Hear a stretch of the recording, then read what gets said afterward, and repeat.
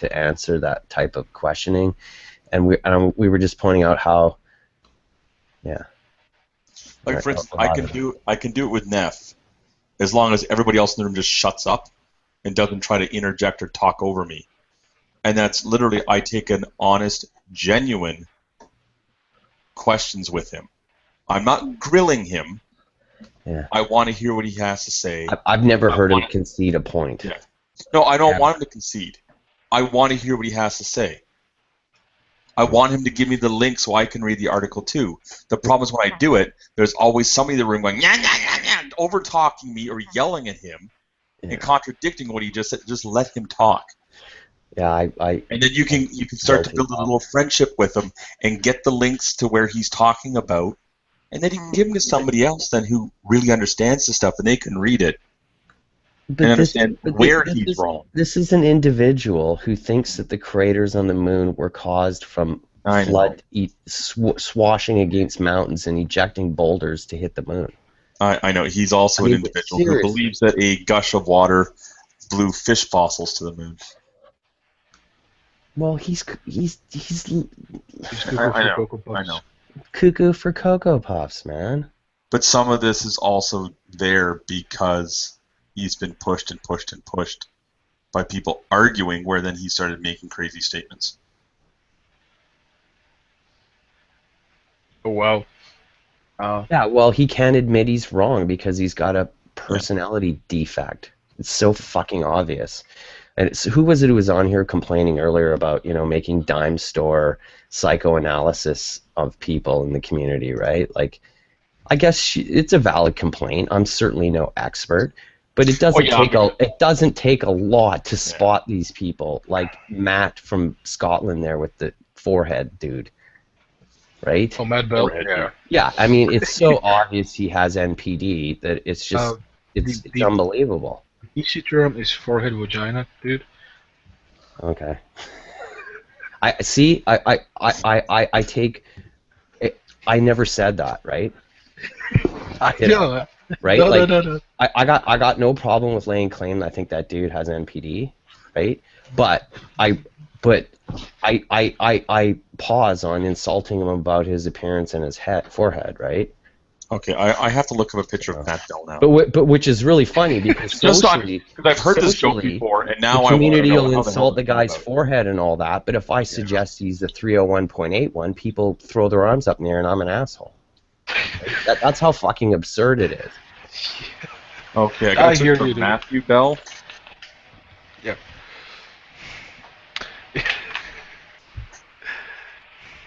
Okay. No, I'm not getting Matt Bell. There's too many of them. Oh, you see? Yeah, he changes. Just someone find me a picture of him. He looks like a turtle. Also, just find a picture. I'm in a game, dude. Just a second. If you search for Scholar of the Kalam or Mutakalam or Mutakalim, it should pop up. He changed his accounts a few times. How do you spell Kalam? K, with a K, not with a C. Hey, John, how you doing?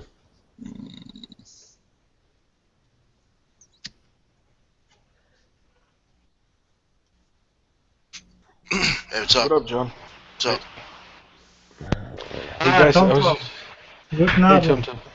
Guten Abend, dude. Hey guys, I was just playing the game depth. I told it to Ludic, and I was talking to you, and I forgot to buy weapons, so I was actually just using a knife against two great sharks. That was interesting. Anyway, that's the highlight of my day.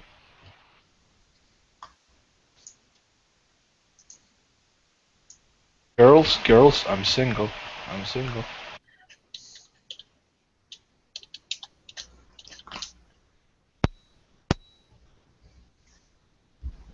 You're single and you have a huge dick? Yes, exactly. Oh, you read my profile. Oh, cool. No, I just was listening before. Oh, but, I mean, it doesn't make sense. You know, one of the two statements must be a lie. So, say again? One of the two statements must be a lie, then. Is Matt Bell like an older man with like Yep. balding? Yep. Yeah, Well, you can find a Wikipedia Dramatica about him, I think. Okay, now I got a picture of him.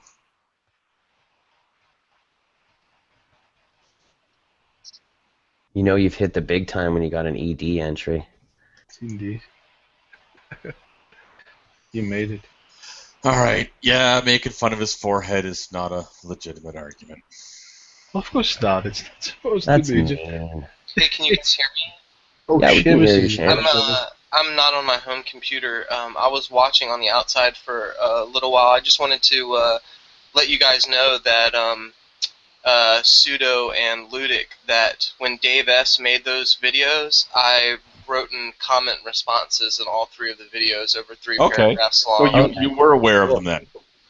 No, I was aware of them about a week ago when Ludic showed them to me. And okay. I watched all 3 of them and then wrote responses to all 3 of them.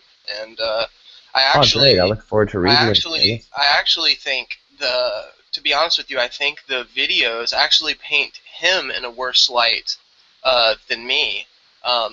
If you actually go through the 3rd video, I don't know why he did this. If it was my video, I would have left it out. But he actually leaves in a fallacious appeal that he makes. He makes an argument from silence, and then he leaves it in the video and then tries to defend it against me for like 12 minutes. And I pretty much slammed it right in his face. And he left it in the video, and I was like, hey, all right. I'm actually pretty stoked about the videos, to be honest with you. I suggest you go watch them.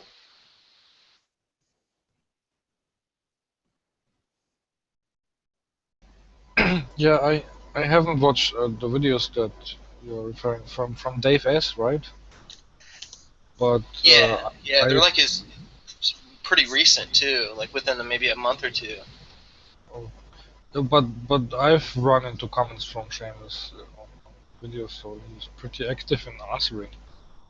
That's not an issue that I would criticize you for. Yeah, if you want, I've disabled a lot of my notifications, so the only way that I see stuff is as if my name is actually tagged in the post. Those are the only posts I see. If it's a thread that I've made and you make a response to it, I don't see it unless you tag me in the response. And when Dave made those videos, he never tagged me. He made 3 videos about me. He never tagged me and never told me. In fact, I didn't know until Ludic told me. But if he would have let me know he made those videos, I would have responded to him earlier. Yeah, we know that. Yeah, from what I know you, Seamus, that's why I was surprised that you hadn't. So. Yeah, they're there. You can read it over. He responded back to all my comments too, so there's a little back and forth there you can watch. Yeah, that's not very sporting of him to not tell you. Don't bother. It doesn't bother me not one bit. Like I'm not, and I also heard you guys talking earlier,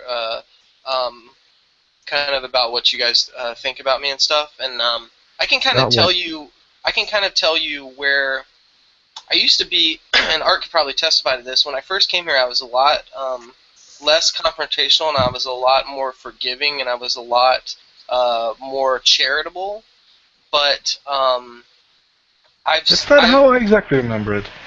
Well, compared to now, yeah, it definitely is. But I never ever got anything from that. I never got anything from being charitable to atheists. It never got me anywhere. They thought my arguments were just as dumb. They thought my points made just as little sense, but I was a nice guy. That's the only thing it got me. That's even more patronizing, isn't it, Seamus? Yeah, but I'm just saying that, like,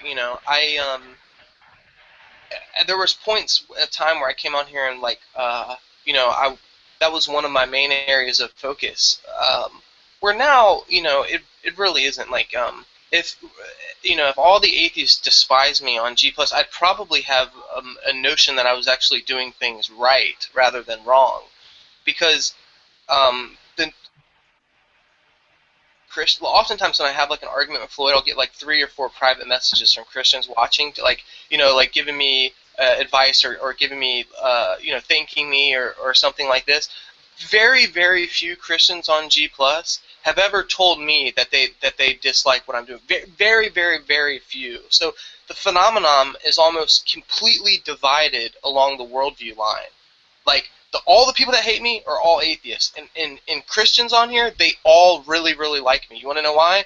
I don't ever criticize them on here. I don't ever bag them on here. I don't ever bang young earth creationists on here. And I defend them every single chance I get and show them better arguments. The Christians on here love me. Which is wrong, because you don't believe young earth, and you're being kind of intellectually dishonest when you're not correcting them. I'm agnostic to that fact. I said you don't even know my position. I'm agnostic to it. I just lean more towards an old Earth. I don't know for a fact that the Earth is old. No, I don't even give a fuck. I never heard you criticize a bad argument from a younger creationist. Why not? Because you said it yourself. You don't. I'm just saying that the divide on people that don't like me is split very, very ironically down the worldview divide. So that's not surprising. That's true about virtually anything. Yeah, but what I'm saying is, if I was a real horrible person, then you would see that people on both sides of the fence would be like, hey, this guy is fucking kind of toxic. No, there is a bias. There is a bias, of course, on both sides. And you might not be the most horrible person. Your personality sort of quirks are relatively minor, and it takes some effort to spot it. And hey, you know what? We all have them. I'd just like to see, us stop. You stop being so confrontational and make it about the person, make it about the credentials, throw them all around. And what you did to Ludic, for example, that was just, whoa. It's like you literally said, I am not gonna allow you to criticize Christians. Yeah, I misspoke. I misspoke. I even corrected that during the conversation. But yeah, I know, but you still said it. But I said, look, I said I misspoke. I said I have no way of preventing him of saying what he's going to say. So, but I'm just trying to show him that if you're going to speak on these things, wouldn't it be a good thing? Like, think about last night. You guys had a massive discussion about evolution. In fact, you were defending a lot of the stuff, Art, and you were going hard on that. I never even spoke up, not even once. I sat there the whole time and was quiet, the whole entire time. You want to know why? Because when I come into a conversation, you better fucking believe I know what I'm talking about. And if I'm not talking, then I don't know what I'm talking about. But and that is the position from which I enter any conversation. If I'm talking, that's because I feel like I can hold my own amongst the room, and I know what the fuck I'm talking about. And most of the time, I have a very firm idea that I know pretty solidly what I'm talking about, even up and beyond most people in the room. And I often have to teach them. That's an interesting trait, Seamus, and I wonder why that trait doesn't hold true when it comes to the young Earth, and that I'm not you tend to be agnostic in about it. I'm not interested in that stuff. It doesn't. Someone's so strongly opinionated and well researched. I'm surprised that you have no opinion on what is one of the biggest issues in the great debate. It's not a big issue. In a political sense, it is. For us, sectarian, it's not a big issue. Well, if it's not a big issue, then why is it reported in the media so often? Young Earth creationist textbooks and all this. Young Earth creationism is not a big issue. It's not even young Earth creationism. Maybe not with your theology, if you're saying so within the context of your theology, but we're coming from a different angle. We're coming from the secularist type. If you want to dispute with young Earth creationists, hey, you're welcome to it. But I have a finite, limited amount of time and study, and that's something I would not waste my time on. I'm sorry. Hey, I'm sorry. I will never do that. Period. I'd rather spend my time researching patristic sources, early Greco-Roman history, textual criticism, and the like, than go through that crap and try to learn science, all for something I really don't give a shit about and doesn't affect my faith. I'm sorry, man. I mean, I can't give you guys any help there. I won't ever give you guys any help there. I'm sorry. Yeah, and I think you're not required to. I mean, nobody is required to go against something where he says, well, that's a waste of time for me. I totally agree with you, Seamus. So if a fellow theist makes a really ridiculous statement that is false regarding something to do with biology and evolutionary science, you won't say a thing.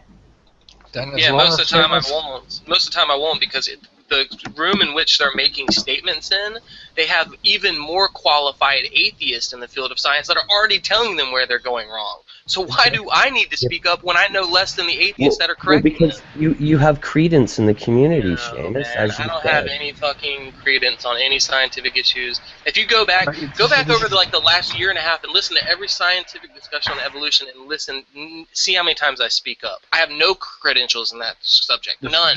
The thing is, when it comes to evolution, it's like, yeah, sure, scientific facts play a major role in it, but you can attack it from a philosophical stance, and younger creationists actually do make horrible philosophical blunders. Like Neff, for example, with his, when he shows that, oh, look, evolutionists cannot explain this, therefore this destroy evolution. Well, that's absurd. That is not how it's done. You don't get to throw at a theory or hypothesis just because it doesn't explain something. That is a grounds where you should be able to attack it, but yet you are silent. Is Shamos obligated to sit there and go against someone who believes a certain age of the Earth? Are you able to hear me? Intellectually honest, yes. In my opinion, he is. He's made it clear. He's been intellectually honest. He says he doesn't care about the topic. I don't believe in a young Earth creation either. I'm convinced the Earth is much older. So what? Who cares? And I'm pointing out to him that this is not necessarily about the science of younger or older. You can just criticize it on a basis of logic, which Seamus loves to do when an atheist makes a philosophical blunder. But he's awfully quiet when younger creationists make a philosophical blunder trying to criticize evolution. So you sat in a room yesterday and let Floyd go through the fucking subjective argument on God's morality. I mean, you even know the argument against that, and I had to pound the try again button for an hour and a half to get in and correct him because you didn't have the balls to do it. No, actually, I wasn't able. I was actually eating. I think I do want to bring this up. You're right, yeah, because I think it's a bad argument, and I brought this up to Nadia many times, and I. No, but it happened yesterday in a room with Floyd that you were in. And I told you I wasn't able to respond at the moment. Did you hear him say it though? Yes, I think I was listening to the conversation. Okay, I had to press try again for an hour and a half before I could get in here and pitch him the argument of why that was garbage. Right. So, but anyway, actually, I could say the same thing about you. I could say the same thing about you, but what did I do? I never brought it up. You want to know why? Because I don't give a shit. I gave you the benefit of the doubt, and I'll go in there and do it my damn self. And that's what I did. I don't need you to run in there and correct people. If people need to be corrected, I will sit there and press the try again button for an hour and a half, and I'll get in there and correct them my damn self. That's fine, but still, I don't see... That's some Southern will, man. Is he Southern? Okay. I think so. The accent hints every now and then, and culturally has that tinge to him. He's from Iran. We have established that. Yesterday. I like it, actually. It just pisses me off. I mean, imagine if I was an atheist, like in a, I don't know, well, yeah, in Nadia's room here, and so, a ton of atheists were making bad arguments, and I would be silent. And then some Christian makes a slight philosophical mistake, I would be like, "Oh, that's the stupidest thing that I've ever heard," in this discussion. Like that's how you look to me when you're completely ignoring the philosophical blunders of the younger creationist arguments. And whenever an atheist makes a slight, philosophical mistake or inaccuracy, you're quick to correct him. It's like, "Oh, that's horrible. That's just Why do I have to be charitable to people that are uncharitable towards my worldview? Fuck no. No, you don't have to be charitable to anybody. That's what I'm saying. But you're selectively charitable. Right. Yeah, I'm charitable to the people that are charitable towards my worldview. People that are uncharitable towards my worldview get no charity from me. If you're uncharitable to me, you get no charity from me. Ever. That doesn't seem very Christian. Yeah. Well, I've never heard any atheist sit there and defend me or support me whenever I'm dealing with folks. So. You're a special case, Brett. I know. I think it's horseshit. I've never seen any one of the atheists in this room defend it. You should watch more of your friends' videos. In Nadia's Hangouts, often other atheists defend theists when an atheist makes a philosophical blunder or a outright just bad, intellectually dishonest attack.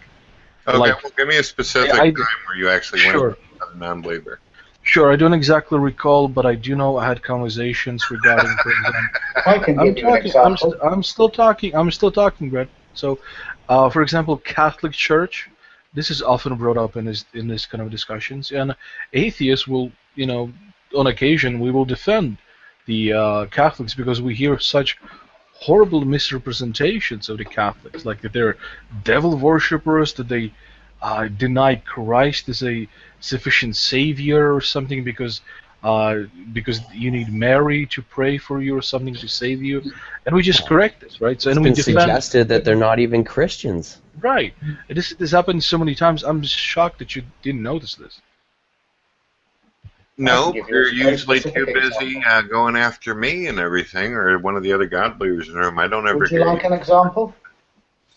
Well, I'm listening to examples right at the moment. Okay, Arcane came in here a couple of days ago, and he said in passing that he had given up smoking, and 3 people said well done and congratulated him. He then proceeded to block one of them and insult everyone else before stomping out and chucking his toys out the pram. Oh. I contributed to that, though, gee. I thought we were talking about like philosophical arguments, not people quitting at smoking.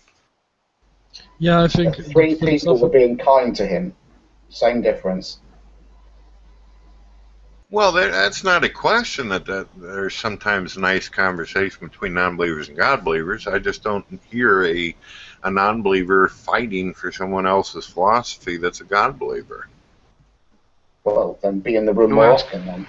Go ask Maximus Confessus. Go ask Slash. Go ask Jimmy Stevens. These are people who I recall being in a hangout with, while me personally or some other atheists were defending their case or stopping some Protestant Christian, horribly misrepresenting their either Calvinist position or their Catholic position. I'm not sure which way. Yeah, Maximus is a Catholic, or at least he was, right? And yeah, I do recall instances, like I don't remember exactly, this was a long time ago, where, yeah, basically Maximus was getting attacked by like the Protestants, younger creationists, that it's basically worshipping Satan and they're worshipping Mary as a god, and we would all try to explain this to them. No, that's not what they believe, actually. All right. Well, I did a live hangout where Pillbox came into my room, and he is under the belief that the world is flat and that the moon and the sun is right over the atmosphere of the flat Earth, however that could work. And I talked to him. I think that Shamos probably is doing the best thing he can when dealing with Nephilim Free. If you tell Nephilim Free, look, I'm not a young Earth creationist, I'm convinced the world may be much older, you're going to get a 2-hour damn conversation to the point you succumb into a coma. No one wants that aggravation. So, I mean, we say what we view, and then we leave it alone so we don't have to deal with that kind of stuff. I like him. He's nice, but let's face it, he just carries on forever. I've got an agreement, like an unspoken agreement with the young Earth creationists. It's basically the fact that, they don't bother me with their stuff, and I don't go on and bother them. I don't criticize their view, and they don't criticize my view and say I'm like, unsaved or anything like that. If you look at all the young Earth creationists, they know openly that I'm basically a theistic evolution, and none of them ever bother me about that. None of them ever trash me about it. None ever question my faith. None ever even try to get into a discussion because we have an unspoken agreement. I don't sit there and try to criticize the young Earth stuff, and they don't try to criticize it from the opposite direction. And I'll take that trade-off. I think that's fair. Because literally, I mean, it's not an issue worthy of mention since it's not about salvation. I mean, if it means a lot to them for some reason, then let them discuss it. That's fine with me, whatever, I did a video towards individuals out there who believe that the Earth is flat and early and all this kind of stuff, and it just turned into a big old mess. Just, oh, you don't know what you're talking about. And unfortunately for me, I'm not an astronaut, so I haven't actually been outside the planet Earth, and I can give them pictures and imagery, but they'll say, oh, that's just CGI, that's the government screwing with you. So, I mean, what do you say to people who will go that far with it? There's no argument there. You give them Van Helden's YouTube channel. He's a space marine, apparently. No, I'm kidding. Ron Helton doesn't believe in a flat Earth or young Earth. I mean, he's got some weird ideas, but that's not one of his views. No, I said he was a spaceman because he used to say that he actually admits that he called into NASA to ask to be a spaceman. But no, it was a bad joke. But yeah, I actually had some. I watched the Hangouts of John and KZG about Flat Earth, where Pillbox was in both of them, and yeah, it was a shitstorm. Pillbox just stirs the shit up and just doesn't add anything, and it's too bad because I do want to talk to somebody about Flat Earth, except Commando, because we kind of settled, so to speak. They won't listen. Yeah, I know, but I still like to address them somewhere. I tried to join Juranism's Hangout a few months ago. He's a Flat Earth, kind of relatively famous on YouTube, but there was no link, unfortunately. So yeah, they bring up these just really simple problems that just are relatively easily explained. As to, for example, Rand Campbell was bringing up this thing that if the Earth is flat, then why don't planes fly off it when they fly, right? Well, it's gravity. That's why they don't fly off, right? Because he's thinking that because the plane is supposed to move in a straight line, if it's round, then it should continue flying straight off Earth. Planes never fly in a straight line. That doesn't make sense. Yeah, we'll try to explain this to him. Well, if a plane takes off and flies straight, apparently if you're not flying at 5 feet all the time, you have to fly upwards. What would stop you from flying upwards all the time on flat Earth? Yeah, I do hope that you guys understand, and I think Shamos, we got this figured out. My intentions is to be able to socialize, but also sow seeds and give a rational, logical explanation for why I believe in God, and maybe to open people's minds. If the Earth looks like a piece of pizza flying through a blender, I don't give a damn. What the hell does it have to do with sowing seeds? Speaking of Earth being like pizza, Ocean pointed out the huge irony of Commando believing that Earth is flat disc and working at a pizza restaurant and making pizzas. Really, he did that? See, that's not a hill I'm planning on dying on. That's just not my thing. I know it's funny. No, Commando would have laughed at it. See, that's the awesome thing about Commando. He has a good sense of humor. He can laugh at himself, and he can laugh at us, and he can make jabs at us, and it's so cool. But that's my theory, that Commando is actually not believing in the stuff that he's portraying. He's just having a good laugh. No, I mean, if he is, he should deserve an Oscar because he's incredibly consistent within his paradigm, right? Oh. He likes to think that he likes to surround everything with a mystique. Yeah. That's what it's about. Yeah, with Pillbox, I still can't get over Pillbox and his fucking... He was calling people evo-chards, like, if they bring up the moon landing, and I was like, "What, you believe in a moon landing? You're a retard. There's no helping you. You're a lost cause." Like, fuck's sake. And then there's this new guy who came. Where the rockets go? I don't. Well, he thinks that they kind of fly away from like the visible, that we cannot see them, and they just fly somewhere else on a planet. Yeah, and you know what their evidence for believing that? They cite that when rockets take off, they don't go in a straight up. Yeah, you're right. Isn't that funny? Yeah, they don't understand. To him and Rose Patton, they literally don't understand. Like, what grade would that be? You that physics. You can learn this. 9. Right. You can just learn this. You can just learn this from playing fucking Kerbal's program. For fuck's sake, this is basic Newtonian mechanics. But Thor, that's all part of the conspiracy. They made the game just to see. Right, but oh fucking hell! And also, okay, so in the first hangout, there's this new guy who's came around. He's a flat earther, Christian, and he's like, "Hey guys, are you all Christians in here, right? Who's flat earthers?" And Pillbox is like, "Yeah, Johnny, yeah." And then he started showing them these badges of astronauts, and that they have cult symbols, pyramids and dragons and stuff. And somebody asked him, "Oh, is this from NASA?" I think Pillbox actually asked him, "Oh, is this from NASA?" And the guy's like, "I'm not sure actually. I found this on the internet, but I believe this to be from NASA. Yes." And Pillbox is like, "Well, it has like the picture of Earth, so it has something to do with space. So yeah, let's roll with it."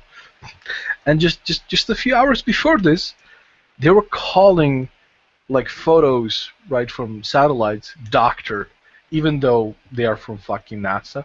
And here they're willing to accept some Joe Blow, research that he has.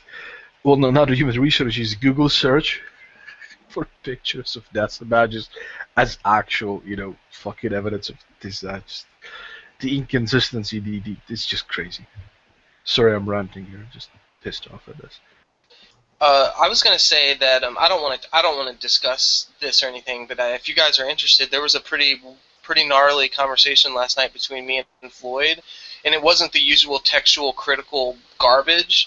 It was about objective morality, and he was trying to base the ontology of objective morality within evolutionary reliabilism, and I fucking pinned him to the wall. Art, I know you weren't here, but I know some of the people in this room actually were present. You should probably check that out. No, I'm sure you destroyed him. I'm pretty sure you destroyed him, actually. No, you should. No, I'm just saying you should really check that out because I know that you've made appeals to evolutionary reliabilism in the past, and yeah, it might be something that you'd be interested in watching. Okay.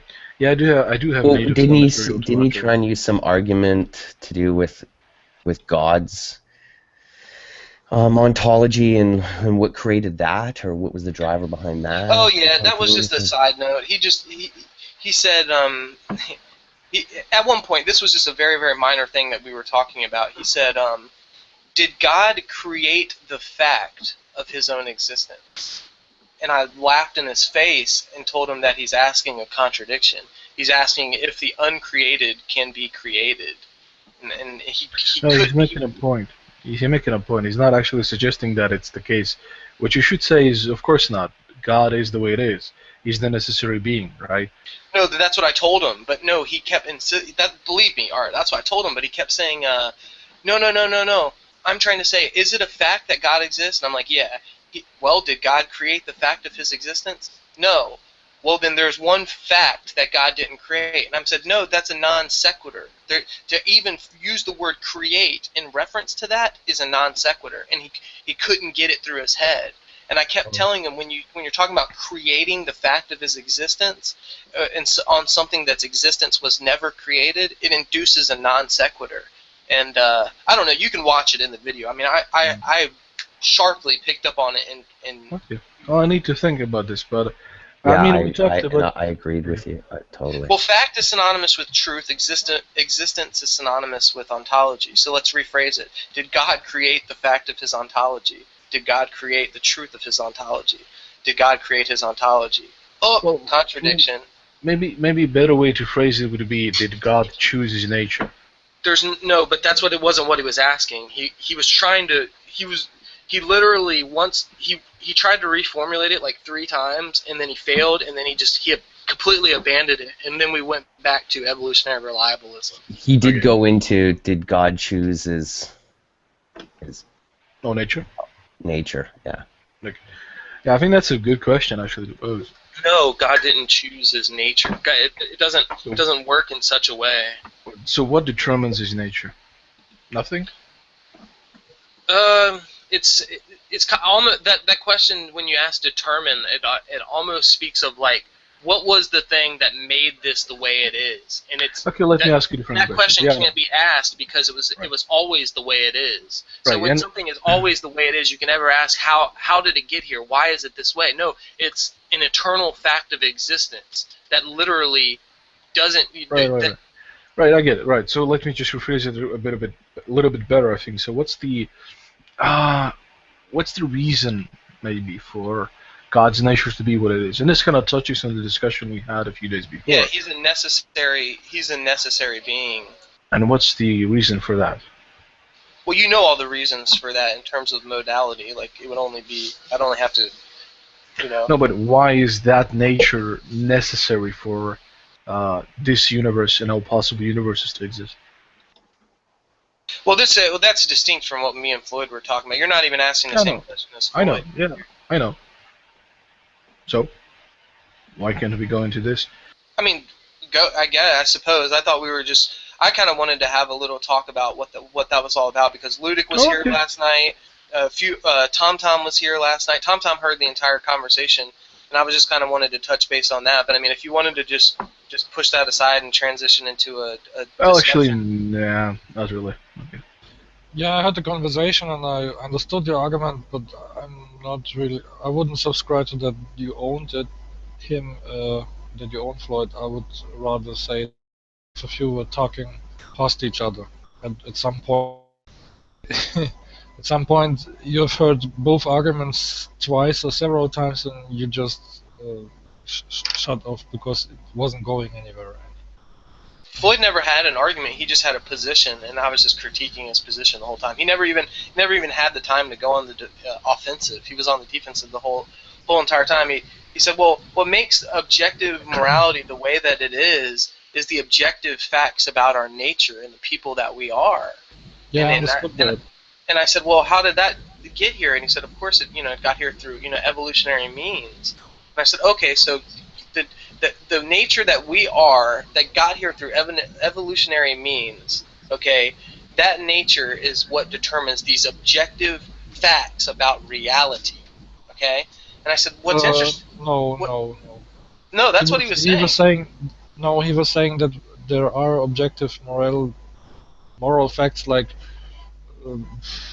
yeah, but they're determined by our nature. They're determined by our nature and the animals that we are. Suffer harm or suffer pain. That's objectively some can be said, and subjectively, some individual might say didn't hurt so much, or the other cries out in pain very loud. So that's subjectively observing these things, but it's a fact that harm is done to that creature at that. So yeah, but that's not what objective morality. That's not what objective morality means, though. Yeah, exactly. But he was saying that from the evolutionary standpoint, we have to detect these objective truths. And you brought up lions, and then they in the evolutionary process did not detect these yet. Maybe they never will. But humans did. That's as far as I understood his position. That was all he was saying. And you kind of attacked him from another angle, and you missed him, and you both passed each other with your. Well, let me explain to you where the problem is. Floyd's trying to say what equals objective morality is that pain is objectively measurable. So is sadness, happiness.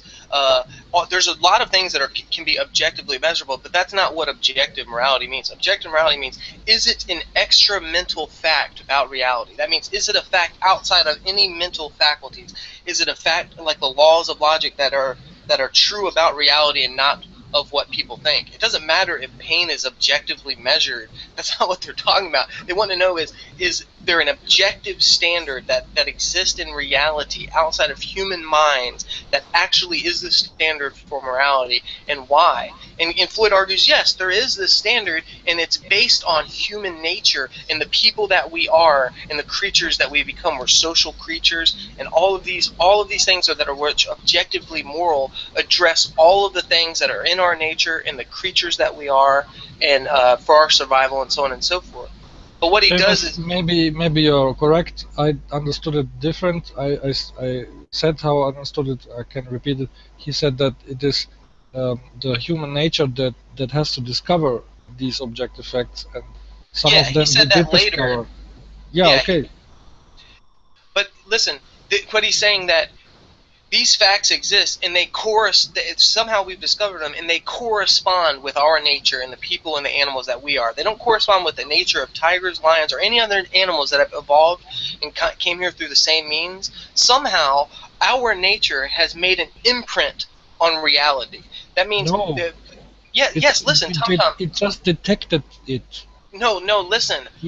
So you don't make an imprint. look, why is it detectable, but it's detectable with everything that agrees with our nature, our being, our person? How come it's only the things that are the things that are detectable are only the things that relate to our nature?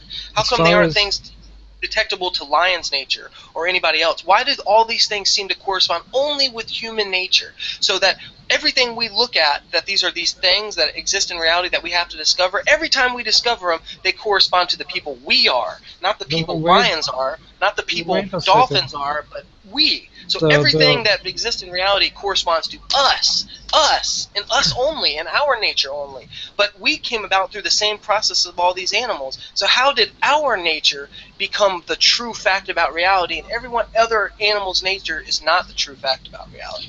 Did you completely miss the point that Floyd was making? What happens when aliens from outer space come here and want to make experiments on us or eat us? That has nothing to do with it, because of course it does, because you're saying this everything that did those aliens evolve on Earth through the same mechanism that Floyd did? No, it isn't irrelevant. It isn't irrelevant, because I'm talking about. It contradicts your point. No, it doesn't. Or is it not relevant then? No, it doesn't. Listen, those aliens are outside of the evolutionary paradigm that we exist in. When Floyd draws on evolution as a way to actually justify the ontological existence of objective morality, he's appealing to the ontology of this evolutionary byproduct, that the people we are and the natures that we have are selectively pressured by environmental factors and all of these things that have worked on us throughout our life. So what we are, we're a product of our environment, no more or no less than any other species is. And our understanding of morality is shaped by those pressures on our nature in the understanding of the people that we are. Okay? Whose morality are you talking about? I'm sorry? I'm talking about Floyd FP's version of philosophical meta-ethics, but a lot of atheists, including Sam Harris, hold these things too, and they're. I think they're stupid. Yeah, I do too. When you base objective morality and evolutionary reliabilism, you just killed yourself. Seamus, can you restate your statement about why is it that it is human's nature that corresponds to reality, but not lions, dolphins, and whatever you? I didn't quite get the specific meaning of that. Are you saying that Floyd says that so we are a certain type of animal, a certain type of creature. We have a certain type of nature. We have a certain type of needs. Okay, and we have so we're a social creature, and we have certain things that are conducive to our well-being as a species, right? Okay, and these things that reflect our nature and who we are, and this of which he's basing objective morality. He's saying that things are objectively moral when they correspond to the well-being and the nature of humans, right? Okay, and so everything in objective morality, he's saying there are these extra mental facts that we discover, but every time we discover them, we discover that they're in line with our nature and the people that we are. They're not in line with the morality of a lion out in the Serengeti killing other baby lions from other prides. It doesn't. It aligns only with his morality as an animal. But here's the problem. If every other animal has evolved from the same string, from the same way, okay, and they all have the same selective pressures that have made their natures, and all of their natures have, like a lion, because of all his selective pressures and the way that he's come up, he thinks that literally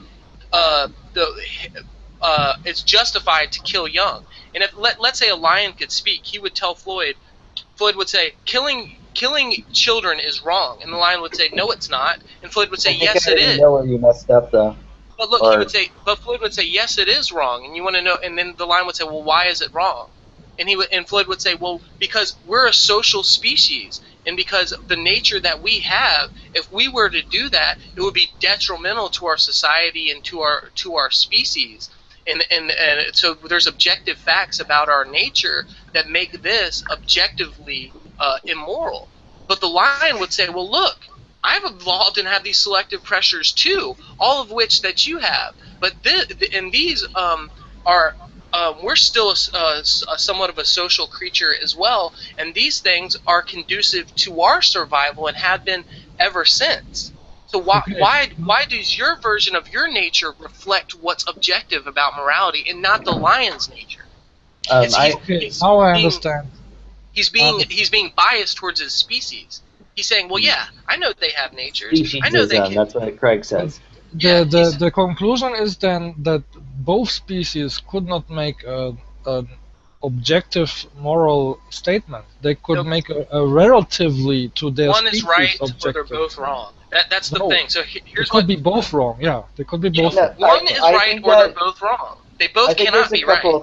There's a couple of things. I think that calling that objective morality is false on first blush, at least to me.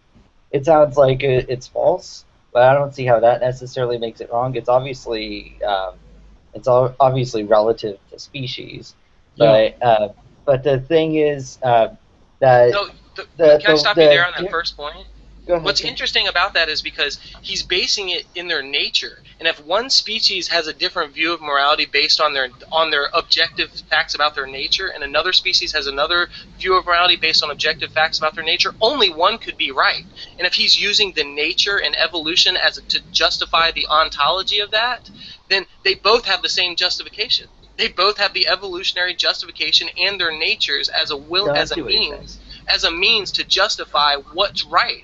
So what the problem is they both have the same justification and they give conflicting views about morality. So that is an absolute contradiction.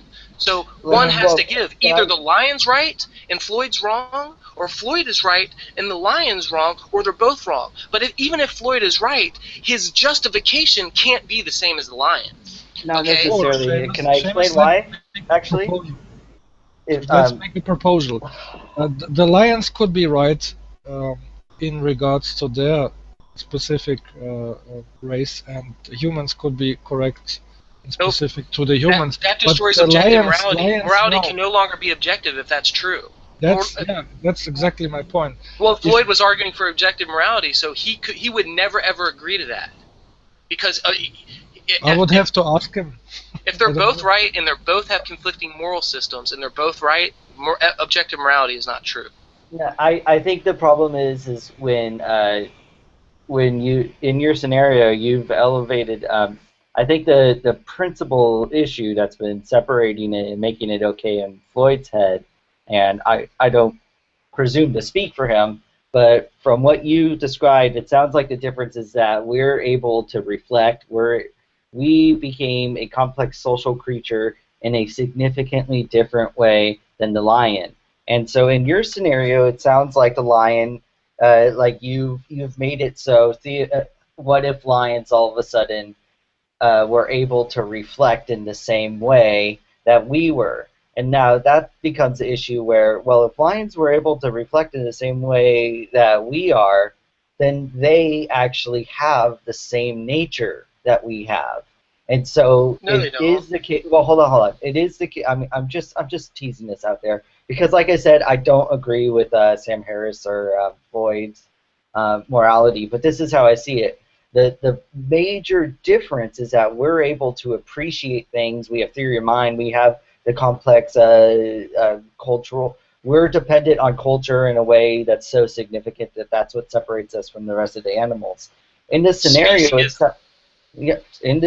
though, it sounds like the lion has the same rationale that we are in order to question the exact same. Then I think that actually would prove Floyd's point, because what would happen is that if the lion has the same rationale that we have, they would come to the same conclusions.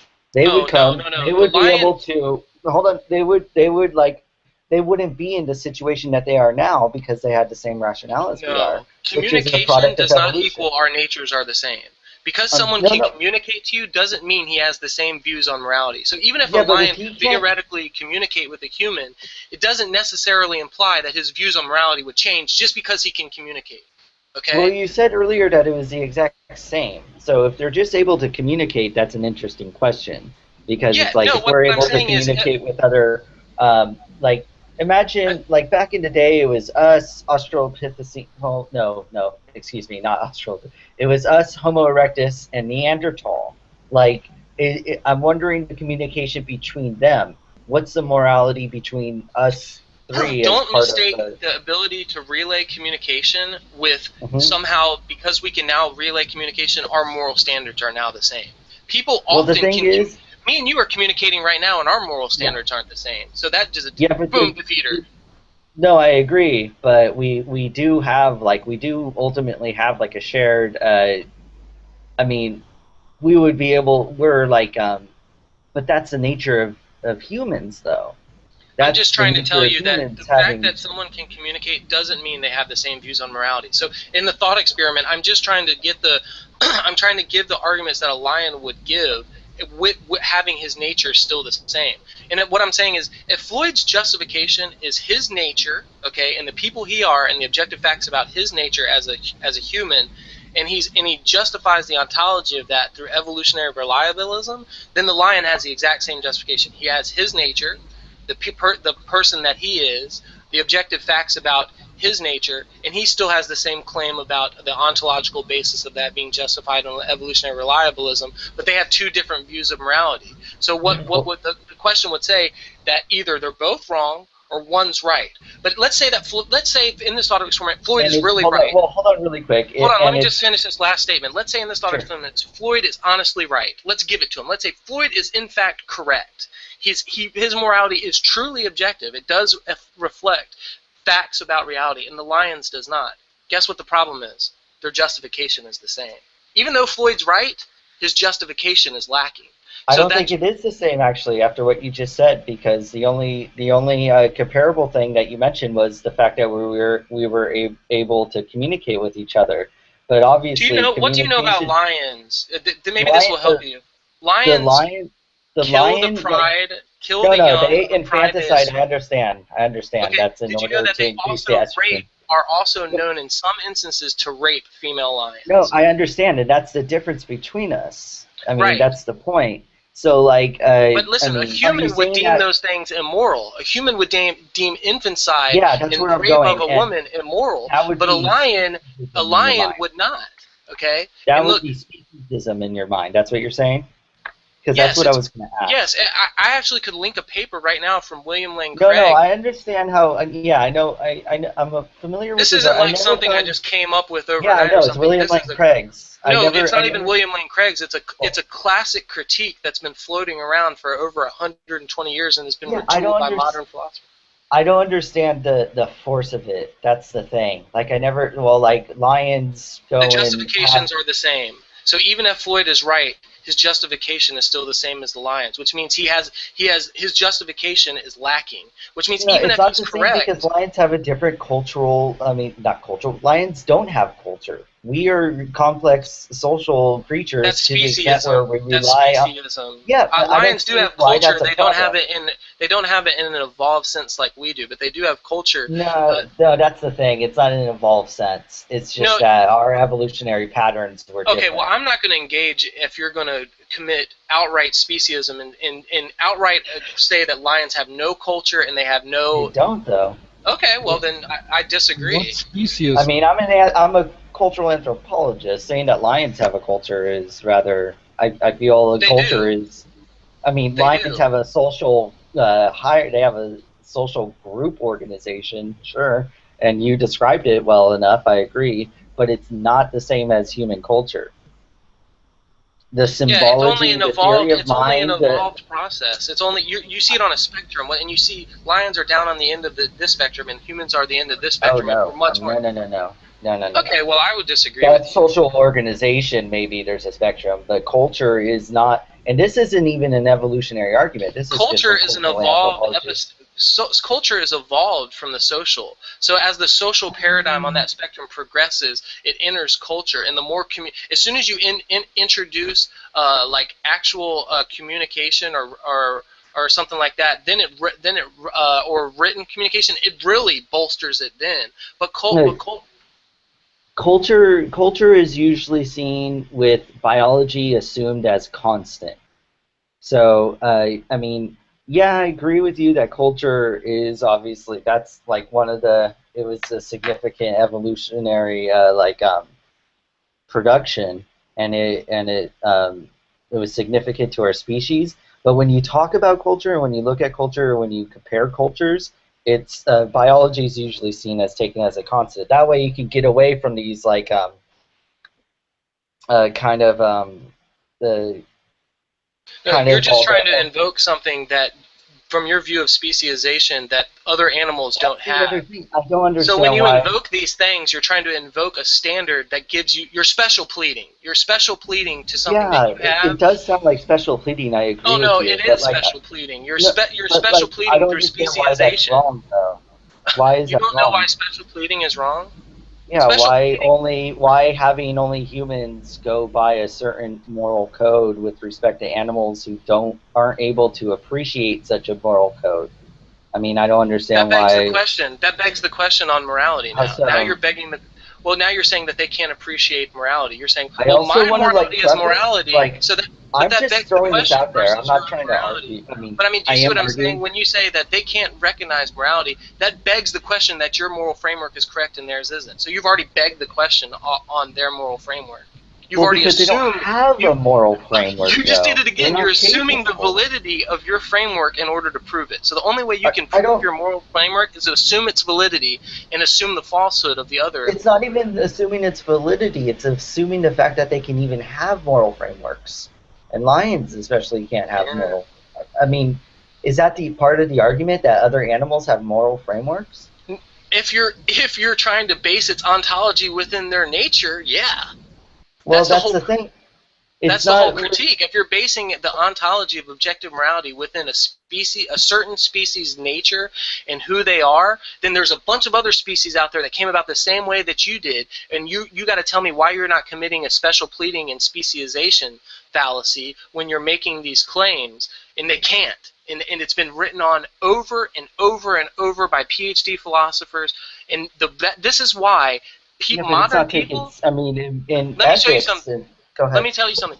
The ontological trying to refer in a secular worldview of objective morality, trying to base the ontology within evolution is a no-no. Yeah, I don't do it. Big time philosophers. Actually, Ozzy has a video on his page that told you why you should never do this, because as Who's soon as Ozzy? I don't know who Ozzy is. he's a PhD level philosopher that comes on here. He's an atheist, but he was telling you that when you boil something down to its nature, to your nature, you're just saying it is because it is the way it is. And that's the same thing as a theist saying, well, it's just God's nature. It just is the way it is. But it doesn't give any inkling to what is good or what is bad. The open question on what is morality or meta-ethical principles, it doesn't even touch on. Not Yeah, even I at think all. evolutionary moral arguments are ridiculous. I'm just concerned about the idea that actually I'm not even concerned. I never found when William Lane Craig said that's speciesism.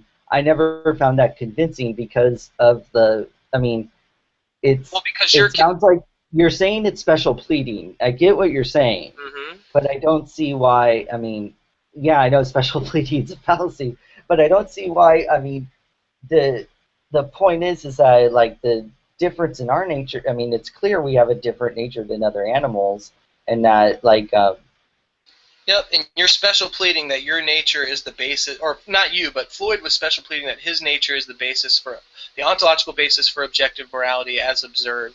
Yeah, and, I can't explain it. I don't know. And that's what I'm saying. When you say it's your nature is the ontological justification of objective morality.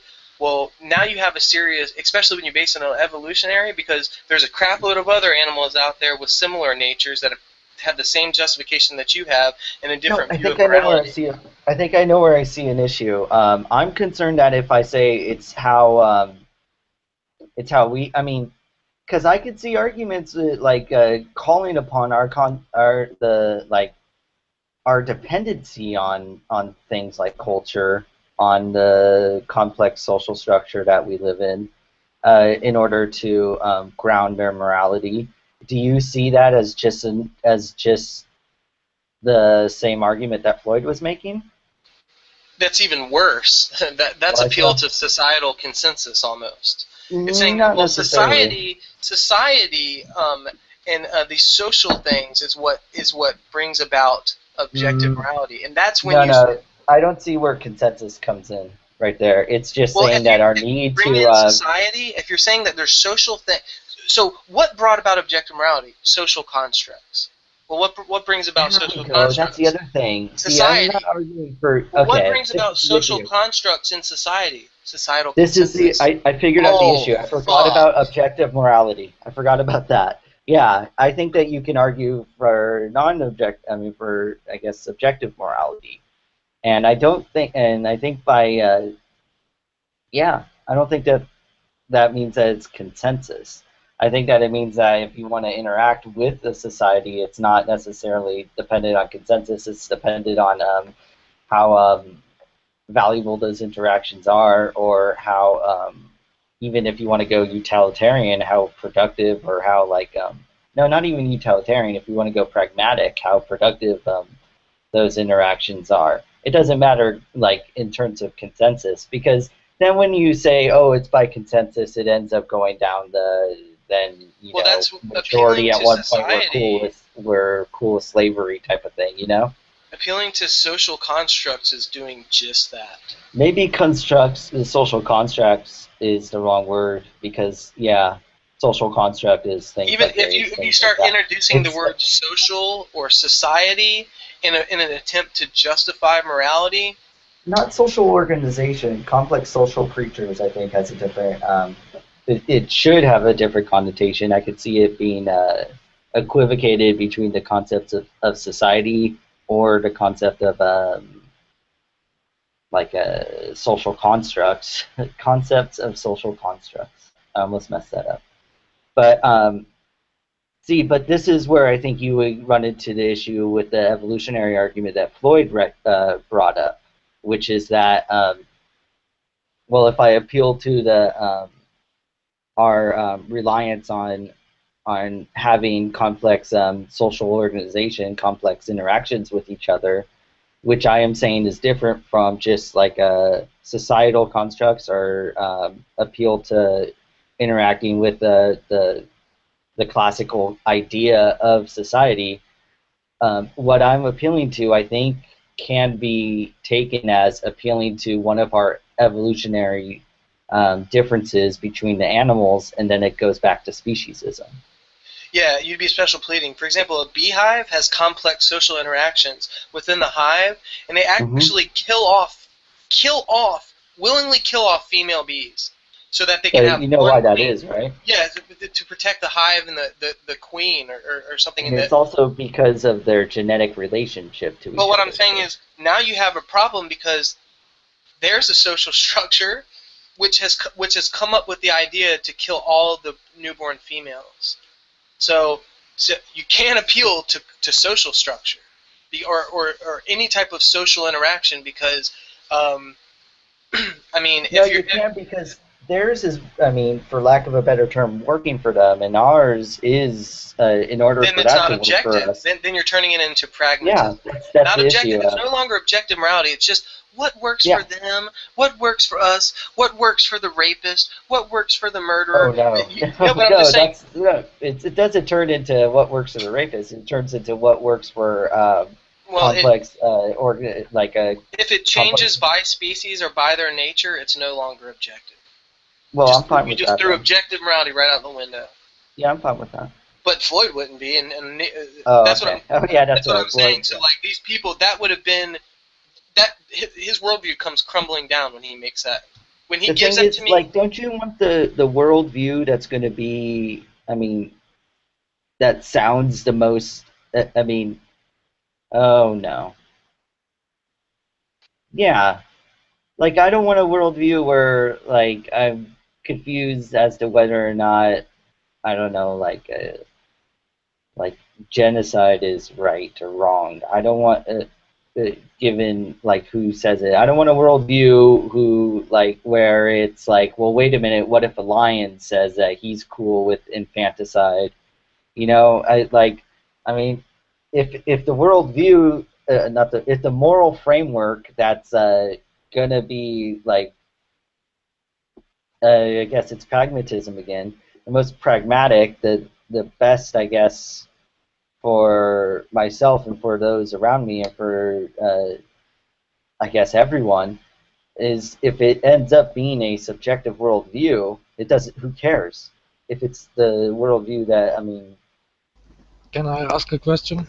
Sure, go ahead. Shouldn't the worldview that you follow, or shouldn't the morality that you follow and that you claim is objective moral standard, shouldn't it at least give you the opportunity to survive as a species? What happens if you come to an impasse where you say, well, I or we as a group, as a species, we have to act morally, and it will lead to the end of us, or we act immoral and we survive? Are you talking to me or to Seamus? Who wants to respond? Because I don't know. I think that, I mean, worrying about the survival of our species is something that, I mean, that's one of the other reasons why I think what is it?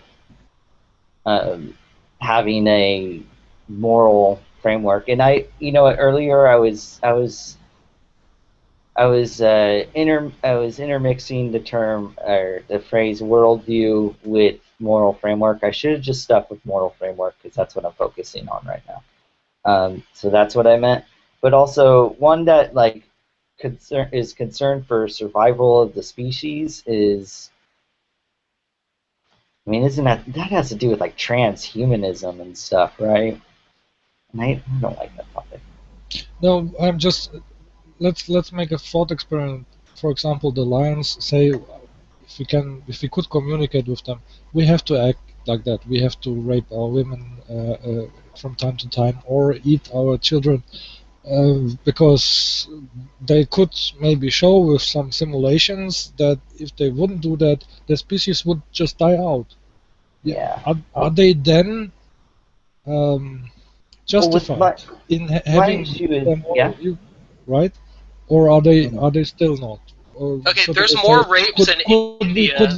Please. Could we convince them follow these objective moral truths that we have discovered? Yeah, we tell the lions, follow these objective moral truths that we have discovered, and we can convince you that they are true. And well, when I first heard, it's not the problem. You just die out. Yeah, when I first heard Shane mention it, I thought that he was saying that lions were able to understand on the same level as we, but he actually meant we were able to communicate with lions. And so I could see that argument being, okay, well, they're still not on the same, like, the cognition. But the issue is, like, the idea of, what's up with there's more rapes in India? That's, I guess, Seamus just showing that what society tends to agree on something is not moral. It's not a good basis for morality. I mean, again, I don't think I'm making it clear enough that there's a difference. Well, the difference, it deals with subjective.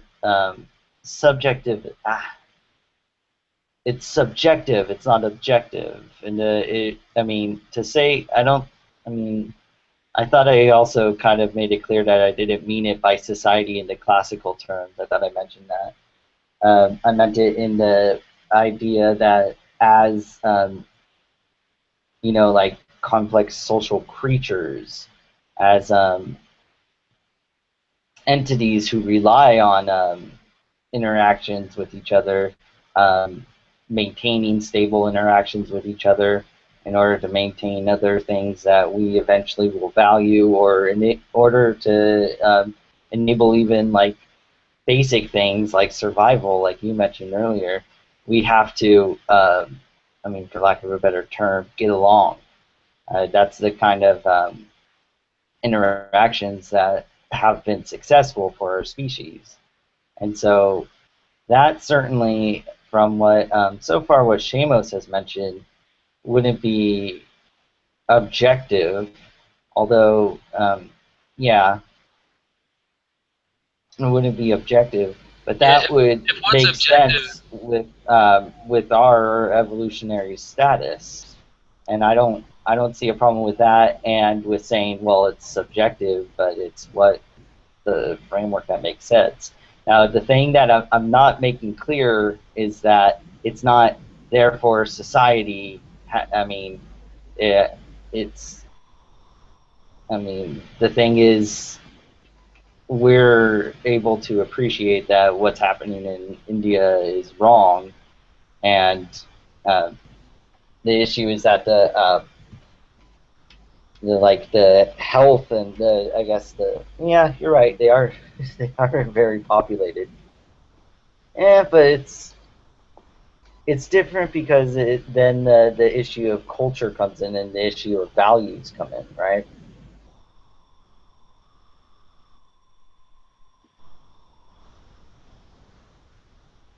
Oh no, am I just talking out of my ass again?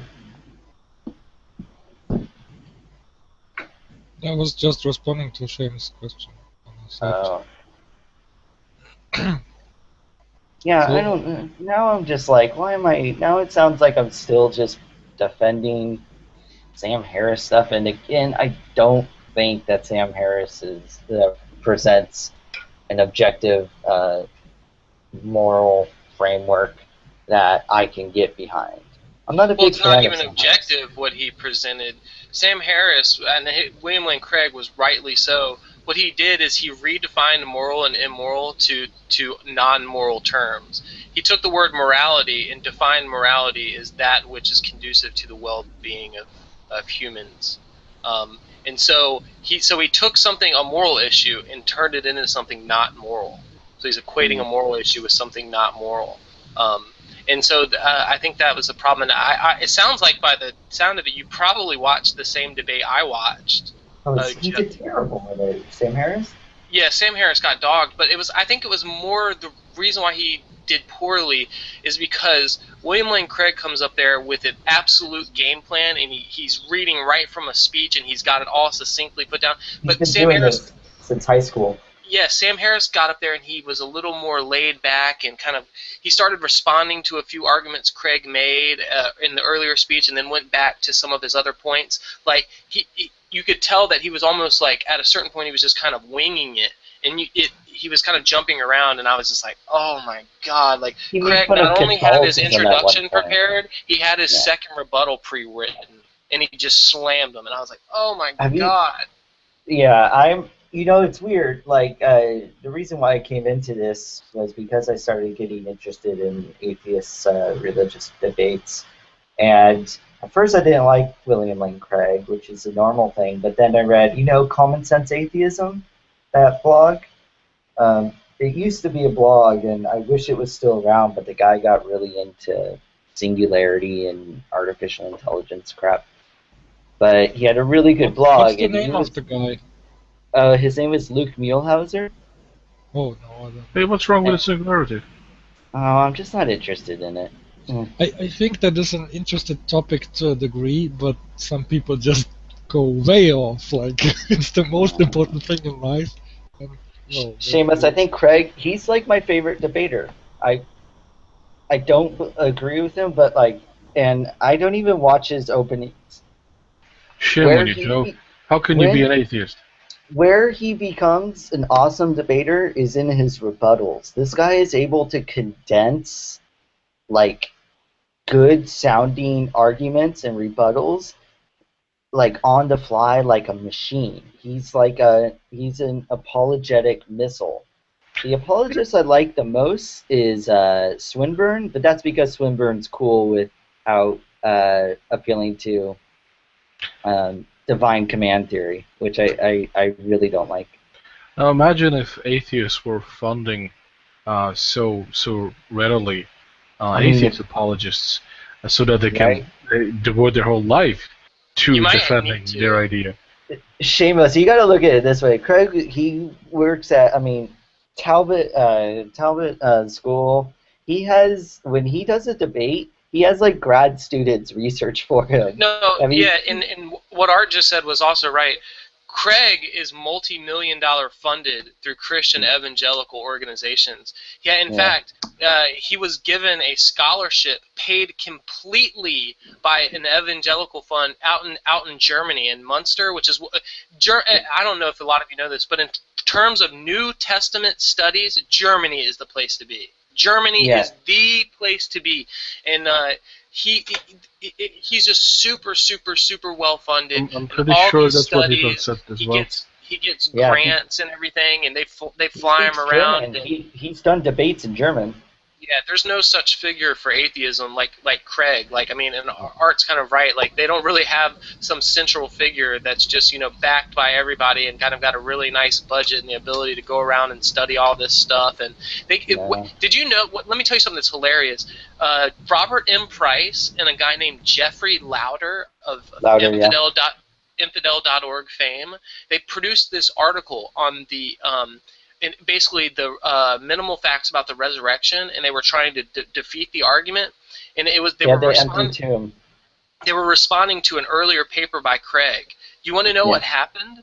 Craig did 9 months of research and dropped like a 80-page paper on their desk, and it was fully cited. It was $275,000 worth of research. He sent it back to them, and they haven't responded since. It's been like a year and a half. Poor Lauder. Lauder's been trying to.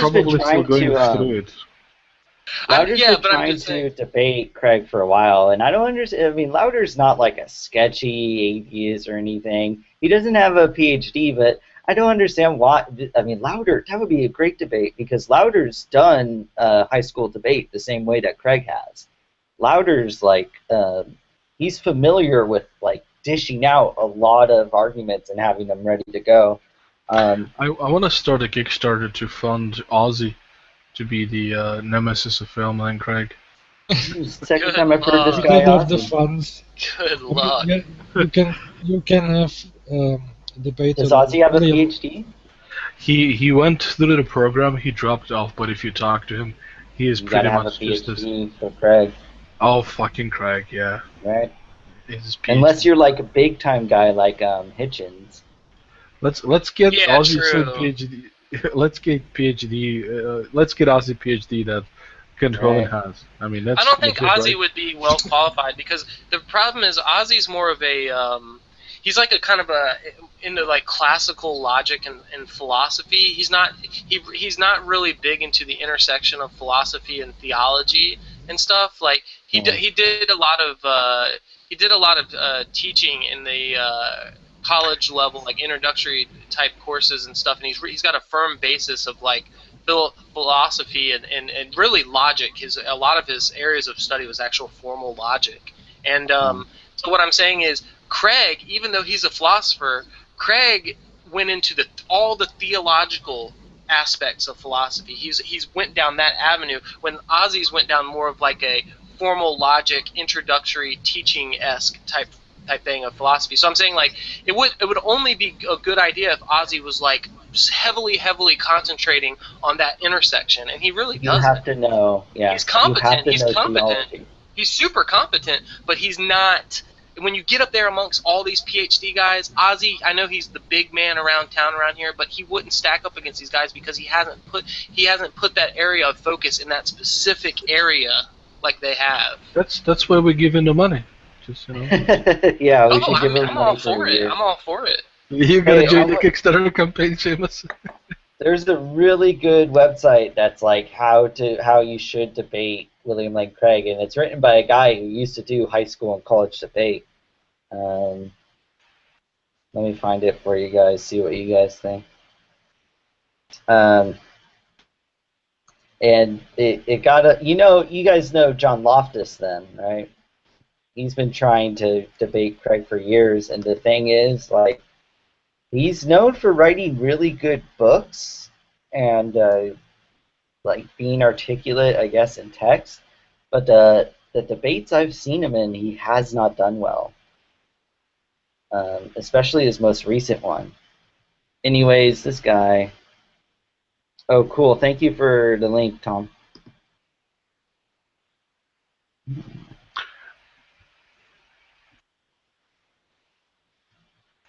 I loved when, I think, was it Quentin Smith or something, an atheist philosopher, pointed out to Craig that Craig was assuming that there is either absolute meaning or purpose in life, or none. And Smith's Craig too was quite technical. stumped. Oh, go ahead. Sorry, I'm sorry. Well, wouldn't that be the definition of a proper dichotomy? Life either has purpose or not. That's the thing. Craig was arguing that it has to have absolute purpose, given by some necessary sort of, I don't know, thing. Like, No, you know. he offered it on a conditional if-then. If God exists, then these things must be he was absolute. criticizing atheism. If God doesn't exist, then there is no moral boundaries or moral frameworks. In fact, that was his opening statement versus Sam Harris. He says, I'm advancing two propositions. One, if the Christian God is true, then there are basically moral guidelines and frameworks. And he's saying, if the Christian God, or if God does not exist, then there are none. So he was... It's a different conversation I'm referring to. I don't recall the... I mean, there's this atheist philosopher who debated Vilman and Craig. I think it's Q something Quentin Shelley, maybe Shelley. Shelley Kagan is the moral atheist philosopher. Yes, he pointed out. A lot of people think he beat Craig. Yeah. I can agree with some of the criticism of Kagan, though. Kagan kind of got away without getting too deep into meta-ethics. Or his meta-ethics were just bold assertions, which I don't necessarily disagree with, but I think he could have been a bit better about it. But the thing is, Craig wasn't able to, really catch him on it. Craig, he was also having an off day for that debate. Go ahead, or keep on interrupting.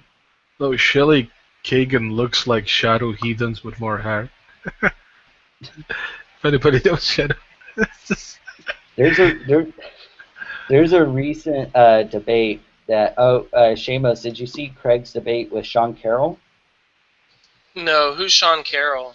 He's a physicist, and I didn't know who he was. What was the topic? It was God and cosmology. It was a lot more technical. Was it Kalam discussion or something? He mentioned it, but it was mostly about. It was Kalam and fine tuning, and Carroll I never heard of Carroll before, but Carroll it's one of, I mean, like I said, Craig's like one of my, I think Craig has won a lot of debates, but Carroll is probably up there as one of the people who beat William Lane Craig. I mean, and his opening speech was flawless. I think you should check it out. Although you're right, it's not. It would have been cooler if it was just a straight up "Does God exist?" debate. But Craig was. I felt he was especially Yeah, Sean Carroll is not so strong on "Does God exist?" That's a bad topic because it's all the atheist has to prove is just basic science in the lack of evidence for God and cosmology. So you're giving the atheist like a lesser burden. So as soon as he takes that topic, he assumes. But if you made the topic "Does God exist?", the guy would have to take the negative. He would have to take that God doesn't exist. So the claim would be just as equal, and it'd be just as even. But when you take a bland topic like God and God's role in cosmology, all the other guy has to do is just talk about science for 45 minutes. Is it just as even, really, for an atheist to prove the negative? The thing is that atheists you can prove a negative.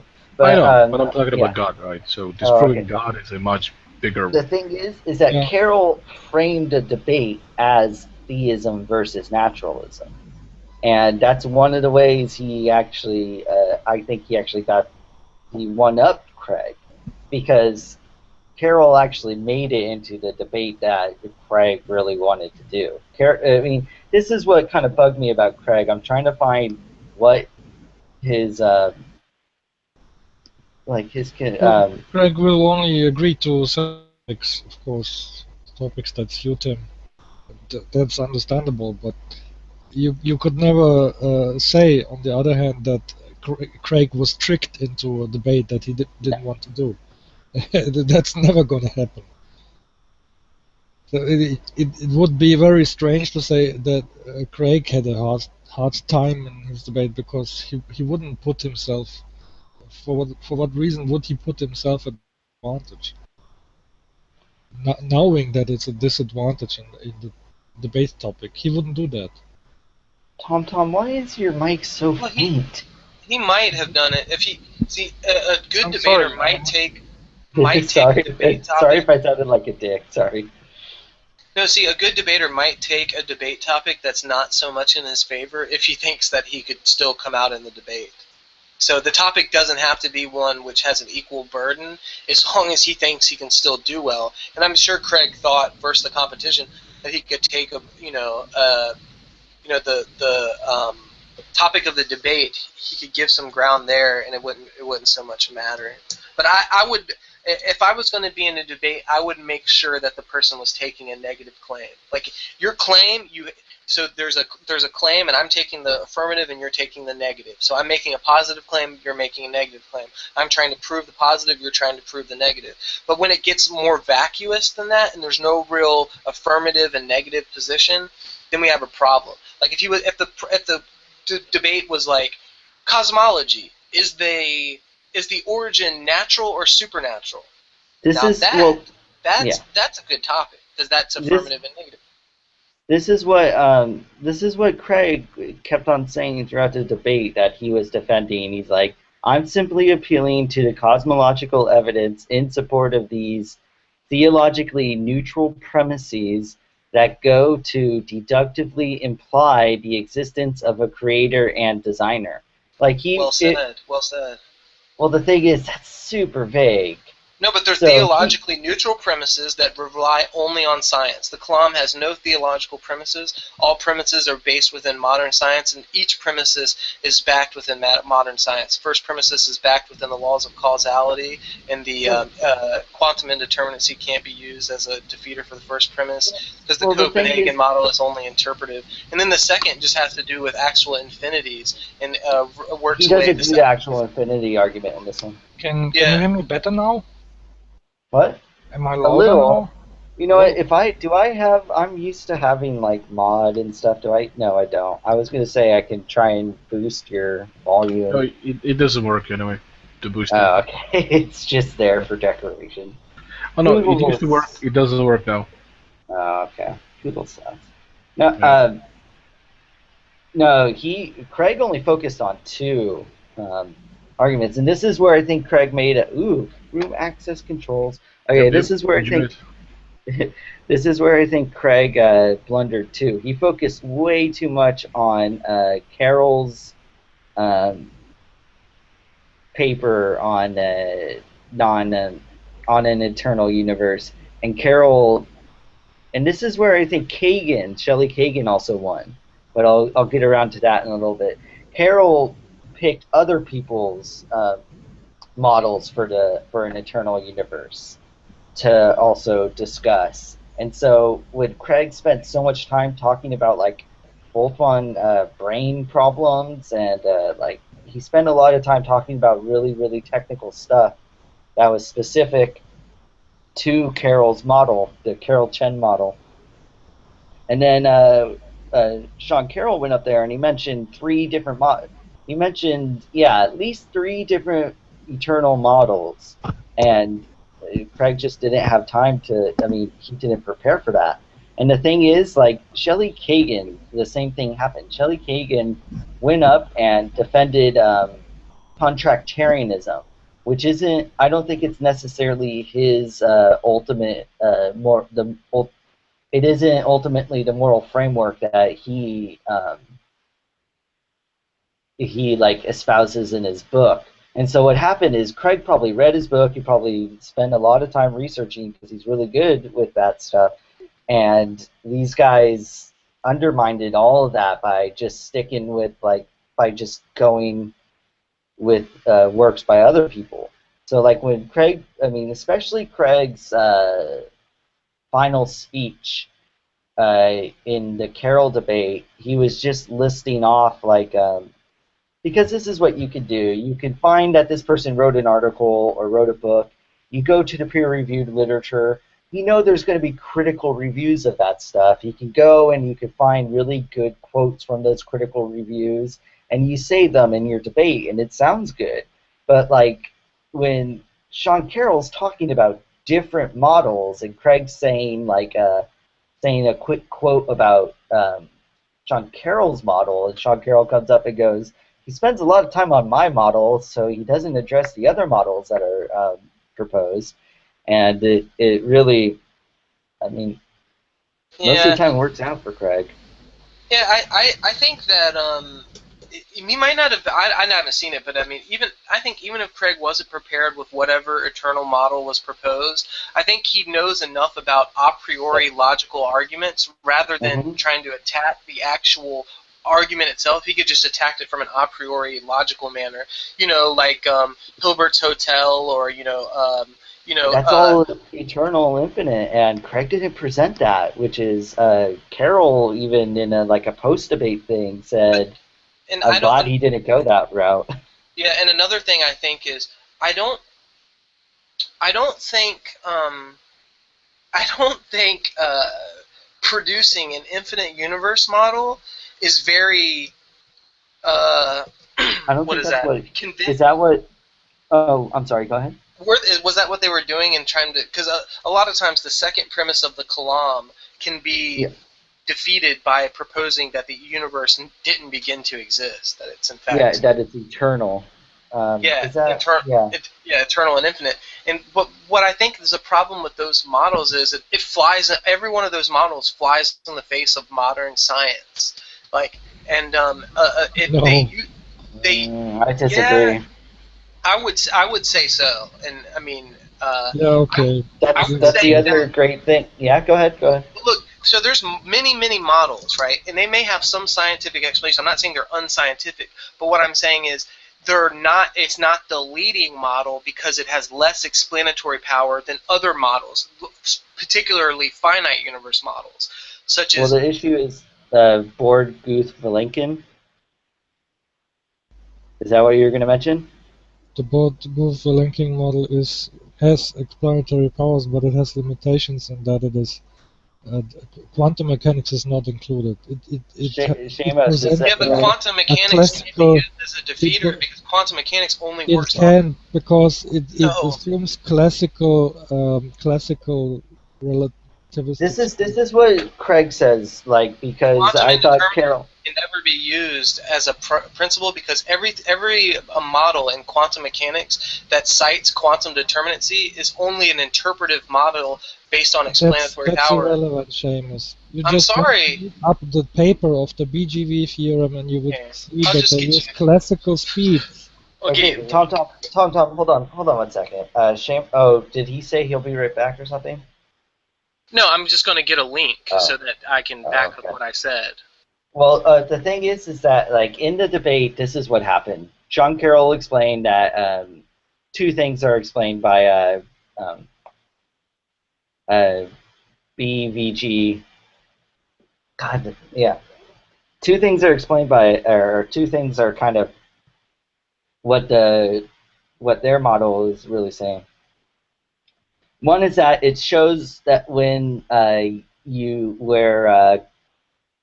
point where classical mechanics falls apart and quantum mechanics picks up, and it also shows a point where there's low entropy. Either that's one of the things that the Borg, Guth, Vilenkin model shows, or it's just the first one. And the thing is, in the debate, what is it? Sean Carroll actually had one of the authors. I think it's let me find it.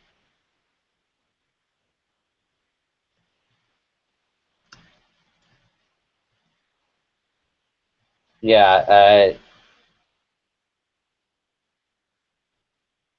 he had he had a picture on his slides of Alan Guth holding up a statement that says, "I don't know whether the universe had a beginning.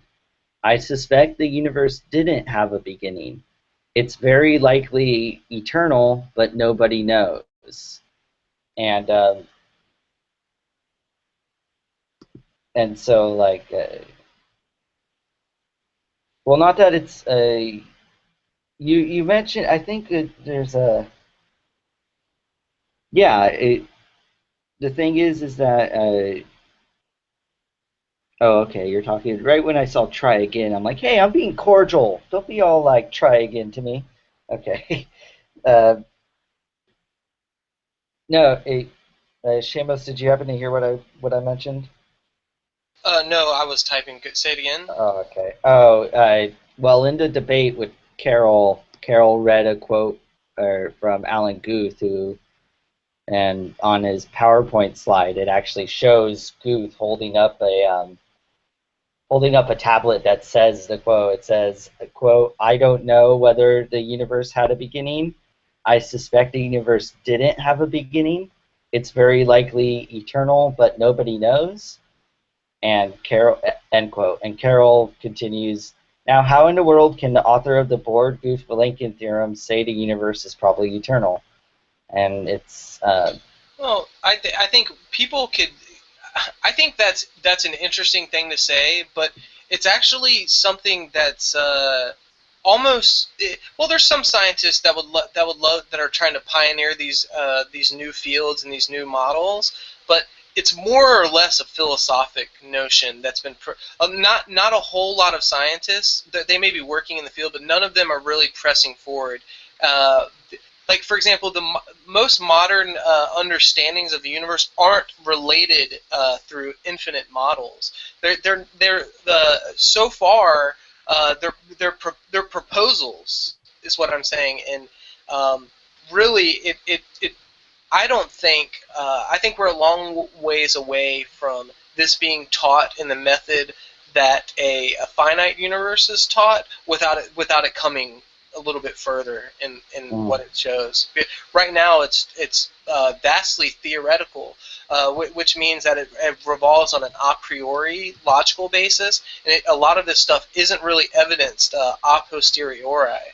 But the thing about the Gordon-Vilenkin is that thing is somewhat established through a posteriori observations and not so much a priori logical conclusions. And so what I'm saying is, I don't buy it for 1 second. I think it's not only is it logically contradictory, it doesn't even seem to be the majority of view that most scientists are expounding these days. They say it might be a possibility, but philosophers it sounds like they're saying no one knows. That's what the thing what is logically impossible or contradicting, Seamus?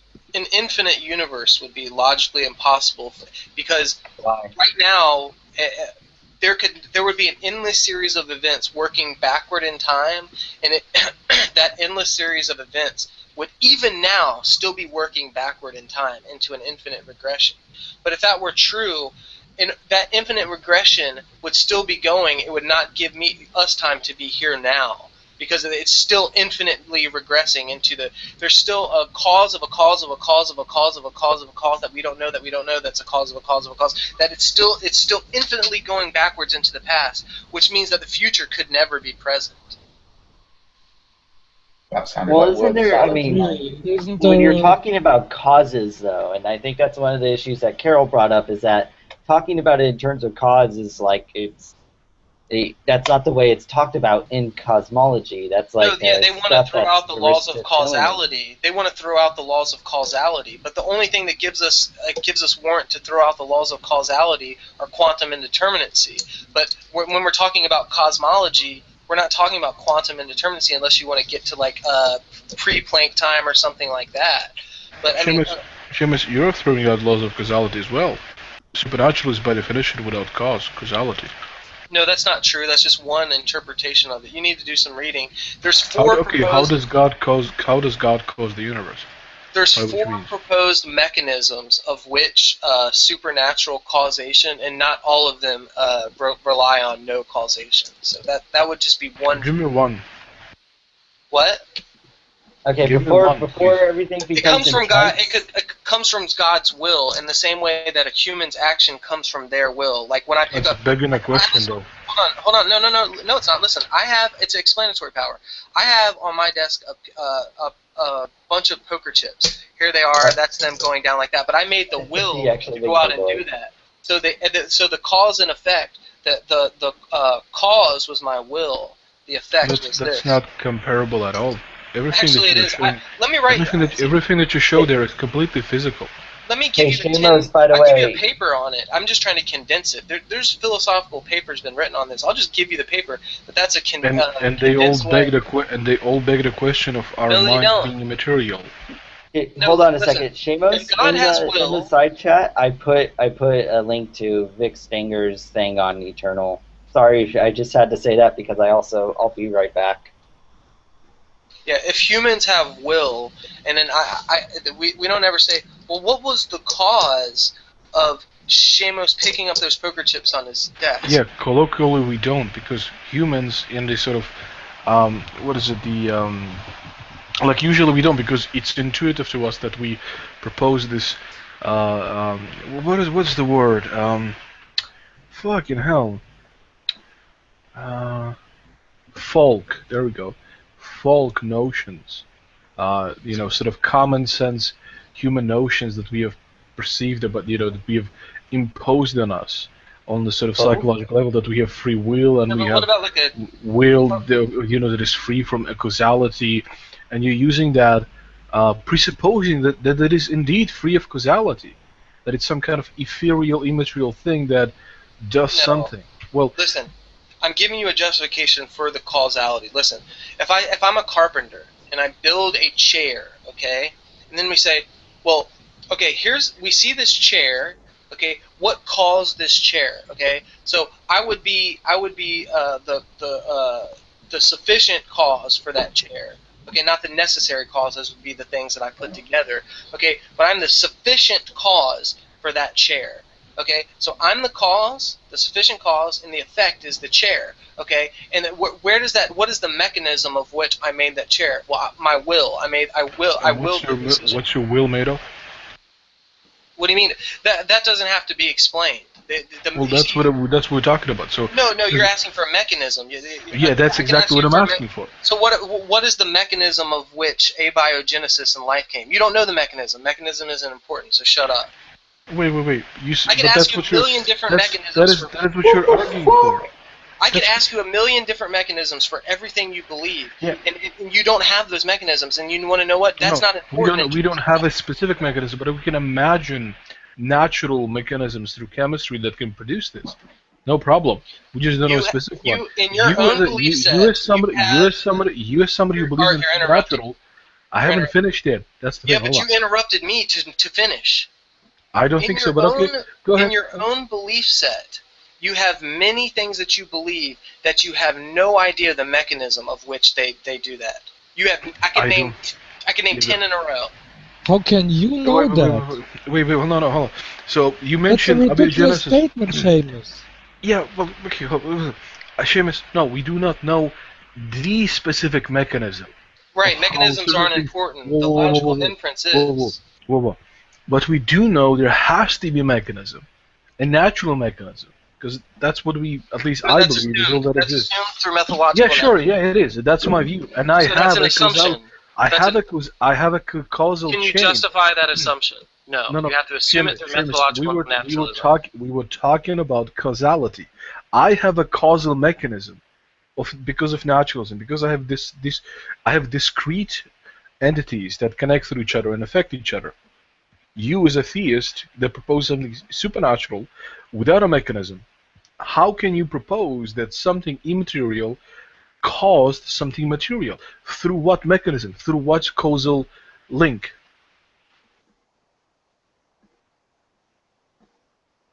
Seamus? I've been telling you, will. And he left? Did somebody kick him? Man, Oh wow, someone kicked him? I don't think so. I was just asking. Okay, maybe he just. Well, Okay, we have wait. evidence of Wait, carpentry. actually, We don't have evidence of God. I just need to type this in the chat. It looked Oh, like he's he. not. There we go. Yeah, he's back. Sorry, I said, yeah, I did give you the mechanism. I said human will. I mean will. Wait, So when we will. say that, if a carpenter built, because if you interrupt me in this paragraph, I am taken off. So if you want me to leave, definitely interrupt me right now. Go ahead. Okay. Okay. So here's the deal. If a human carpenter creates a chair, the mechanism of that was from his will. Okay, so we say, okay, so the human caused the chair to exist, but the mechanism was the human's will. He made the active decision and will to make that chair. So we know, here's the cause, I'm the cause, the effect is the chair, the mechanism was my will. Okay, so God, he's the cause, universe, effect, mechanism, his will. False analogy. False analogy. Utterly false analogy. First of all, you're trying to prove something supernatural, or rather a supernatural mechanism, using something that is not supernatural mechanism. It is the exact opposite of a supernatural mechanism. It's a natural mechanism. Human will is natural. Yeah, if it exists within the naturalistic paradigm. But yes. God's will is similar and doesn't exist within the naturalistic paradigm. And how does it function? How does it cause something physical to happen? How does God cause something physical to happen? Because in our worldview, I can give you a direct link of causation between one physical entity affecting something outside of him through a chain of causations, through these discrete entities we call atoms and molecules and just chemistry, physics, etc. Right? You do not have such a mechanism. You do not have such a causal chain. Why do you keep asking for mechanisms? I don't think you understand anything. No. That's how we know cause exists. That's how we know. We establish causation through a mechanism. I just told you God's will would be the same mechanism. Okay. I know you don't accept it, but you're just going to keep repeating yourself for the next 2 hours. If humans are personal agents and God is a personal agent, okay, and humans have a will and God has a will, and through our will we're able to enact causes and effects, why wouldn't the same be true for God if he was a mind and personal? I pointed out to you it's utterly unanalogous. You're talking about a supernatural, i.e. not natural, and you're using something natural to establish the supernatural. It's inherently conflicting. No. And I showed you the most important difference. God's will would still be supernatural. No, you just said a non sequitur. God's will is. I am talking. Hold on, Seamus. You asked me to let you finish. You asked me to let you finish. Now let me finish. So, again, and I'm sorry I have to repeat myself, but just apparently we don't understand each other here somehow. You're not providing a mechanism. You're basically saying, okay, here's this entity that is not physical. It just can do stuff. It just can cause, through whatever means, A to be somewhere else. For example, let's say a log. You can teleport a log somewhere else. When I'm asking you, via what causal link does it do that? The best way to establish a causal link, as we know, is through a mechanism. Wait, hold on. And also, in a sort of natural world, we can also establish different byproducts and establish causation, responsibility, based on the actions and based on the causal link. For example, I can cause, I don't know, through my will, through my physical body, I can cause somebody to drive, in its car, and I can also, I don't know, give him alcohol, right?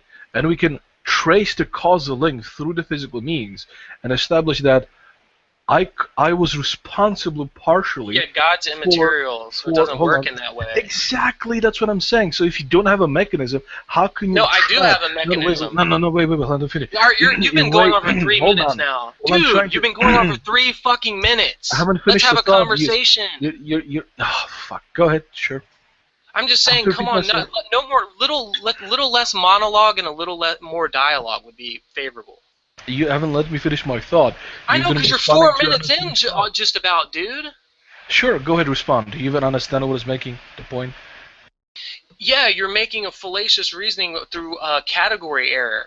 So basically, you're trying to say that I'm trying to say establish the mechanism through God's will, which you're somehow falsely attributing as a natural mechanism. Okay, natural mechanisms are what exists in nature. Does God exist in nature? No, because nature is not the same as reality. Nature is the sum of natural and physical things in the natural universe. Okay, but you're false equivocating there. Okay, so just because God's will doesn't mean His will is somehow natural. God's will is still supernatural, but there is a cause and effect for it. In the same way that anything that you do is affected by your will. Okay, so the same holds true for God, and it doesn't mean it's natural just because it's His will. His will doesn't exist in the naturalistic paradigm. It's still supernatural. We can see a carpenter. Okay. You can't see God. We can see a carpenter. We can demonstrate a carpenter. We can show you how to build chairs. Okay, so now I've made the logical argument. Now you want me to prove God. So everything logically. Well, that would help. Yeah. So this is what everything you guys ever say boil down to. Shamos pitches a logically consistent argument, and then the last thing you want me to do is prove God. So my argument is God. Actually, G had just a different angle, and I am still on that. So, but G, go ahead. No, I was talking a lot. Go ahead, G. Well, I don't think you can just conjure God into existence through logic. I don't think that pointing to a carpenter is any kind of analogy at all. If the Christian paradigm says that God has will and He's a personal agent. I have will and I'm a personal agent and I can enact cause and effects. I assume the same for God. If you don't like the argument, then I don't know, man. Well, it's not much of an argument. Surely. Okay, it's not much of an. Anyone can say that. You could pitch me the greatest argument in the world, and I could say that's not much of an argument. In fact, what does the argument show us? The logical necessity for will being the causation of God's actions. Right. So that doesn't prove that God exists. No, it's not meant to. It's meant to prove that there's causality. There's a logical causality behind supernatural, i.e., God's will. But we are agents that have will, and we are not supernatural. But we can will to have an effect in the natural world. Right? Right. And please, I might go into a wrong tangent, correct me then. God is a supernatural being, an agent who has a supernatural will. How does he affect the natural world? That's the kind of... we are both agents and we both have will. You have established that. That's the argument. So you're asking how an omnipotent being can affect the natural world. Yes, exactly. An omnipotent being can do anything logically possible. No. That's not whether or not he can do it. It's how do you know that it's even possible mechanistically, right? How do you know you're just not making up this imaginary thing essentially in your head? How do you know? Why? Listen, you rarely ever get into conversations on mechanism because at least a few months ago you used to realize why mechanisms don't have to be argued for. In fact, if you want me to, in fact, I'm not going to go any further into mechanism without showing you guys that you literally, within the foundation of your worldview, have no explanation for mechanism all over the fucking place. And that's not a problem for anybody, and I don't... Wait. I didn't say it's a defeater to you. No, it's not something that needs to even be brought up. But it's not something that needs to be brought up. Seamus, why it was brought up is because you asserted that I think was it Joe or I think you said that Joe is that people who argue against the Kalam deny causality because they want to propose an infinite universe, and I pointed out to you that causality. You're citing the second premise. The first premise is what cites causality. Okay. Oh, that's such a fail. First premise is this. Everything that begins to exist has a cause. First premise has something to do with causality. Okay, sure. The second premise in the infinite universe has nothing to do with causality. Sure. Nothing. Sure. I heard you mention second premise. I assumed that you were talking about. I didn't assume you were correct about it, so I thought it's going to be safer to just repeat it word after word what you said. Sure. First premise is what you're talking about. Good job. Yeah. So but what I'm saying is causality now you understand. So now you understand why this objection is relevant, and why I am not saying that everybody has to explain everything mechanistically. You made an assertion. You said supernatural by definition doesn't have causation. And I said that's a lie. I said that's only one interpretation of supernatural. And you said, okay, give me a model that has that involves a supernatural and does involve causation. And then I threw you the argument from Will, which is like, go look it up and you'll see how famous that argument is. The argument from freedom of will, or from will in causation, is a super famous argument. I don't believe in will or free will. Free will doesn't need to be in. I said that wrong. That's what will. No. It just means you could just have will. It doesn't mean free. You don't have to think of it in a libertarian sense. That's utter natural though, and utter mechanical. No, that presupposes determinism. That's fallacious in your reason. Well, that's what I'm kind of asking you. Well, no, you can't ask by asserting something. Okay, I'm sorry. So you are under the impression that there can be a cause without it being somehow mechanistic? I'm well read enough on supernatural causation to know that there's about 4 different interpretations of that. Some of which are indeterminate, which means that the supernatural is defined absolutely as contra-causal, without causation. Okay, but there's about 3 other models that aren't defined as contra-causal.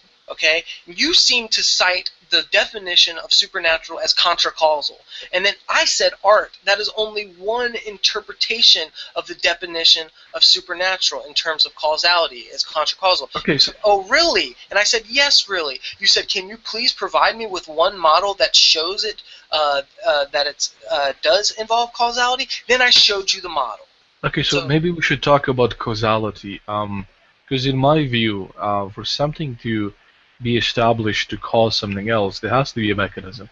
Otherwise, how the heck do you know that that thing can even cause something else? Okay, and that it did? You don't know the mechanism for abiogenesis. Your whole entire yes, world. we do. We do know possible mechanisms. Nope. Like I told you, we do not know a specific one. Okay, and so what's wrong with God being a possible mechanism? Because you don't offer a mechanism. You just propose like. Yeah, an omnipotent creator as a prime mover in the uncaused cause creating something is a possible. That's not offering a mechanism. That's like saying. That is a mechanism. Yeah, that is a possible mechanism, but it is one with very little explanatory power. That's like saying gravity is angels pushing away planets, and the angels obey God. It has that is also a possible power. Mechanism. It has perfect explanatory power. It just doesn't have much predictive power. No, you're confusing explanatory power with predictive power. An omnipotent being can have perfect explanatory power over anything. Now, predictive power is a different story. That's what you're confusing. Are they not connected? If you don't think an omnipotent being can have explanatory power over everything, then you're lost. Yeah, I'll have to agree with Seamus here. Don't put words into my mouth, please. Well, okay. Again, Seamus, how does? Okay, I'm asking for a mechanism, right? A causal link. Like, imagine a billiard table. Yeah, I'm giving you a possible one. God's will is a possible mechanism. In the same way, you're giving me possible mechanisms for abiogenesis. You don't have a mechanism, but you say I have a possible mechanism. What if all the possible mechanisms you've given me are all wrong? But there is a mechanism, but it's not any of the ones that you realize. Seamus, you are now I can see you are interrupting Art. Yes. Thank you, Joe. You guys are being very good right now, though. I'm really enjoying this conversation. Basically, what he's saying, Seamus, is that you're a bastard and you should. No, but you have to understand that it hasn't been very heavy in this room. But over the course that I've been here, I've been the sole dissenting opinion, and I've had a conversation with Joe, with Art, and a little bit back and forth with Tom. So you have to understand that if you say something and then Tom says something, I have 2 things to respond to. Yeah. And then it looks like I'm talking over people, but I am the only dissenting opinion in this room. You're right. Now. If I can appreciate that totally. The conversation goes with me. Seamus, your point is well taken, and in fact, I'll stay out of it.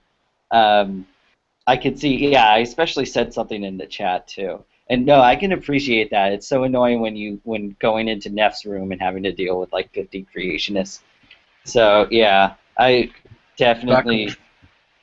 So I'll just would you guys want me to, like, I don't know, be moderator or something? I don't think we need it. So we can. Well, too bad. No. Well, like Hashem, so as I was saying, in my view at least, and you're welcome to prove me wrong, causation is established through a mechanism. For example, imagine a billiard table and 8 balls in a line next to each other, right? And somebody strikes one of the balls. Through a physical connection, through a physical link of mechanism, right? You will have this chain reaction of the forces that has been originated by a person, and it traveling all the way to the last ball, which will hit the end of the table. Now, through analyzing the physical laws, I can determine that, okay, this person caused this because here's the mechanism for it. Right? How can you? And okay, wait, hold on. I'm only going to say one thing. Yep. Make the analogy for human will. Now, work the analogy over again. Same thing. No, hold on. So the person who actioned the billiard cue and struck the ball. So you're only see what you did is you only went into the material cause, not the sufficient cause. You need to back up a bit and say, well, the sufficient cause was the actual person who willed the billiard cue to hit the ball. Okay, but you purposely left that out.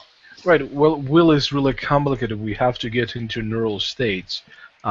If we're talking about sufficient cause, we can talk about a simple, I don't know, an earthquake causes the billiard stick, I don't forget what it's called, to fall, hit one of the balls. That energy gets transferred to all of the balls, and eventually causing the last one to hit the table.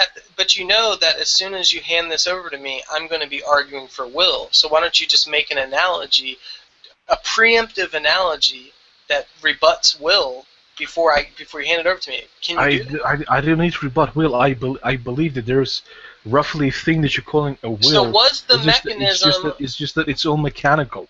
Okay. The billiard so what ball, is the mechanism? Hold on. The billiard ball example is a sort of simplification of the will, because will, in my view, is also mechanical. It's just a more complicated physical interaction. Okay. So was the cause of the ball of the billiard in the balls on the billiard table bouncing around, was the cause of that the pool cue striking the cue ball? Okay, but what was the cause of the pool cue striking the cue ball? That's a question. Right. Well, then again, we have to get into complicated stuff. Art, every time I ask you a question, you can't derail it by saying, "Well, then, we'd have to get into neurostates and complicated stuff and let me just brush this aside." No, motherfucker, I'm asking you a question. You need to answer it. I don't know the exact answer. It's physical, right? In my view. Okay, what is the mechanism of that will? It's fucking what will? Well, what is the mechanism, the internal mechanism of human will that made that happen? I mean, It's a neural connection, neural brain state. No, that's just the framework. Those are just the highways. I'm asking about the cars driving down the highways. Yeah, they're highways. They're highways. That's electricity and chemicals. Okay, so there's highways, and now there's cars on the highways. But who's driving those cars? They just drive, huh? Nobody. Yeah, they just drive. Okay, so now you have no explanation. So as soon as I ask you that... That's the fundamental thing. So these cars have no mechanism. They just drive. I love that. Right, there is something that ends, sure. But you're claiming that in between that final fundamental force, let's say, i.e. God, and him causing the universe, there is a link of causation, right? And I'm asking you for that link. What it's is the same before... one. The same one you just tried to justify for the person hitting the pool cue. It's the No. same one. Will. We're talking about God. You're at a different stage of the sort of analogy. God has will. You couldn't wait. explain For what you're saying. So for when what I you're ask saying you, to let be, me just say this one thing. Wait. For what you're saying to be analogous, we would have to be talking for the cause of God's will. So when I ask you about will, okay, and in the pool cube, and I tried to boil it down to its mechanism, you couldn't tell me. But you're willing to accept that there is some will, and that is the sufficient cause, not the material cause, for those actions. But then when I transpose it, you become inconsistent. No. I explained this to you. So yes, there has to be something fundamental. I call it the laws of physics, right? They just do stuff. They don't have any preceding mechanism. There's no laws of physics that affect human will. Now, you said there's neural networks. That's the highway. There's electricity. Those are the cars. But who is driving those cars? And that's the will. That's the will. That's what you can't explain. What is the mechanism for that? You can't explain it. No, that's the fundamental. That's caused by the laws of physics, and laws of physics are... bullshit. Human will isn't caused by the laws of physics. Well, in my view, it is. I'm telling you from my view, like I said in the beginning. I'm telling you from my view. These are called by laws of physics. Human will is not caused by the laws of physics, dude. Okay. What is it caused by then? Listen. I know I can't give you an exact thing from modus ponens argument, but I can give you a modus tollens argument of why it can't be. Okay, so hold on, give me a second to formulate this, and I'll actually type a syllogism out. Give me a second. Okay. I'll type a syllogism why the laws of physics have nothing to do with human free will. Now, of course, the laws of physics affect everything in the universe. Okay, but that doesn't mean that it somehow has a actual causal relationship with my will and what I did. If that's what you're trying to justify, Art, then that would be hilarious. But if you're saying I was telling you from my view. Like I said, I view this like that. You can disagree, but we can talk about it. So you think the driving factor, the driving thing internally that we can't explain, that wills you to do stuff that just happens, you think what causes that are these laws of nature? Like gravity, strong and weak nuclear force. You think those things cause you to light a cigarette? Yeah, eventually, yeah. You can boil it down to them. Of course, there's some. I mean, yeah. Eventually, see, this is more complicated, of course, than just boiling down to some simple laws, because these laws give rise to the laws of physics make my head lay down on a pillow at night. But they also my will makes my head pick up in the morning. My will makes my head pick up in the morning. You guys know Jonathan? No, I don't think so. Is it Jewish Jonathan? Ask if it's Jewish Jonathan. Jewish. Are you a Jew? Are you Jewish? It's Stockton. That doesn't sound very. That's a Jewish last name. That's a. Is there a Jew in the house? Free money. No. Free. Yeah. All right. That account Settle down. That account doesn't look legit. Well, he's on camera right now. Yeah. And he's waving at us. All right. I think you have to kind of. Someone has to vouch for you, or you have to. Yeah. Hey, we could talk a little bit in chat and then. Yeah. I mean. So Joe, Joe, we can do it a different way. Jonathan, stick around for like 20 minutes. Post something in the chat. If we see you're a good guy, we will give you. We will broadcast you, and then we'll see how it goes.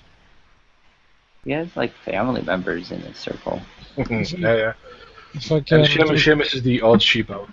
If I can just comment on Art, I would at least consider the possibility that even though we cannot see all the mechanisms that the physical laws exert upon us, there is the possibility that in the end we are determined by it.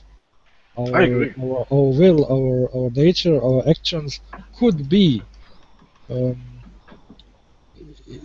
the minimum, to the even simplest and smallest thing, be determined by the physical laws. The laws of gravity cause me, when I'm on a bike, to roll down a hill. Yeah, what's the laws of gravity? But my will... The laws of gravity are not the only laws, Seamus. Yeah, I named them. Laws of... Okay, so natural laws. Law of gravity, strong, weak nuclear force, and the electromagnetic force. Is there any others that I don't know about? No, I don't think so. Strong, Okay. weak, so basically covered all. So we have the strong and weak nuclear force, gravity, and electromagnetism. And you're arguing that these things make you make your coffee in the morning, light your cigarette. It sounds like predeterminism. There's a difference between that and determinism, is there not? I mean, these things aren't like it's a lot of other stuff too. I don't view it like that. It's really complicated, and it might be the jumped in. My bad. No, it's that I used to fully explain it. I would have to go in a lot of detail, but basically, yes, everything stems from every action, every possibility. Every actuality that happens, and will happen, is due to the nature of the laws of physics. It's just our brains are made based on laws of physics, right? It has neurons and it has chemical elements which operate on the laws of physics. Yeah, everything in reality in the universe, or not reality, everything in the natural universe is based on these laws. But that doesn't mean that there's a causal relationship between your action and the law of physics. Wait, what do you mean? Okay, what kind of causal relationship are you talking about? So we already told you that, you have neural pathways going up your body and you have electric signals being sent. But what sends those electric signals? And then you said the laws of physics. And I said... Yeah, that's... Wait, what? I think you're assuming some kind of separate entity that dictates how these signals are being sent, and that's what will is. Yeah. Well, no, that's wrong. No, that's no. Gravity, electromagnetic force, and all those things don't make you choose anything. They don't give you the will. Seamus, the amount of electrical signals and how they behave, how they pass along the network in your brain, is determined by the laws of physics. What else are they determined by, and what's the evidence for it? No, listen. There's an effect. The laws of physics literally affect everything in reality. So you can make literally your argument could be made on anything if you want to put it to that effect. Anything that exists in the universe, these laws have effect over. But that doesn't explain that they actually caused you to will yourself to light that cigarette. That needs further argumentation. Just because the laws of physics have a governing force on everything in the universe doesn't mean that the actual thing that made you pick up your hand to light the cigarette in that will, that thought and that action was determined by that. No, fuck no. I didn't think you understood. Are you excluding it completely as a possibility? Yeah, until you can justify it. Of course, you made the claim. You need to justify that burden, and I'm going to reject it until you do. No, I didn't say. No, I didn't say this hinges. This implies to you too necessarily. From the beginning, I told you. From the beginning of this hypothetical that we have, eventually gotten here, I told you this is my view. This is how I view this. Right? This was because I wanted to clarify what we mean by causality, because I thought the issue was causality and what actually establishes causality. Right? And now we are talking about this thing. Well, I'm not saying this is necessarily to you as well. This applies to you too. You can disagree, and we can have a discussion about it. Yeah, you're just saying. I'm not making a claim. You're just trying to put it forth as a possibility. So when I ask you for a mechanism, you don't give me a mechanism. You give me a possibility. But that's what you're fucking pissed off at me over. When you ask for a mechanism, I give you a possible mechanism. Yeah, I'm giving you a possible mechanism. No, and that's what we're talking about. What is the mechanism, or rather, what's the cause? No. Like, you're saying. Look, when I give you the possible mechanism, you wouldn't accept that of me. But that's why I had to go through a long line of argument. You haven't given a mechanism. Yes, I did. That's the thing. I'm disputing that's a mechanism. That's the problem. Except for that's the same mechanism you use in the billiard cue example. No. Okay, so you were human. Your will did not cause you to hit that billiard cue.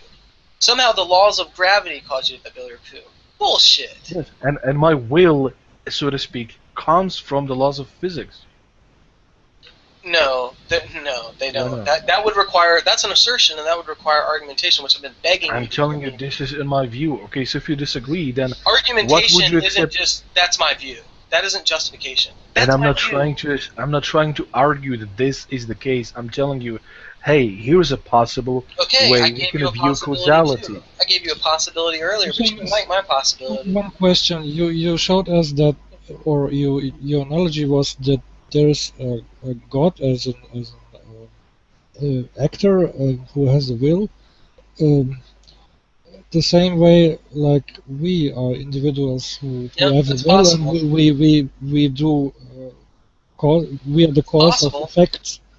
Yeah, but now first you're showing there is a God's will because we are actors with a will, and now it's the other way around. We have a will that is not that is influenced but not caused by the physical laws of nature because there is a God's will.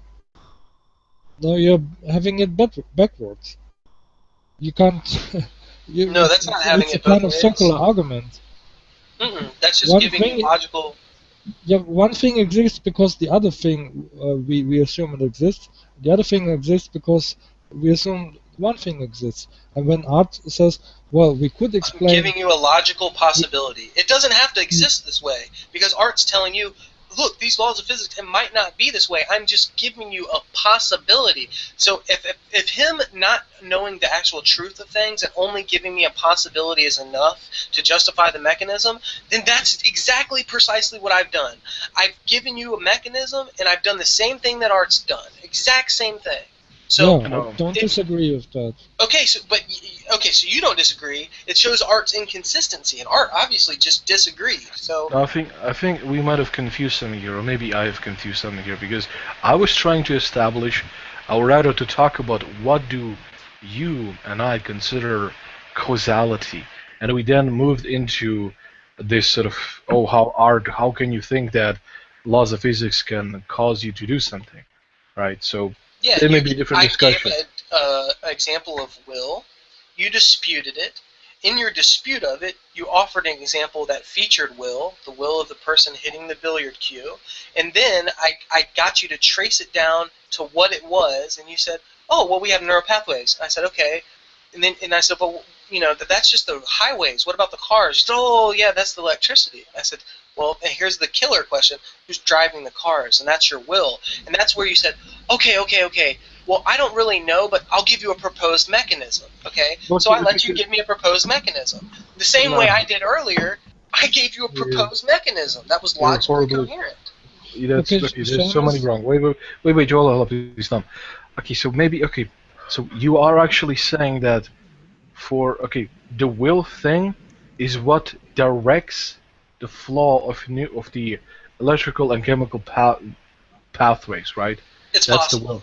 Yeah, it's possible because you never offered a mechanism for it being true. You offered possibilities. So that's all I'm here to do. It's possible. Now, and when I say possible, I mean logically possible. And guess what, Art? You know it's logically possible because it isn't logically contradictory. Now that I understand the horrible flaw that you're making, I am gonna tell you that is incredibly flawed because we do in fact know that the pathways of these electrons and their speed, their direction, whatever, is governed by the laws of physics. It's quite simple.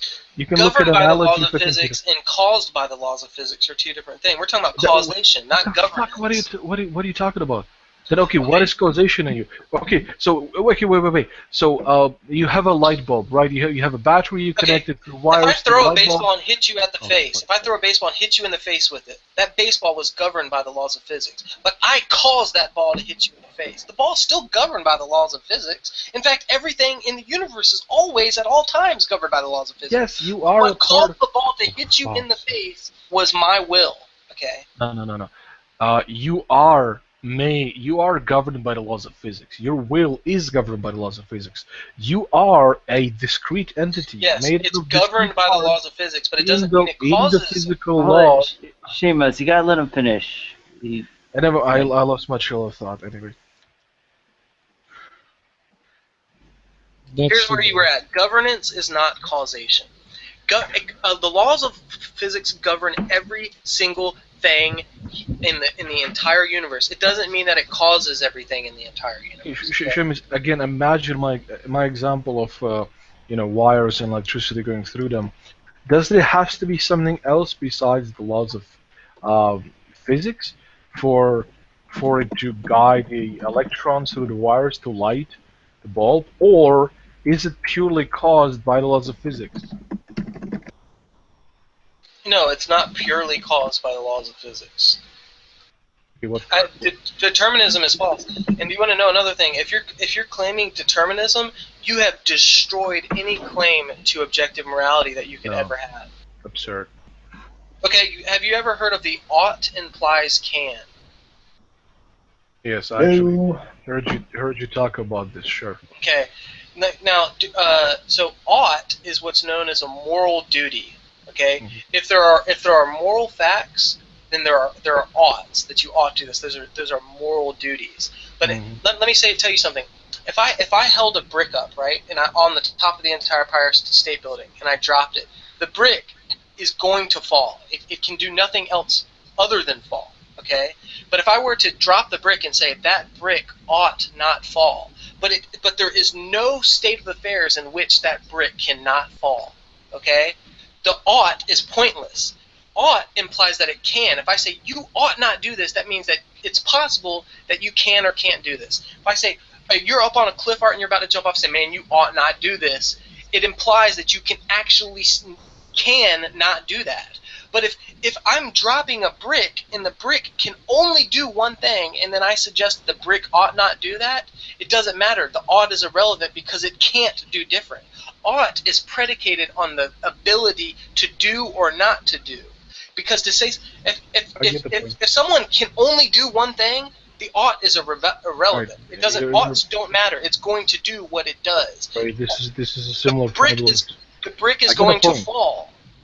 So So if you're a determinist, you cannot have any moral framework. The oughts, you have no oughts. You have no oughts. Can I respond, Seamus? You've repeated the same point for 10 times. So you're basically this touches on the sort of free will. So if you don't have free will, how can we say that somebody's responsible for an action? Because he didn't have a choice to do otherwise, right? Because he didn't have free will. Well, yeah, because I sort of reconstruct. That's not the question. Well, it's similar to that. Let me finish. Yes, you're saying that if the person cannot do otherwise, then how can I say that there's any responsibility on his part? Right? It has nothing to do with responsibility. Okay, listen, we're talking about the Hume's guillotine here, okay? This is the classical Hume's guillotine, the is-ought problem.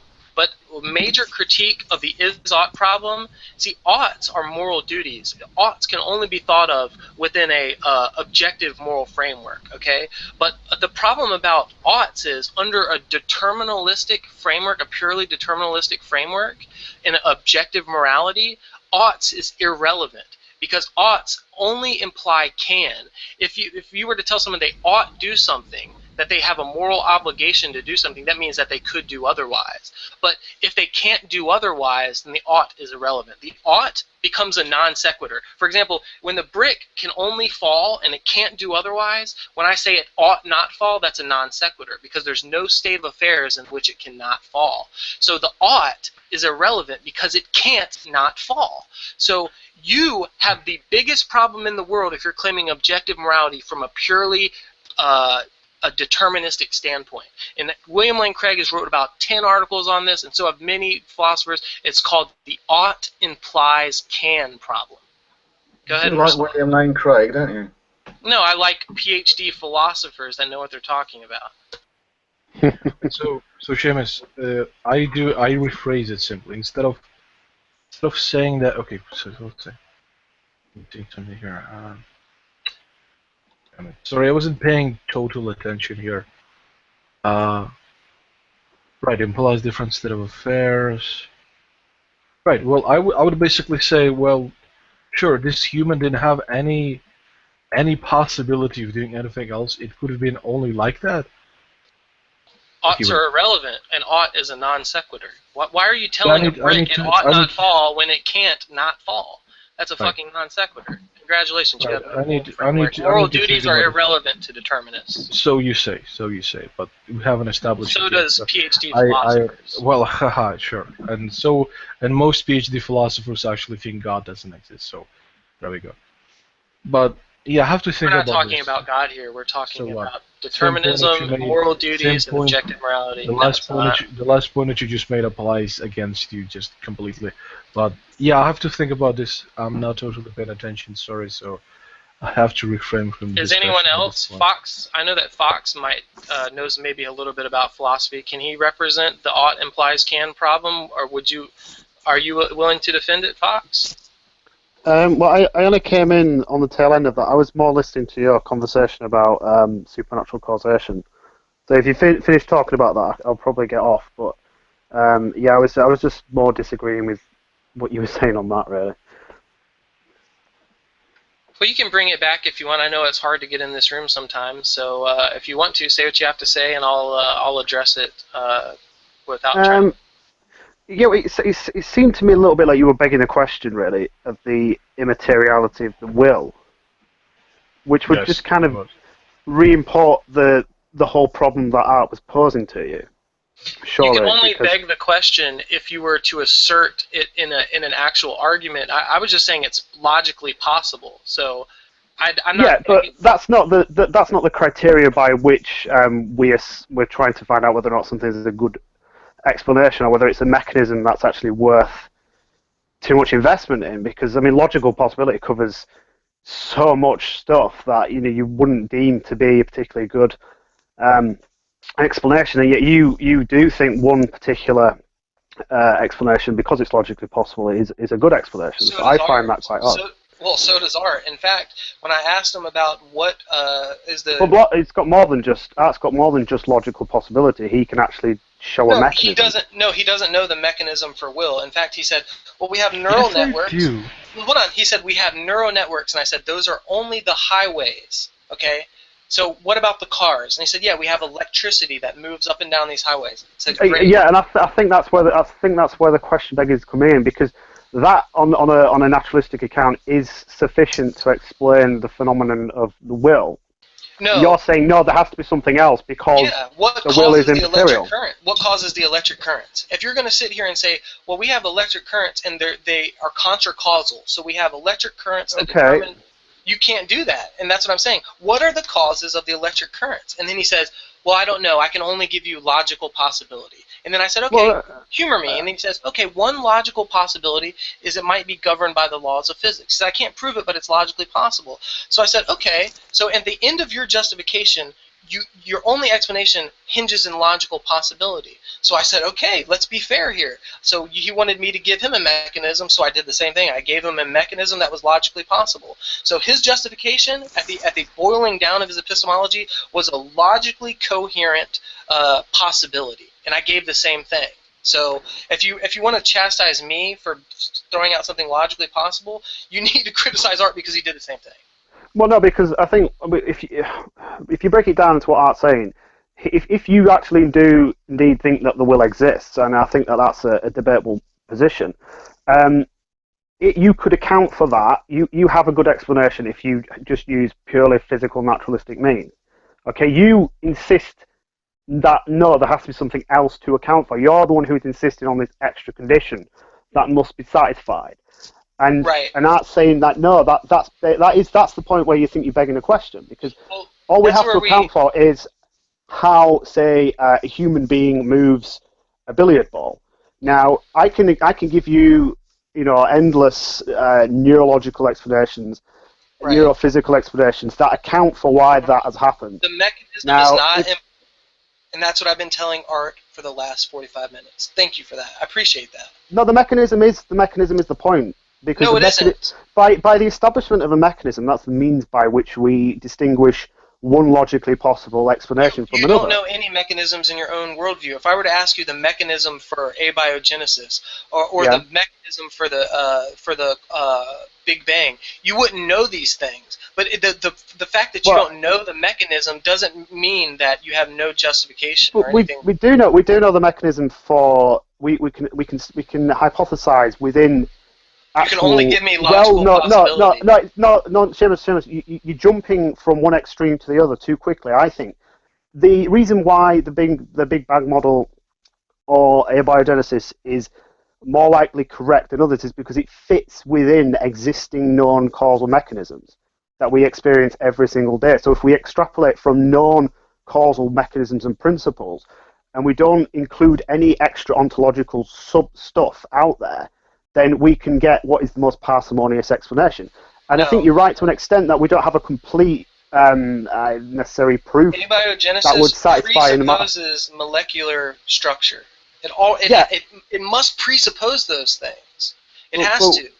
But we have molecular structures now, don't we? We have existing biology on the Earth. Now, you could say it might be that the universe was created 5 minutes ago. That's an ex post facto explanation, though. If you just say, well, we have it now, and then you work backwards, you're arguing from ex post facto.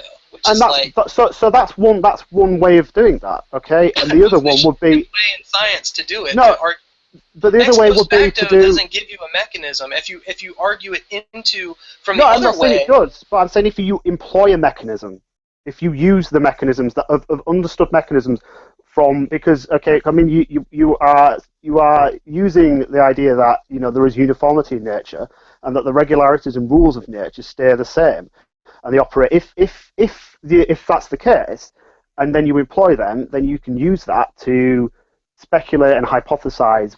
With it, at least with that, that's at least something. I mean, you've not got a time machine going back in time deemed on a presupposition, though. That's fine, but at least on that presupposition, you then have something else. The problem with supernatural explanation is, or a supernatural causation, is you can take that as a presupposition, but you don't have any other mechanisms with which to give that support, either empirical or intuitive. So that's I gave it logically through the argument from Will. Well, no, that again, that's just assuming that the will is immaterial, because if the will is assumed to be purely material, then it's a false analogy, isn't it? No, it wouldn't be a false analogy. It would be, because what we're talking about is an immaterial will. By definition, it's a supernatural immaterial will that somehow creates all of reality. So no, a lot of people say that these things are what are they called? Emergent properties of a mind, right? But see, you're begging the question that all minds are material. See, no, I'm not begging the question. Okay, so if all minds are material, will is an emergent property of the mind. God has a mind. Then I don't have to argue from materiality. I just have to argue from a mind. No, that's not. I'm not begging the question. What I'm saying is that if we want that to be a good explanation, one of the hallmarks of a good explanation is that it doesn't just sufficiently explain because by logical possibility, but it actually has some demonstrable way. No, it has some demonstrable. If I come home to my house and find a teapot smashed, and this has actually happened to me, and one hypothesis is that the physical cats that I have smashed this teapot. Now, I can't say that I don't have a camera set up, I don't know that for sure, but that is actually a good explanation because we know things about cats, we know how cats work, we know that they're physical things, we know that physical atoms of cats can interact with the physical atoms of teapot and break the symmetry. Now, one other hypothesis would be that it was an immaterial ghost that lives in my attic and has come downstairs and smashed my teapot. Now, that's logically possible, but it's not a good explanation, and I think one of the reasons why we reject that is because we don't have any examples of ghosts A, actually existing in the first place, B, how the immaterial ghost has some kind of mechanism for smashing teapots. All we have is the possibility. So in that case, we reject. We would reject your rejection is based not only on presuppositions that you hold, but also induction. Yeah. You're saying, well, we don't have any inductive experience. You inductively assume something based on prior presuppositions that you can't justify in order to even make that conclusion, which could be fallacious. Well, we could always be wrong, Seamus. The point is, I can show some working out and appeal to some. Can I finish, please? I can appeal to these mechanisms to make an account for why the cats are a better explanation, and I think under most normal rational situations, you would agree that the cats are a better mechanism than the immaterial ghost that lives in my attic doing this. Now, the problem is with supernatural causation, we don't have a pool. There is no set of well-known, established supernatural causal events that we can then appeal to that go, haha, well, in this situation, let's say the creation of the universe, that thing could be a member of that set. We just have a logical possibility, and we don't really have any. You have to do that when you're arguing for transcendental categories. But, I can't but prove begs you the question, doesn't it? imperialistically.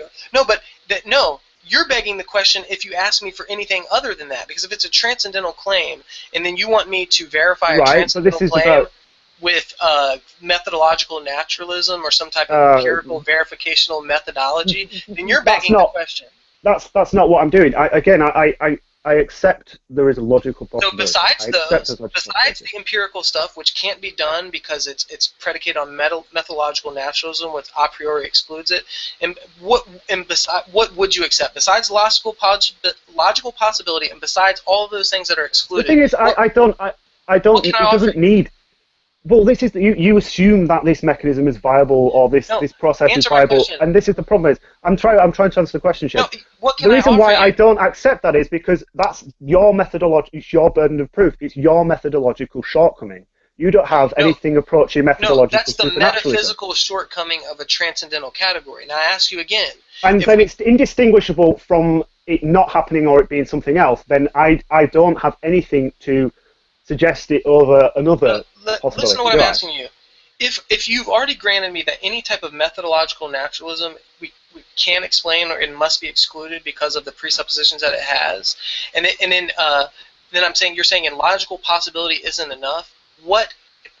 Propose to me something else that you would accept. You can't accept anything methodological or anything empirical or anything verificational from science, and you won't accept logical arguments. What else is there? What you say, I won't accept for the transcendental. Well, I don't have any need to accept the transcendental. I don't have any need to appeal to it. You assume that you're arguing for it. I'm not arguing for it. I don't need the transcendental to. No, but you're purposely not answering the question. I'm asking you if you're saying logical possibility is not enough, and you're smart enough to grant that methodological naturalism is precluded from this area of study, and logical arguments are not enough. What do I offer you? What can I offer you? You're saying, well, that's not my problem. This is the problem. But it isn't. This is the thing, Trev. So that's all you say. You wipe your hands clean. You wipe your hands clean and say it's not my problem, but you don't ever answer it. The problem is I have no dog in the fight. I don't need to support the transcendental or the supernatural. What if I'm giving you the only thing that... The fact that you do assert that it is a viable and a good not only a good explanation, but in some cases a necessary explanation that some theists might. I'm not saying you necessarily do, but that needs to be argued for. That needs to be demonstrated. You have to have some methodological framework as the person who bears the burden of proof in this situation to show how and why this is indistinguishable, or this is distinguishable. Yeah, I have many. First of all, yeah, I have many. Okay, so I start off here with logical arguments, but I would move, if we were first to start off, I would prove that it's more logically possible that God exists, a personal, immaterial, timeless creator being exists than doesn't exist, and then I would move on from there to say because that's more likely than not, and because of these logical possibilities, I would make arguments to that effect. But what I'm saying is, when I'm restricted to a transcendental category and I can't argue from methodology, and you won't accept logical argumentation, there is no other place for me to argue, so you try to restrict, because of the transcendental category, you try to basically restrict the only tools that I have to use, and then claim arbitrarily that that's not enough, when it's the only two tools that can be used to justify that position. Now, I can use a combination of other logical arguments that are predicated on one another to show the likelihood of a personal creator being, and then start to make arguments down toward the thing. I will. I do it every day here. I'm not scared to do so. I'm not suggesting you are. I think you get slightly off point. What I'm trying to get at here is supernatural causality isn't a well understood or particularly well defined conception of causality. It's essentially efficient causation sans material causation, which I find utterly baffling because we have no intuitive or empirical begs the question. These things. No, I'm saying either empirical or intuitive. These are methodologies that we would use. Well, I've given you intuitive. No, I'm giving you logical arguments. It's not remotely intuitive. It's only intuitive by you falsely. Logical arguments that follow modus ponens are not intuitive. So logical form is not intuitive. I'm not. I'm not talking about logical form. Are you referencing the argument from Will? Yeah, I'm saying if I'm giving you a priori logical arguments that follow modus ponens, then it's not a sound. It's not a sound argument, Seamus, because we've already been through this. You can't establish it's not sound because of the transcendental. You were giving a false analogy. Okay, you are saying that the will has some immaterial supernatural component to it, which somehow affects physical reality, and that this is an example of supernatural causation, which we can then use to suggest, okay, so there is a precedent in nature for supernatural causation. It's called the human will affecting material reality. Yeah, it's possible. And it's possible. It's purely possible. But it was already possible, Seamus. It's already possible. It was the logical possibility was already conceded. So you've not made any move from logical possibility to and neither has Art. Natural. Yes, because he can use a unified ontological position. He did. He appealed to physical causal chains. Every single step of Art's chain, every single leap from one state to another is accounted for. Okay, and all of this is completely sufficient to explain the phenomena in question, which is a human striking a billiard ball. Okay, now it begs a question to assert, this isn't sufficient because there has to be something at the front of that, which is never accounted for the last step. So this is where either you missed it. He did. But you keep moving the goalposts, Seamus, and that's where the question begging comes in. You keep moving the goalposts. We're starting to interrupt each other a little bit, and I wanted to just say. Sorry, go ahead. Art conceded to this. He even said when it got down to ask who drove the cars, he said that at that point he doesn't know, and he was only giving things that are logically possible. So he told me one thing of which is logically possible is that these things are this way because of the laws of physics. He said, I can't prove this, I cannot prove this, but I'm giving you a logical possibility. And you're saying every step of the way he's established this. Bullshit! Yeah, in the last step he asserted... No, hold on. Seamus, in the last you are begging the question by applying that there is a driver of the car. You never even replied to what I just said, nor did you let me finish. Fox, we're not going to be able to have a conversation under this.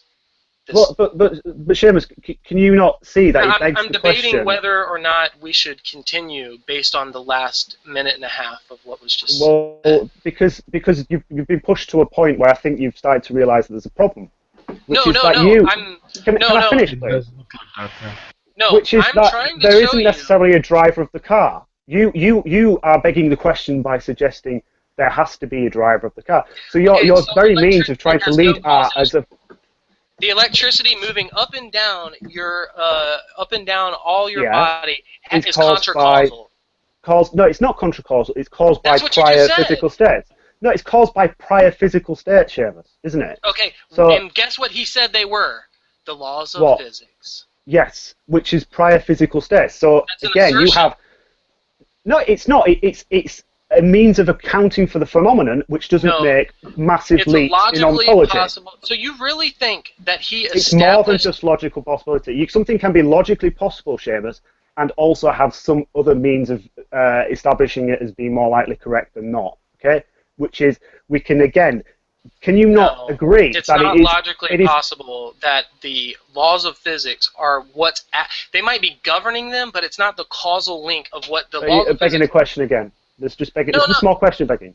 No, I'm not begging the question. He has to account for what is sending those electric signals, or he says they're contracausal. Either the electric signals do have an effect, or they're contracausal. And if they do have a cause, where's that cause from? And if you cite the cause... And he said physics. So prior physical state. That was an assertion that he never backed. No. So, but the thing is, we could test that. We could trace that back. Because we could. You don't think you can hook someone to machines and you can see the brain state? I mean, you can see how every step of the process is accounted for by both. The law of gravity, the strong and weak nuclear force, and electromagnetism do not govern. I mean, they do govern, but they do not cause Art to say, I am lifting my hand. That's begging the question again. No, it's not. You're begging the question again. Then explain to me the causal link then. So, it's a proper dichotomy. It either has a cause or it's contracausal. Which one are you saying? You seem to say it has a cause. Okay, where's the cause? In what particular situation? In what particular scenario are you talking about? So you haven't even been listening this entire time. I have, but can you refine that to say that specifically? What is the cause of the electro signals that move up and down your synapses? Not what actually caused those electrical signals to move those directions. Okay. They are prior brain states. That's not saying anything. No, that is saying something. No, that's not saying anything. It is. I mean, I think everyone else can probably understand that it is. That's an assertion. That's not a justification. So do you actually think that prior Let me show you the difference between an assertion and something backed up. When you say this is this, that's an assertion. But if you say this is this because X, Y, and Z, that's when you backed it up. But you've only said this is this because of prior brain states. Seamus, you've asked me to give an account. Okay, I'm giving you a possible account, which. Again. Oh, so you're only giving me a possible account. Well, I'm not. You're only giving me a logically possible account now. Seamus, I'm not only giving you. I didn't say a logically possible account. I said I'm giving you an account. Not only is it logically. A possible account. No, a possible account. Yes, so not just logically possible. Okay. Oh, it's either logically possible or metaphysically possible. No, Seamus, you need to stop doing this because you're trying to twist what I'm saying. You're trying to storm on my position. If you let me finish, we're not going to have a dialogue if you keep twisting and storm manning what I'm saying. I'm saying that. I feel the same about you, but I'm not whining about it. Can I finish, please? I've got maybe 10 minutes left, and I've got to go. The thing is, we can account for current brain states being caused by prior brain states. Okay, that is one mechanism which we can understand, which we can measure, which we can give.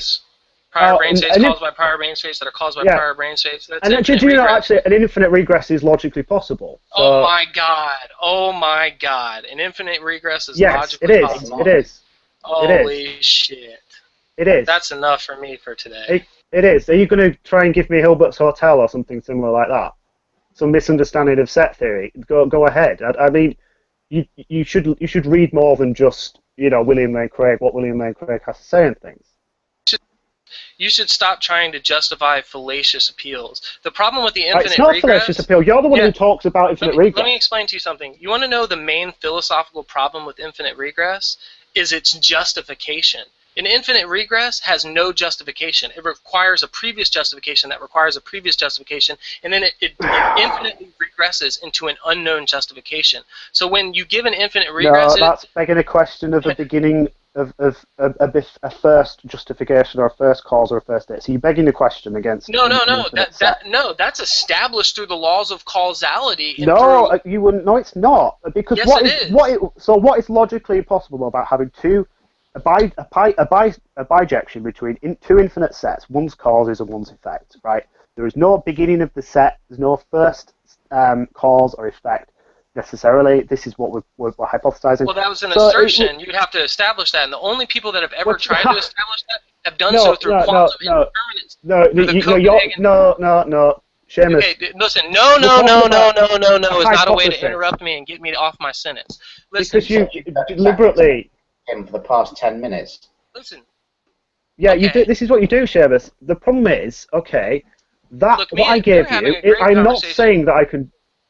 I don't think you were. This is what I do, except for we're having a great conversation before you got in here and turned the heat up a few notches. But it's me, right? Well, Seamus, I have nothing personal against you. Honestly, I said I'm going in 5 to 10 minutes because I need to get ready to sort things for work. So you can go back to your conversation. All I heard was you. I thought you were making a false analogy about the comparison between the human will, which is at the very least, we can say has a material correlate. So that's another reason that it's not a particularly good analogy to use towards God, because even if we do accept the principle that efficient causation can affect material causation, we have no examples at all, including the analogy that you gave, of a efficient cause without a material cause. You're begging the question, reality. Asking for material. I'm not begging the question. Because the hypothesis under consideration, Seamus. So when I make my point, you have purely an efficient cause, i.e., God, which is immaterial, and no materiality. And you're saying that somehow you can get materiality from that by using an analogy to a situation where there is perhaps an efficient cause, but there is also materiality existing already, and somehow that efficient cause acts on. So the two situations are completely different. Therefore, it's a false analogy, and that's another way that it's a false analogy. So you should never have made that appeal. Personal. No, personal. It is. Listen, if you're not going to let me speak, then you need to just fuck off. Seriously. Okay, so we don't need to start swearing at this, yeah. No, I'm just saying, like, dude, you're not letting me say anything. Like, I got two words in before you said no, and then I'm like, dude, bro, I just listened to you say. I did, and then I stopped, and then you can carry on. But then you choose to use that as a. No, because dude, there's no conversation to be had with you. There's none. Okay. There is. There is, and you can have that conversation. You can show me right after I finish this sentence how what I just said about it being a false analogy is not the case. Go ahead. Yeah. So it has nothing to do with being material or immaterial. That's where you fucked up because you probably didn't listen. Please do not interrupt me, man. Please do not. If you interrupt me one more time, I'm taking off, and you guys can all just have a big chat about how big of a dick I am. Okay? Don't make me angry, Mr. McGee. You won't like me when I'm angry. No, I'm just saying, though, dude, why every 3 words in you have to respond? Why? In fact, I'm going to pre-mute you.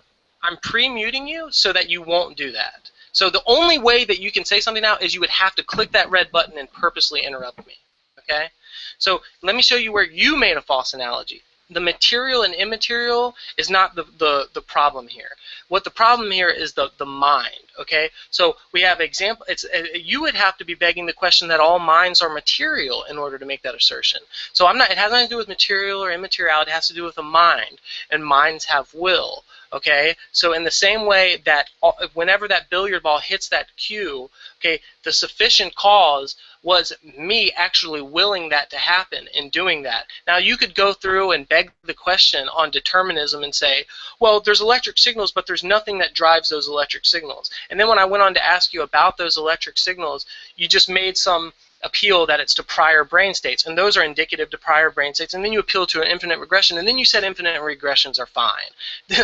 That in itself is like the biggest rebuttal I could give you.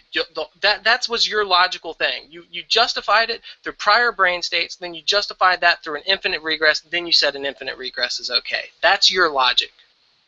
That's what you think is good. You thought coming into a G+ room and throwing fallacies around and using prior brain states and infinite regresses and then trying to say that that's okay is all good. And your justification to say it was all good is go ahead and throw Hilbert's Hotel at me.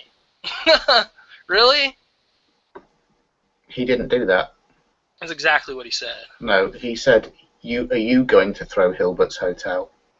Yeah, he's saying, yeah, infinite regresses isn't a problem. That's an assertion. And then he said he didn't give any justification for why it's okay to justify an infinite regress. He just said, if you bring up Hilbert's Hotel, then go right ahead. He never. Seamus. Can you not realize what you've just done? You were not only continuously strawmanning me anyway, you've just gone completely off topic from what I asked you to respond to, okay? And then you saying that immateriality are not relevant. Of course they are. That's what this whole conversation between you and Art have been about, okay? I'm not begging the question. I'm not begging the question that minds are necessarily immaterial. If you'd listen to what I said, and you can go back and listen to this, I said we could hypothesize some purely efficient thing, but we also are in the analogy of having materiality. So we have some kind of dualism theoretically in this scenario. Okay. Now you're talking about logical possibilities again. Remember you didn't like that. No, you're not listening. I'm talking. We're talking about how your analogy is wrong and false. Because even if I posit some form of dualism, a dualism isn't different to the monism that existed of immateriality before materiality was existed. This is the reason why your position is stupid and wrong. Okay. So you going off on about how infinite regresses are wrong and stuff like that. Again, if you look at set theory, it isn't necessarily the case that they are wrong. And there is actually an established dialogue between William Lane Craig and several philosophers. I think Wes Morrison, for example, to show how this position isn't as open and closed as Craig likes to think it is. Okay, so great. When you came here, let me just say one thing. When you came here, we actually backed the conversation up about 20 minutes just because I wanted to give you the opportunity to respond to some of these things. But since then, we transitioned to a conversation, which would be a good transition now, because you're saying that in order for me to say what causes those electric signals, I beg the question versus determinist. But so you have these people. I never mentioned determinism once. Listen, we're going to get into the ought implies can problem and why that destroys objective morality. I'm going in 5 minutes, so you can go back to talking about that. It's fine. Okay, well, before you leave, you explain to me philosophically why what you're propounding as determinism I'm not propounding determinism. I'm not propounding. I'm not talking about determinism. You do realize that you could have determinism on a completely idealistic system. So you're not even talking about materiality or immateriality, and that's what I was talking about. I'm not talking about free will, Seamus. I've not mentioned that. I don't think once in the conversation. Why the hell are you talking about determinism? Why are you talking about it? It's completely irrelevant. I'm just getting some feedback. So the problem is, Seamus, that you've not been able to address the question. You've not been able to look at what I've asked you to look at and realise why the response that you gave to art initially was wrong. Okay, you are asking us to accept or to at least consider as a good explanation supernatural causation of, say, the God creating the universe in relation to the Kalam by referring to what you think is a good example of potential immaterial causations, necessarily necessary supernatural, which is a will affecting things in the material universe. And I've pointed out to you in two respects how that is a false analogy. And you've not responded to either of those. You keep going off on ridiculous tangents about determinism, or whatever it is. You've responded, but you've not given a good response in any way about addressing the point. Anyone can say you didn't give a good response. In fact, you can have someone give you the best response and then say that. So the fact that you say that is not convincing to me. Okay. Well, I clearly not. As you're the one who's been unable to answer the point. I hear a lot of people that are. I'm not talking about you specifically, but I run into a lot of people on here that are less philosophically inclined than me and less well read than me, and they say the same thing to me. But that doesn't deter me, because what they think isn't the objective determination. So I don't give a shit if you don't think I represented it well. What I give a shit about is the logical inferences I put forth to you, and they stand. And they're false. It's a false analogy. For all time on the internet as long as this video is up, and They will, Seamus. But the problem is that you've still made a false analogy, and I've made this assertion about you that you are unable to rebut. So I think my objection stands, and I think that's a good place to leave it, because I think if I would ask you to, if you get the time, to look back over and try and pick out what my point was, and you can ignore it, or you can come talk to me in private, or whether I'm not on here as often. 3 times. I haven't begged the question. It's a very nice and easy thing to claim someone's begging the question without supporting it, Seamus. Okay, I have not begged the question. You begged the question on determinism? I have not talked about determinism once. I have not talked about determinism once. I even just gave you 5 minutes ago an example you don't want to of talk a dualism. about determinism because you know there's no moral oughts in the deterministic framework. I am not talking about. I have not mentioned, but I came into this conversation saying that I came on the tail end of you talking about morality, Sheriff. Why am I going to start? Why would I? What anything I've said? Because everything you're saying propounds determinism, and everything that you say... No, it doesn't, Seamus. I'm not talking about free will determinism issue. I'm not talking about that. Okay, if I wanted to talk about that, I would have talked about that. That wasn't my point. If you're saying that these electric signals are determined by prior brain states, and the prior brain states... No, because you could have an immaterial... You could have an immaterial thing, right? You could have an immaterial thing that affects the material mind, right? You could have an immaterial mind which are determined by prior brain states, which are then determined by prior brain states, which are then determined by prior brain states. That's all you said. You don't listen again, Seamus. You could have an immaterial determined thing causing things. Okay, that's irrelevant to the conversation. You're bringing this into it because you know you haven't got a leg to stand on. I think you're smarter than brain states putting it across. Claim an infinite regress. How's that possible? Because at some point in the timeline, one would be born. Yeah, and I don't. Yeah, I try to listen to a philosophical conversation and then uses something. When I ask him for justification, he appeals to an infinite regress, which infinite regress have no justification. You can offer no justification. Again, you're picking the question of what counts as a good justification. Listen, we're talking about logical it's logically possible. Brute fact. Why is it? It's because not a it brute just fact. is. What, like the existence There's of no God's nature is justification. just what it is? Is that not a brute fact that you would You can never to? give any justification ever. Seamus, is it a brute fact to assert that God's nature is what it is? For infinite regresses. The justification just. I'm not. I think I don't have to. I'm not saying that there wasn't. There is an infinite. With no justification. No, again, you're not listening. Seamus, I'm not even arguing for an infinite regress. All I'm saying is that an infinite regress is actually logically possible. I said it was logically possible. That's all I said. Prior brain states being based on prior brain states being based on prior brain states. That's you arguing for an infinite regress. God. Seamus, that isn't actually the argument I said. But what I said about... No, that isn't. What I said about the infinite regress... prior brain states, and those prior brain states are based on prior brain states. Seamus, this is just silly now, and all right. Well, then carry on. Then carry on. I'm going to have to leave in a second. That's what I'm saying. Carry on. So I would ask you to watch back over this, and if there is really something where you think, there at this second you say this whatever, I'll try and clarify it. I'd ask you to try and see my argument, my point, and watch back over the segment where you were talking to Art as well, because I thought it was quite an interesting bit.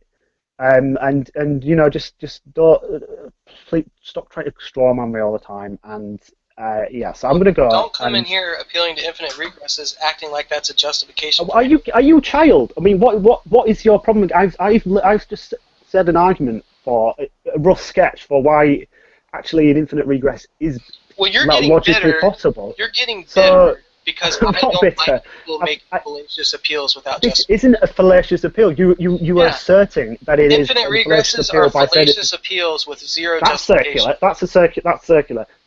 Infinite regresses are fallacious appeals because they're fallacious appeals. Okay. No, not taking into account anything of what I said. They don't have any. They're fallacious because they have zero justification.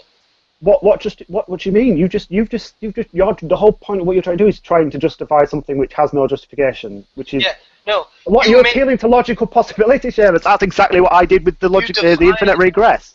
No, okay, that's all I'm doing. Something as having an infinite regress, therefore making sure you have no reason to justify it. That's ridiculous. That's not what I'm doing. You didn't hear what I said.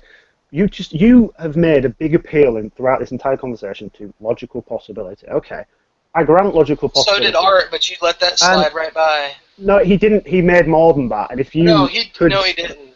And if you could stop from making false analogies and all the rest of it, which is a fallacy as well. If I thought for 1 second that what you're saying right now reflected objective reality, I'd have a very compelling reason to take you seriously. But I have a strong reason right now that you're not speaking objectively, you're speaking from your opinion and how you see things. So I don't give a shit how you see things.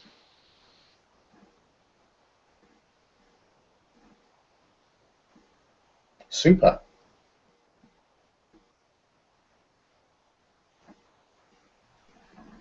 That's the first time I've ever gotten a conversation with him, but he's been trolling me in the comments for about 6 months now. Yeah, shame you didn't let him speak.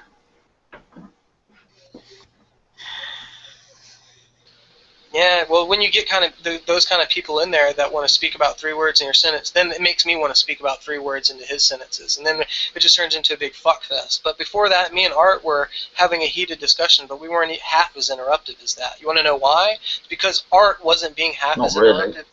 Art wasn't being half as interruptive as him, and me and Art were having a heated discussion that was being slightly interruptive, but it wasn't over the bounds. But when he came in and turned it up a few notches, Seamus, you didn't do that. You kept interrupting him. Yeah, there was a lot of interruptions on both sides, I would say. And Seamus, you're really uncomfortable. It's like you qualified how you schooled, Floyd. I would qualify what happened between you and the Fox as Fox schooling you and just completely destroying you. I mean, this was a brilliant discussion. Okay. And if I thought that reflected reality and not your biased opinion, I'd have warrant for some real pondering. But I guess Floyd can say the same thing about how you characterize That's what I'm saying. But the objective fact is this video is present online for anyone to watch, and it's the objectiveness is in the video, not who thinks what. So I'm willing to have my argument stand, and you guys can go work back over it and listen to all of Floyd's fallacious appeals, and not to mention Cliff yesterday had to actually stop the conversation and break it down and explain it to Floyd, and when he did, Floyd just ignored him and kept on the same discussion. So I know, but listen, I know based on the reading that I've done that I'm not just making shit up and pulling out of my ass. Stuff that I'm saying is based in philosophy, it's been written on, it's stuff I've taken in from other sources, so I'm confident in what I'm putting forth isn't just random shit. Like, you could Google what I'm putting forth and find philosophers writing on these things. So I'm not embarrassed about anything I've put forth, and I don't think he's kicked my ass at all. In fact, he even said stop listening to William Lane Craig. So he's even admitting that all my sources come from PhD philosophers. So that should give you one indication right there. Doesn't make you right. Can infinite regress be used in any regard? No, as soon as you appeal to infinite regress, you have no justification, because the justification requires a previous justification that requires a previous justification, and it goes on ad infinitum.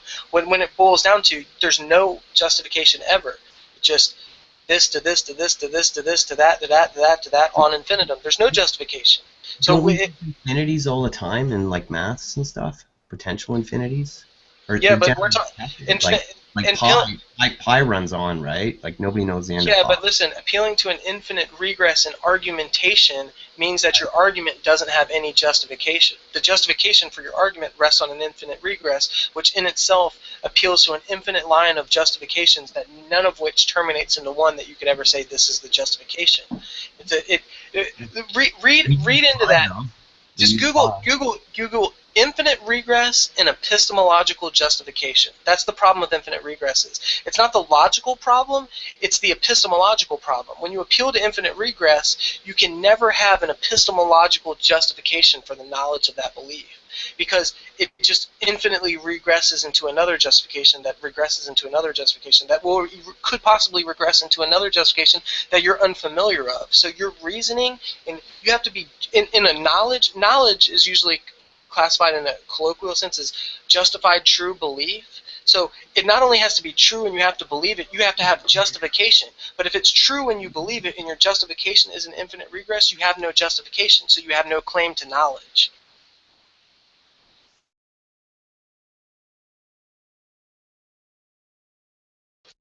So and if you don't have a claim to knowledge, you only have a stance on a prioris like David Hume, right? Say what?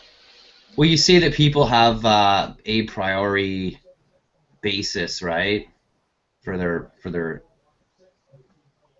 assertions. Like that seems to be. I'm not sure what you're asking there. A priori is a word. Wrong. What? It can never be proved wrong. That's unfalsifiable, which is far different from a priori. A priori doesn't mean it doesn't rely on evidence, but logic and reasoning, right? Right. That's the definition of a priori. A priori is something that goes in before. But doesn't it follow that you can't prove it wrong then? No. In fact, it can be proven wrong through many things. Like, for example, a priori arguments can be proven wrong through fallacious reasoning and through not following logical form. So if logical form isn't followed and the second premise is a non sequitur that doesn't follow logically, boom, you've proven an a priori argument wrong via the fact that it doesn't follow logical form. Now, if an a priori argument uses a premise that's based on a fallacious reasoning to its conclusion, then it means that the justification for the premise is in question, and then it cannot be established to be true. Okay.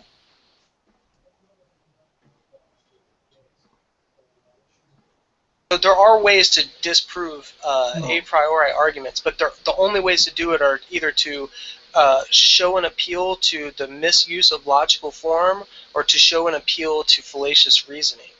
Have you heard of Dialogues Concerning Natural Religion, David Hume? I don't read a whole lot of Hume. I've read like of miracles. I've read uh,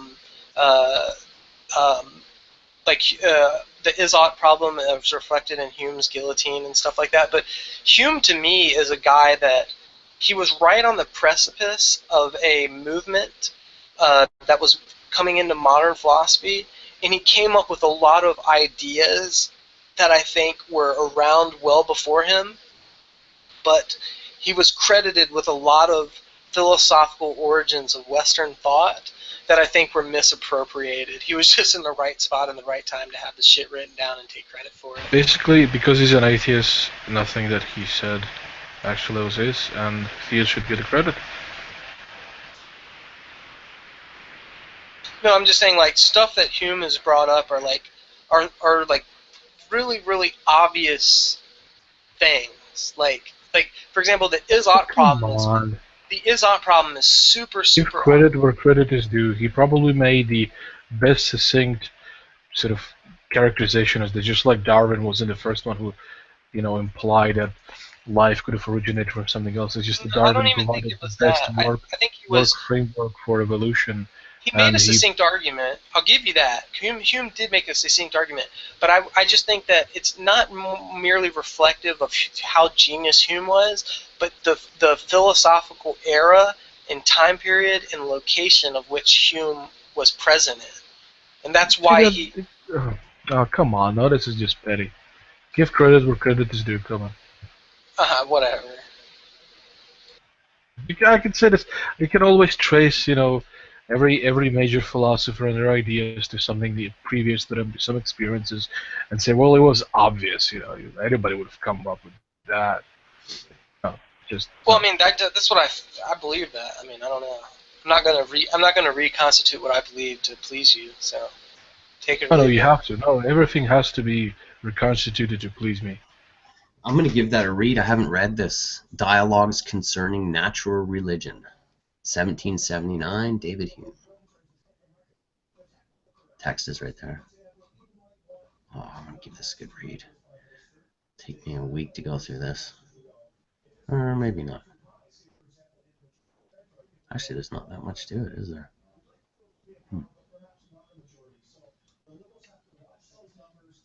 It looks like, obviously, Jonathan isn't a wiener warrior, and he's not going to do any wiener helicopters on cam or do anything like that. So maybe we should just ask him, a little bit about him and see, where he sits on the theological spectrum and kind of just, I'm always interested in, because I see people coming here new, and I'm wondering, like, are they first-time viewers? Did they just stumble across us on the internet? Are they familiar with us? Do they watch? Have they watched for a long time and decided today is going to be the day that they're going to jump in? So, Jonathan, can you unmute and kind of tell us a little bit about you and like how long you've been around or whatever? 30 years. Yeah, this is my first time. Is this the first time you've watched any of the videos, or?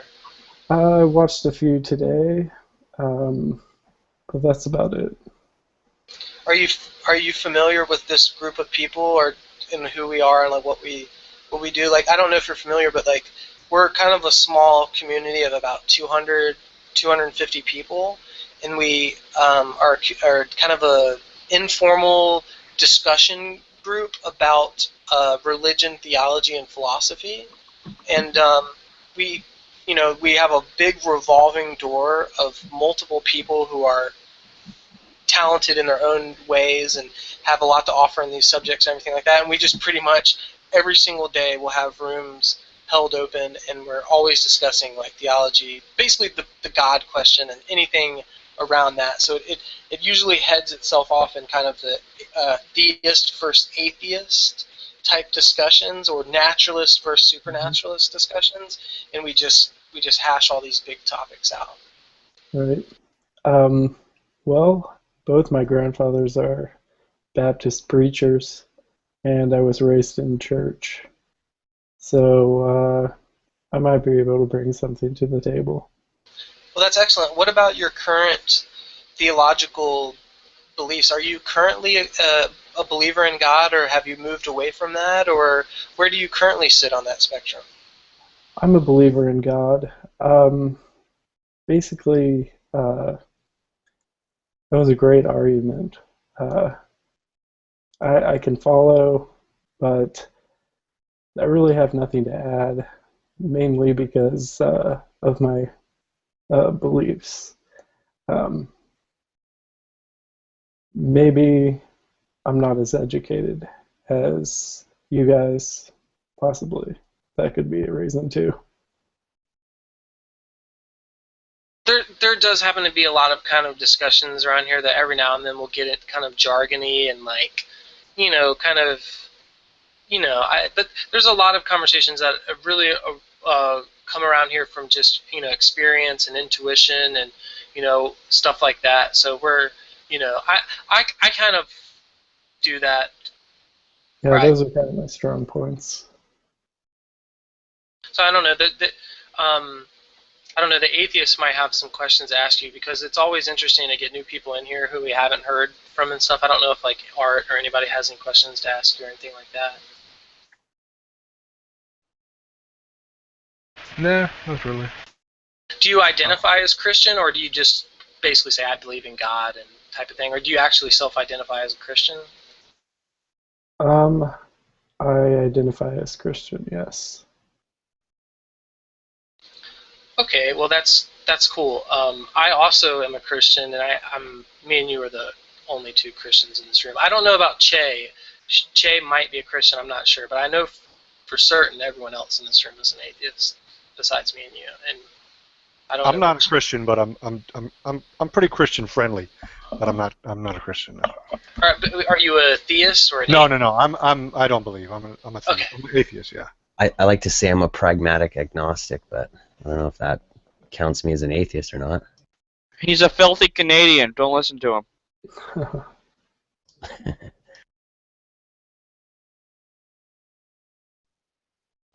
And Seamus, too.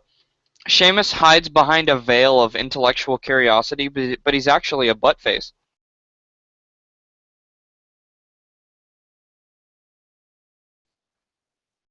Yeah, any conversation that has to do with the Bible, I can probably add quite a bit. You study the Bible? Yeah. Like you study not just the Bible, you study the scholars and. I find the scholars have too many of their own opinions, and I just can't relate. I just read the words in the Bible, and I have my own opinion. So I try to make it as logical as possible. I think what I'm asking, like, how do you go about understanding like the historical context, the the political context, and just the context that the Bible was written in? Do you research that as well, or do you just the words of the Bible? Just the words. Oh. Yeah.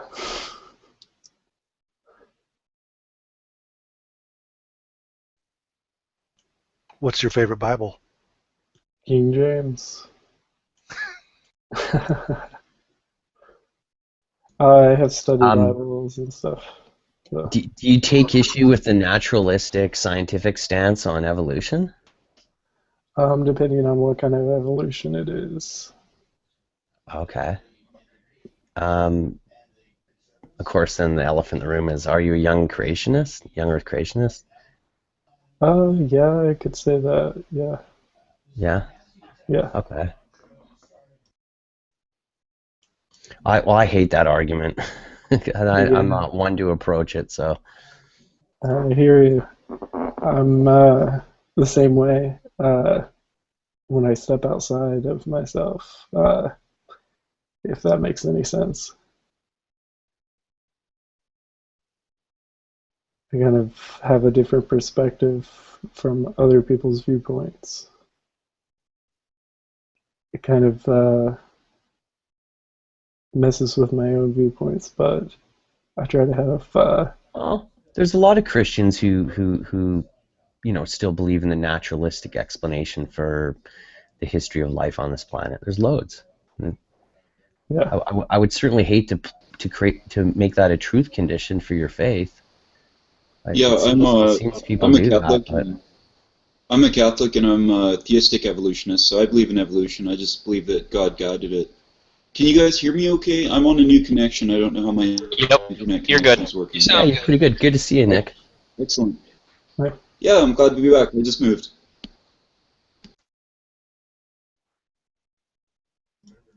So Catholic, huh?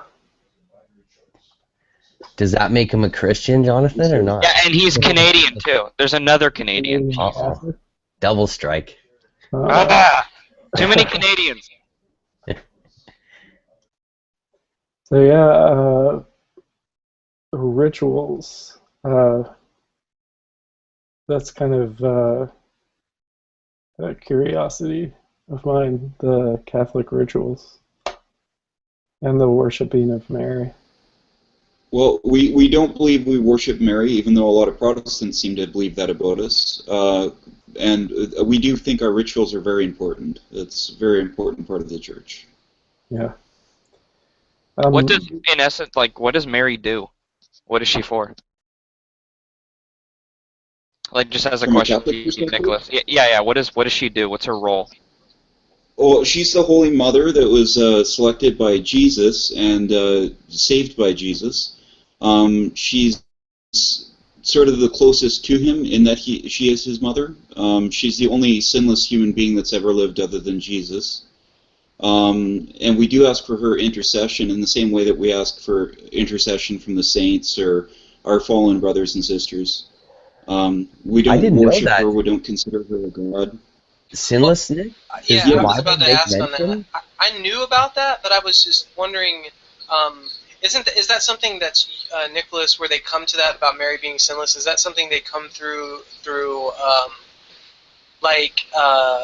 kind of like a larger picture, like it's not really said explicitly in the text, but they kind of take it through certain reasonings or something like that? Like she must have been sinless if she birthed the Savior, but it doesn't explicitly. Yeah, I think I'm not certain because I'm not a church doctor, but as I understand it, it's a logical working of heart. In that she is she's the new ark. She carried Jesus, and in order to carry Jesus, the idea is the whole reason why she was a virgin is because we didn't, and why she was preserved from original sin. Was so that she could carry Jesus. And also we have the early patristic fathers that were all in agreement about that. Some of it's tradition, but I think a lot of it is theology. And of course, we accept special revelation that doesn't just come from the Bible. Like special revelation given to the church can't contradict the Bible, but we don't believe in just the Bible as inspired. Forgive my ignorance, but there is no direct mention of her being sinless in the Bible. I take it. Right, that's what he basically said. It says they arrive at it from kind of a theological aspect with. They also use the early patristic sources, drawing on the fact that they would have a closer relationship with the early apostles, so that the tradition might be closer to reflect early Christianity. So he's saying, regardless of the fact that it doesn't appear explicitly in the Bible, it might appear implicitly, and it might also be implied in theology that was closer to the actual time. Right. Yeah, and we also believe that there is the comparison of her carrying God in the same way that the ark carried the tabernacle. Yeah, so yeah, the Bible is silent on the issue, but whenever we hear Mary discussed in the Bible, she's always the perfect paragon of a good Christian.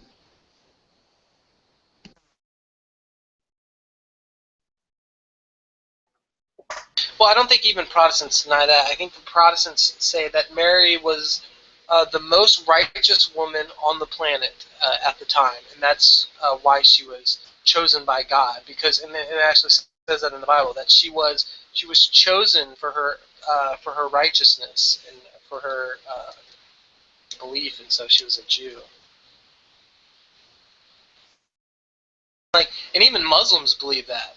So even we don't Protestants don't disagree that she was righteous, but we don't. I don't know about holy and perfectly righteous. Would being pregnant with the Savior give you super special Jesus powers?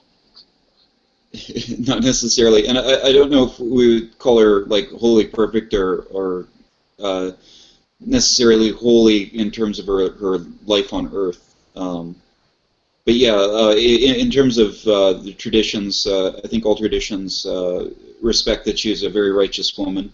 I think that most Protestants tend to hold John the Baptist in higher regard than Mary. And of course, Muslims reject the idea that Jesus is God. But they do believe that he did not have a father. Well, yeah, I do think that Protestants will hold John the Baptist in a higher light, but I think that's on assumption that John the Baptist was an actual prophet of God, that he was the one who was the voice crying in the wilderness, make straight paths for the Lord, which is hearkening back to the Old Testament. So it seemed like they were like implying that John was actually a prophet. I don't think that implication is necessarily ever made by Mary. So maybe that would be why. Okay, yeah, it's never discussed in that way in the Bible. But yeah, the Catholic Church also holds John the Baptist to be a herald and a prophet. But I see your point about it not saying that about Mary specifically. Yeah, in and fact, Islam holds John. There's no mention, I think, of any female prophets in the Bible. Yeah, and Islam holds Mary in a super high regard too. Like even Muslims believe that that basically she had Jesus out of a virgin birth and stuff like that, and that she was the most righteous woman on the planet and stuff. So even Muslims will hold that. I think the Jewish view is of all the Abrahamics is the worst view on Mary. I mean, they slander her so bad. I don't think the Bible says anything about her being righteous, though. It says she's favored. I know she's favored by God, but I guess it'd be inferred that she was somehow more righteous than others. But there's no direct. Well, there's the title that she's given when she's greeted by the archangel, where it's "Hail Mary, full of grace," which is a typical introduction, sort of a royal introduction when you're addressing somebody of state or royalty, where you hail them and then you declare their name and title. And it depends on how much weight you want to place on that term, "full of grace." Right, that's what I was saying, but I thought someone had said that it says in the Bible she was somehow more righteous than others. I might be mistaken. That's what I was trying to kind of steer in the direction. I was aware of what Nick was saying, but I don't have the direct, internet from my literal. computer, so I can't research Bible passages, but just offhand I can't think of any passages that specifically mark Mary as being the most holy woman or anything. I mean, it does. I mean, I guess you can infer it because God chose her, but and he had favor in her, but I don't know if it said she was any more righteous than anyone else. It would just be inferred by her being chosen. Yeah, I wouldn't expect anybody that just did a cold reading of the Bible to necessarily come up with that. But I think you're right in that you could make an inference.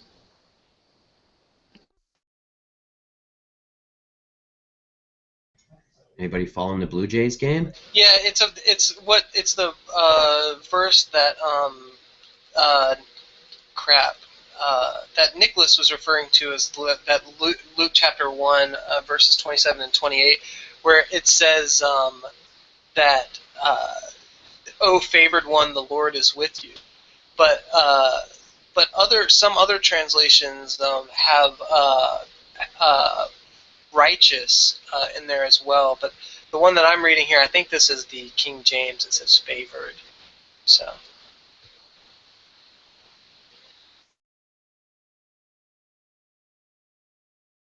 Let me look real quick. I'll look for righteous. I think it's in. I think righteous might be in more modern translations. Like maybe try the NSRV or something like that. Yeah, that's what I'm looking at right now. I don't. Usually it'll say. Let's see. Let me go. I got a Greek interlinear. Let me see what that word says. Maybe it might not imply that. Greeting. Yeah, the NRSV just says favored one, and doesn't look like there's any according just to the footnotes, it just says the only addition was "Blessed are you among women."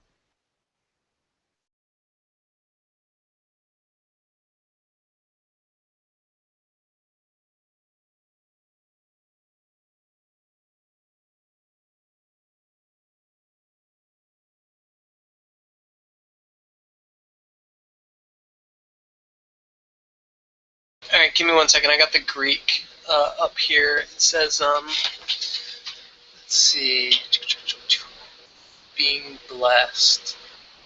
Okay, with you. Okay, having been favored one is the word. The word is keteratomini. Keteratomini, and it's having been graced, having been favored. So I guess it might not imply. I don't think that word implies righteousness, but yeah. So maybe not. Maybe that's just kind of inferred. Yeah. I'll post the word. Let me see if I can grab it off this interlinear.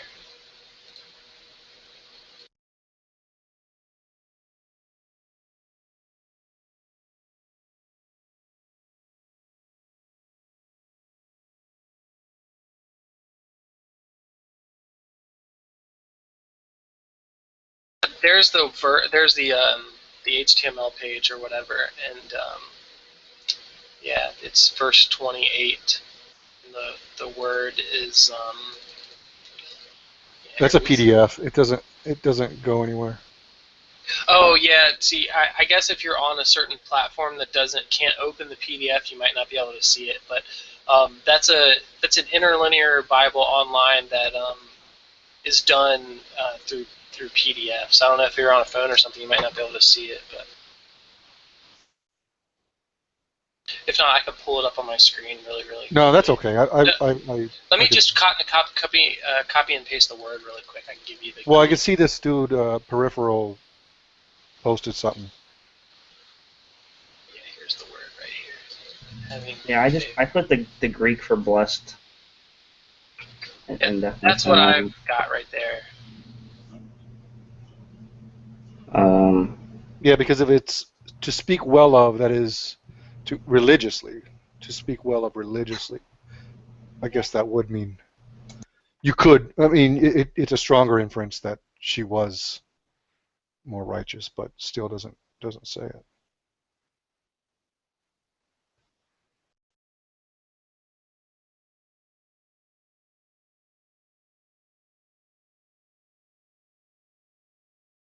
Hang on, I'm gonna go grab a book real quick.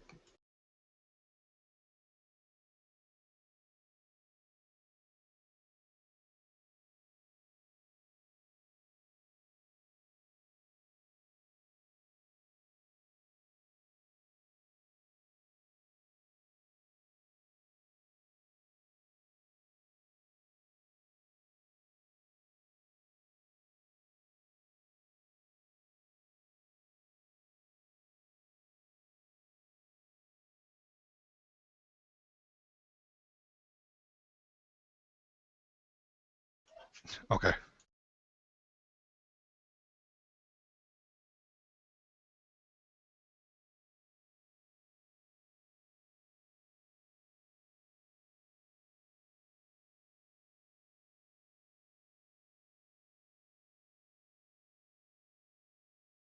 Yeah, I don't think that's the same word, peripheral, that's referred to in that passage in Luke. That word is the root word of which we get the word in modern English for evangelism. So the eulogion or eulogelion or eulangelion is directly translated into Greek as saying the well message. The well message, and that's kind of where the gospel has been translated to. The well message gospel from the German gut spell means good news. So, yeah, but in that verse particularly, it's another word. So I don't even know how to pronounce it. I'll be right back, guys. I pulled that from Luke 142. Okay, you're further down in the passage than me. I was at Luke 27 and 28. Give me a second. Let me check out. What'd you say, Luke 1? Oh, I'm sorry. Yeah, Is that Luke 1:42? Yeah. Okay, give me a second. Let me check that out because that might actually help even better.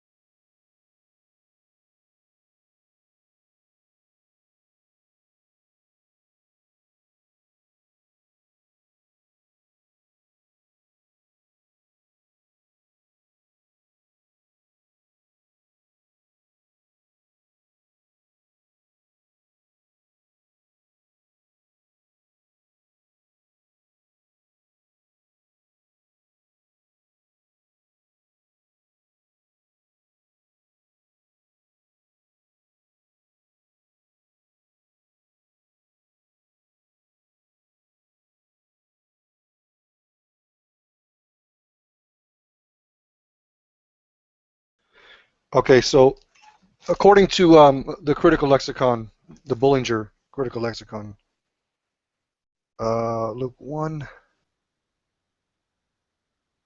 uses blessed as happy, applied to men, but in 1 Timothy 1:11 and 6:15 applied to God to exalt the glory of the gospel and shewing his mercy in this dispensation. So happy. That's weird. That doesn't make sense.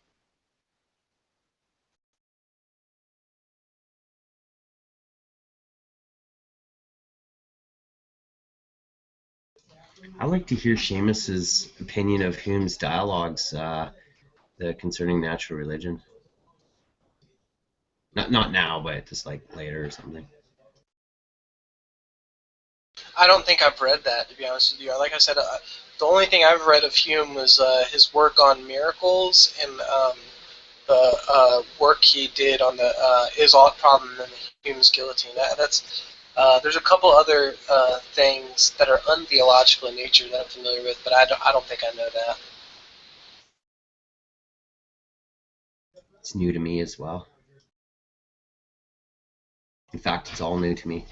But I'm aware of those other things you make mention and have read them.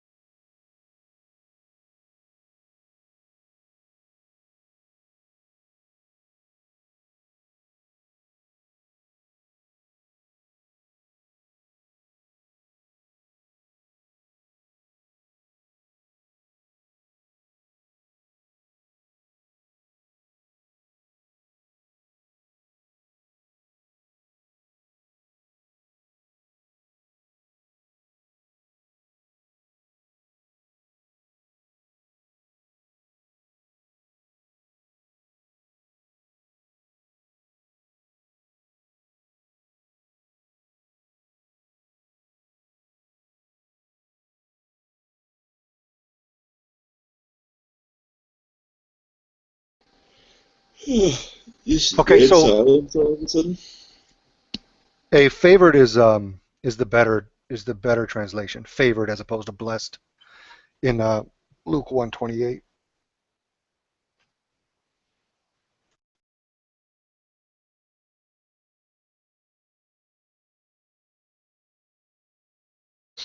Yeah, that's interesting because being favored by God doesn't necessarily mean that you're righteous. I guess there could be other, like, for example, David was favored by God. He wasn't necessarily the most righteous person. So I guess that would not necessarily imply that she was favored due to her righteousness. That could only be inferred. So I guess that's pretty accurate. No, I would take the full of grace title to be a stronger evidence from the text. You don't think that being graceful and being righteous are the same thing, but as I understand the term grace, it has to do with the ability and willingness to honor God, to follow His law, and be united to Him. I was saying that in reference to the word favored. Now, I do agree with you. Full of grace implies something much different than merely favored. And I would be on that specific verse. I would lean more towards your interpretation, Nick. Cool.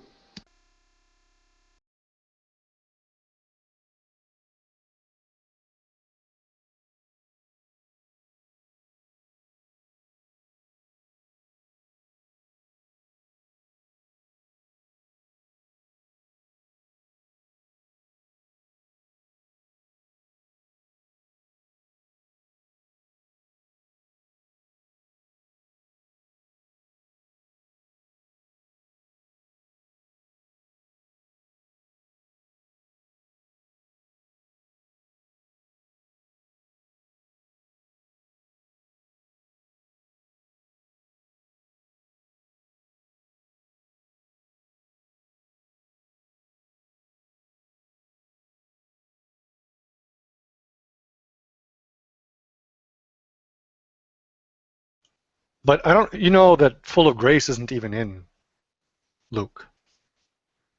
That Was that a manuscript edition, a later redaction, or was it found in another area of text, or what is it? I don't think it's there in any. I think that is a Catholic. Like euphemism or something? Yeah. I don't think it's in the text. I'm sure it's in the Bible, guys. Hail Mary, full of grace. I don't have my Bible because it's packed, and I don't have the access to the internet, so I can't research it for you. But if you look up Hail Mary, full of grace, it's when the angel is announcing to Mary that she's going to carry Christ. Right. I mean, that must be I don't have a Catholic, which would be the Dewey Reams, right? I don't have a Dewey Reams. You can look in that. It's not just in the Catholic Bible. It's going to be it will be in the original Greek in some form. You're talking about in Luke 1?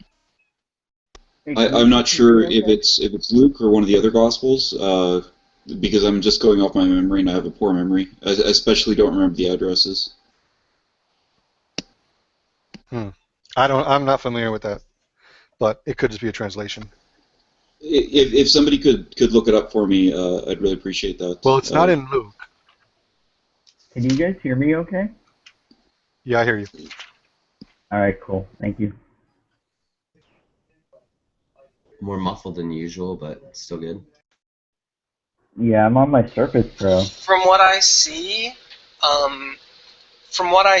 the peace to you, full of grace, or that is an interpretation of the same verse that we've been going over, first chapter of Luke, verse 28, except for in the Berean literal Bible, it says, "Greetings, you favored with grace, the Lord is with you." There's a few other translations. Aramaic Bible in plain English says, "Peace to you, full of grace." Jubilee Bible 2000 says, "That art much graced." So it looks like that is a translation. What about the RSV or the NRSV? I didn't see those there, but there was like I guess there was 12. Well, I'm generally unconcerned with any argument made from an English translation. I'm concerned with what's in the Greek. Well, I got the Greek right here. Yeah, we already went back and looked at the Greek. It was I feel like that there's something that we're missing here. I might have to get back to you guys on this one when I have internet connection.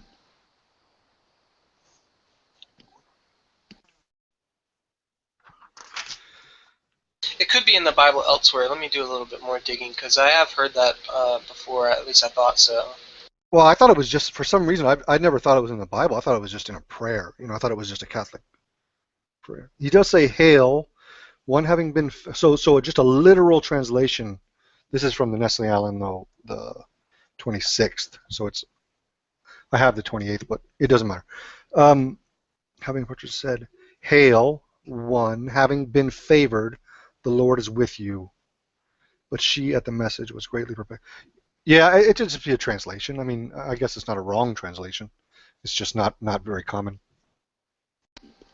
Well, this is the argument that I'm talking about from the title isn't something that's originally mine. I don't remember where I got it from, but whoever was making it, I remember they were a good source. So they wouldn't anachronistically make an argument like that from an English translation. It would have been based in the Greek, whatever it No, was. I'm agreeing with you. I'm actually agreeing with you.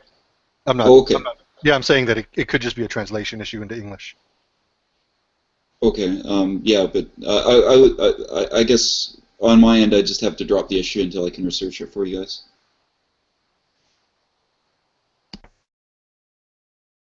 From everything I see, though, from everything I'm reading here, and granted, I'm just looking at a couple books, I personally wouldn't translate it that way, but it's definitely more poetic, and I don't see an issue with it. Well, I need something that is specifically relates to the fullness of it, because just her being favored or having grace or something like that is not enough for the argument to really have any merit. So I need to look at whatever passage the original passage is that has it correctly. I need to look at the Greek, and then I need to see in terms of that word that's being translated as full, what that's in reference to, and if that's a necessary reading of the text. But I can't make any of those sort of comments or judgments right now. It appears, like Chase said, probably to be translative because if it was redactive, there would be a subheading in the Greek below. Like if some manuscript said this and some said that, then it would be listed below. But it's just a it's just I guess they're proposing it as a possible synonym, which, like Chase said, it might not be the most perfect translation, but it's certainly not wrong. Right, but like I said, like the fullness is an important aspect. Like, do you guys understand how that's relevant to her being sinless? Yeah, true. I do understand what you're saying there. Like you would have to exactly examine what they're referencing in terms of that word and what that is in reference to. So I understand, and I think there is some kind of hidden thing there because the Greek is a really strange and complex language where like. A lot of times in English we have when we make up a whole new word for something, but in Greek a lot of times they just combine two existing words to make a new word. So Greek is very, very strange in that sense where they have less lectionary and they just use the combinations of words to resemble things, where in English we just make up a new word for that. Well, actually, generally in English we use a loan word until it becomes adopted into English. But Greek is actually much more precise in terms of having more words, like for the words that they needed at the time. Obviously, technical language ancient Greek didn't have, but like in terms of discussing, for instance, love is a great example, where I think there's either 4 or 6 words for love in Greek, and like it really means it's a big difference between saying that you love your brother or you love pizza. Or you're making love to a woman. Like those are the fact that those are all love in English is I'm a native English speaker and I find it confusing. I do think though that you're going to have a hard time convincing somebody that's not um, doesn't already believe that Mary was sinless, that this small section is going to determine that she was. Well, if it doesn't have that fullness in there, one thing about the Bible is that because it is so sparse, a lot of important theological insights into it aren't obvious. So if somebody is adverse to your position to begin with, then it can be difficult to convince them of almost anything, even Trinitarianism, which is kind of bizarre. But that wouldn't be my main source. That would be one of my lines of many arguments. I would probably rely more on the teachings of the patristic fathers, depending on who I'm talking to. Some Protestants have a great reverence for them. Some Protestants just, take whatever they want and just ignore whatever they don't, or believe whatever is historical that they want and leave whatever else isn't as ahistorical.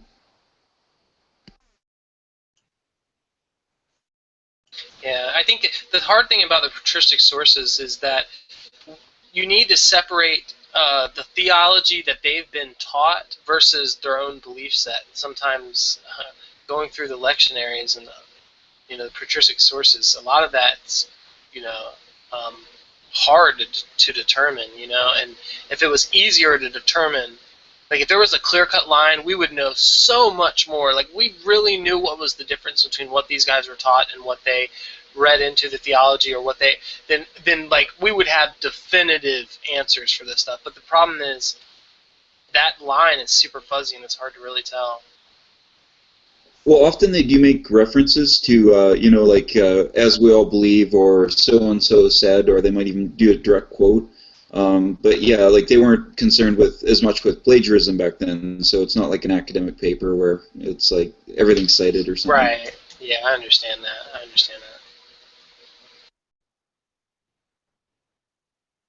I think a lot of the best information, I think really a lot of the best information can be found there, but if you know how to parse through it, I think that truly, like for example, like Papias and Irenaeus and all these early church fathers, they give a lot of really good introspection into manuscript history. Like they're talking about, well, the first gospel was actually the Gospel of Matthew, and it was written in Aramaic. It was a Hebrew sayings gospel, and so you think, well, these guys really have no reason to lie. So back in those days, there was an Aramaic sayings gospel being circulated around, attributed to the disciple Matthew. And I think a lot of cool things can be, because if we didn't have references like that, then we'd be like, a lot of the Matthewan priority schools of thought and the synoptic problem actually draws from that. But without those references from early patristic fathers, we'd be really in a bad spot. So I think there's a lot to be gleaned from those guys. They have a really early insight into shit that we won't, to text that we might not even know ever existed.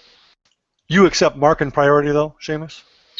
I accept it as a theory with the current most explanatory power. With Q or without? With. Yeah. Okay. Yeah, me too.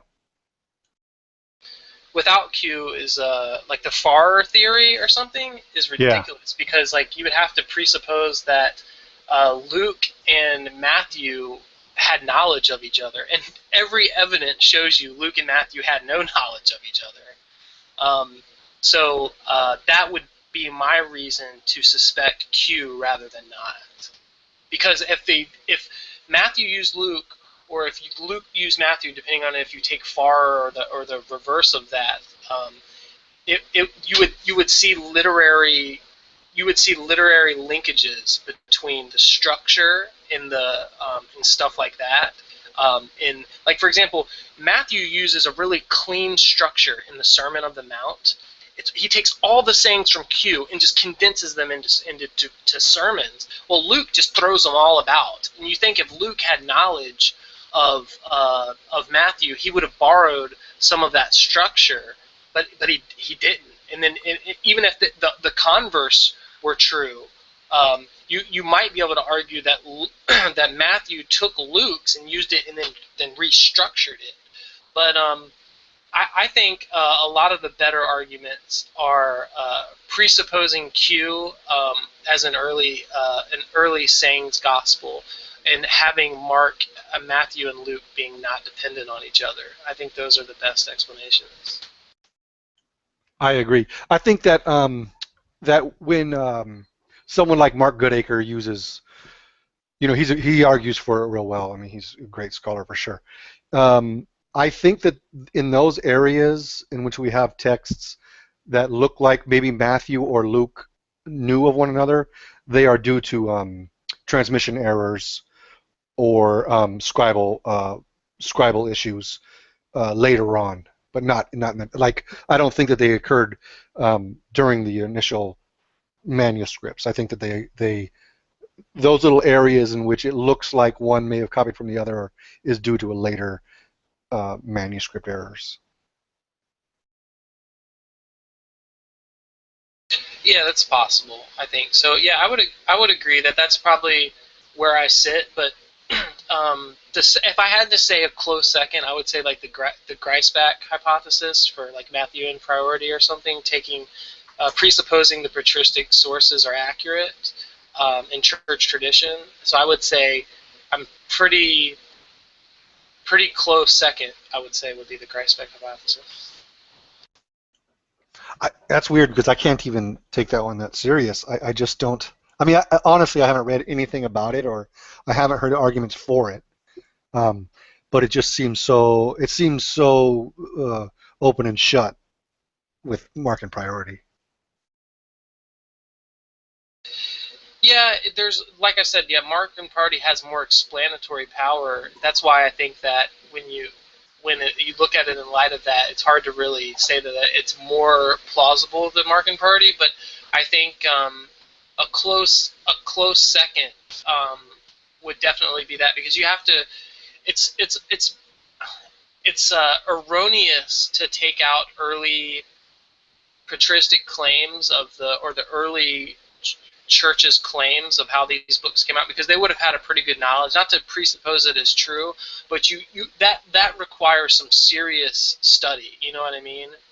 And I think with the modern retoolings of how Mark, Matthew, and Luke, the three synoptics, are only placed within like 10 years of each other. Like, you'll see like, or 15 years at the most. You'll never see a 20-year gap. You'll see like 70 for Mark, and then you'll see like 80, 85 for like Luke and Matthew. And then, and so like, they're still super, super close, and a lot of the arguments that argue for them being later all presuppose Mark and priority. So it's like you're almost sucked into it. You know what I mean? Like, it's hard to really get out of that.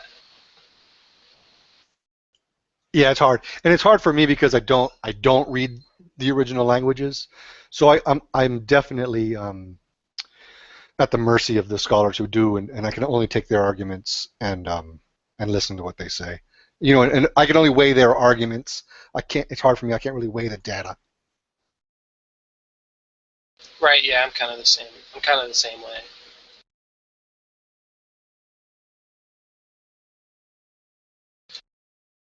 I have some cool sources I might be able to share with you. Give me a second. I have some of this stuff on my Google Drive. I don't know, you might have access to some of this material, but there's let me see if I can find a couple of these texts. They're like in PDF form and stuff. You can save to your computer. Okay, cool.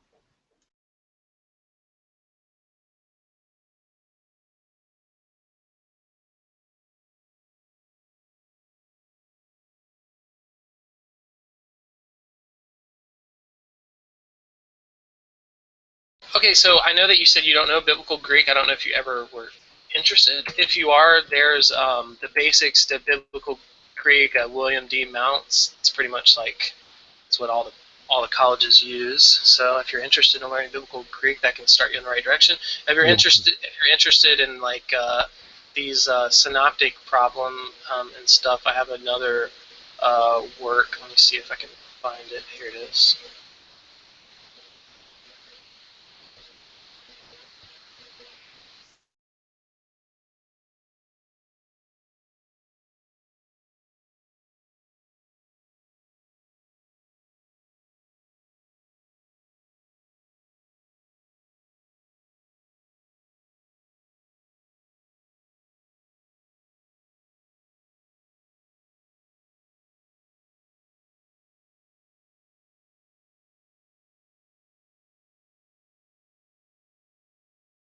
there's another one. That text is kind of old, but it has a lot of good introductory material in it, and it's more aligned with textual criticism. It's not really a book for like the synoptic problem. In fact, I don't even have a book that just touches solely on the synoptic problem, because I haven't been able to find one in PDF form. A lot of hard copies, but there's a few other. I have some Elaine Pagel stuff and some Raymond Brown stuff. That's kind of interesting. Yeah, not a lot of people write on that anymore because it's almost like they consider it done. But I think the only one who really is bringing it back up is Mark Goodacre. Yeah, I have that Raymond Brown already. I appreciate it though. Thanks for those two. Thanks for all of them.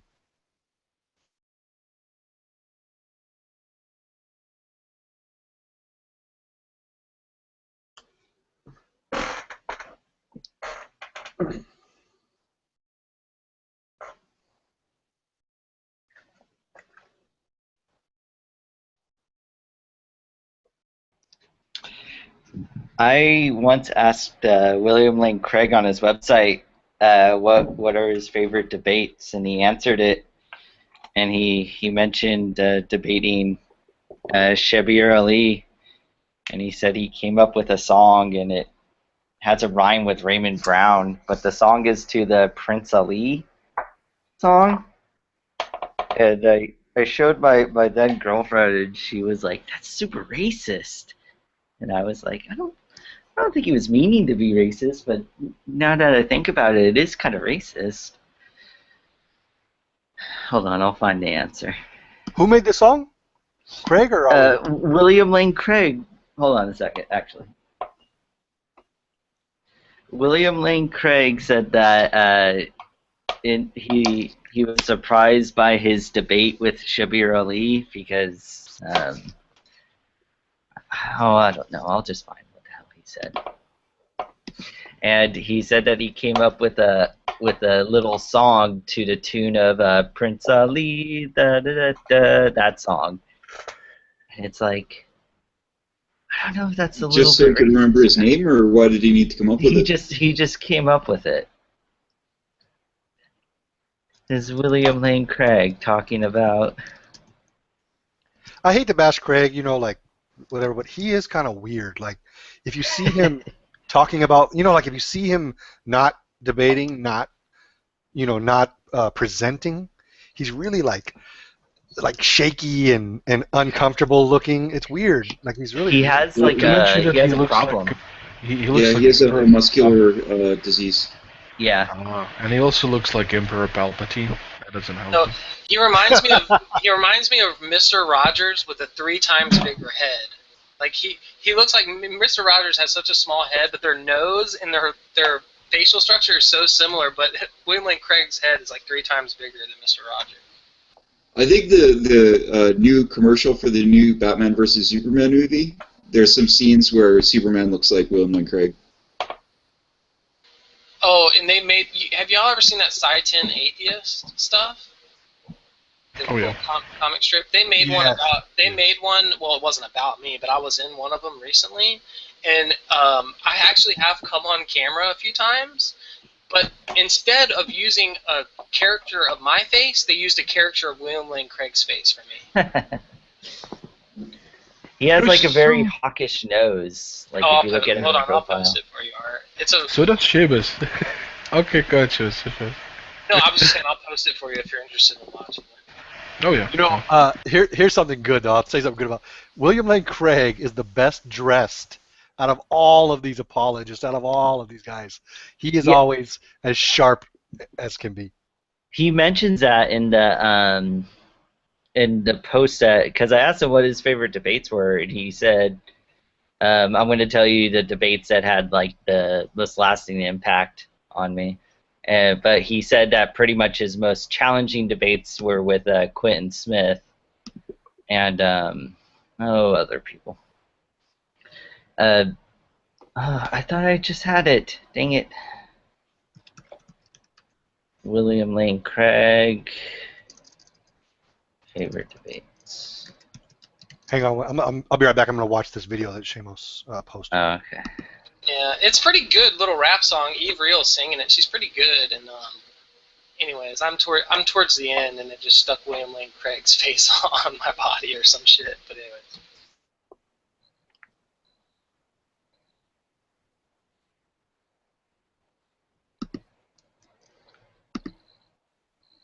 Yeah, it was kind of cool to actually have him like full out answer my question. Like he gave a really long response. But yeah, I've sent a few questions to them, and he's never responded to me. He's had aides respond to me, but a lot of times they don't understand what my question is. Well, like my question was no brainer. It was just what debates did you like? I sometimes ask, like, send him a question about something that's fairly advanced philosophically, and the aides don't seem to have any sort of philosophical training, and or maybe they're just used to giving the same answer over and over again because they usually answer a question I haven't asked. That's no fun.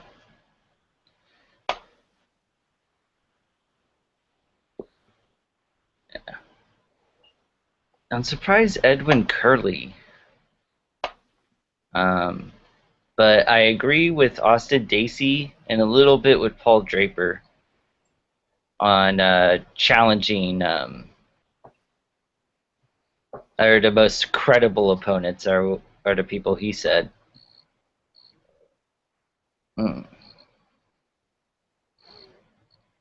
Isn't Paul Draper off Mad Men? It's Don Draper. So Don Draper's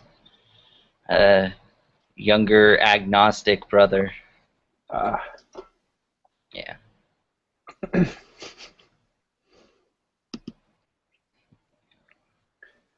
And Austin Dacey the only two debates he ever did was with William Lane Craig, and his second debate with William Lane Craig is cited as one of the, if not ties, one of the debates where someone beat William Lane Craig. I would say he tied because Dacey didn't really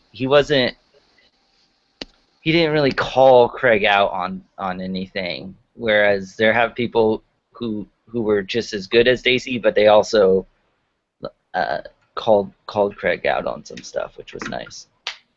Yeah, I felt like he won those debates, but like William Lane Craig won those debates. But I was really impressed with Dacey's work. He was the first atheist that I'd seen debate William Lane Craig that actually was really putting his arguments together well.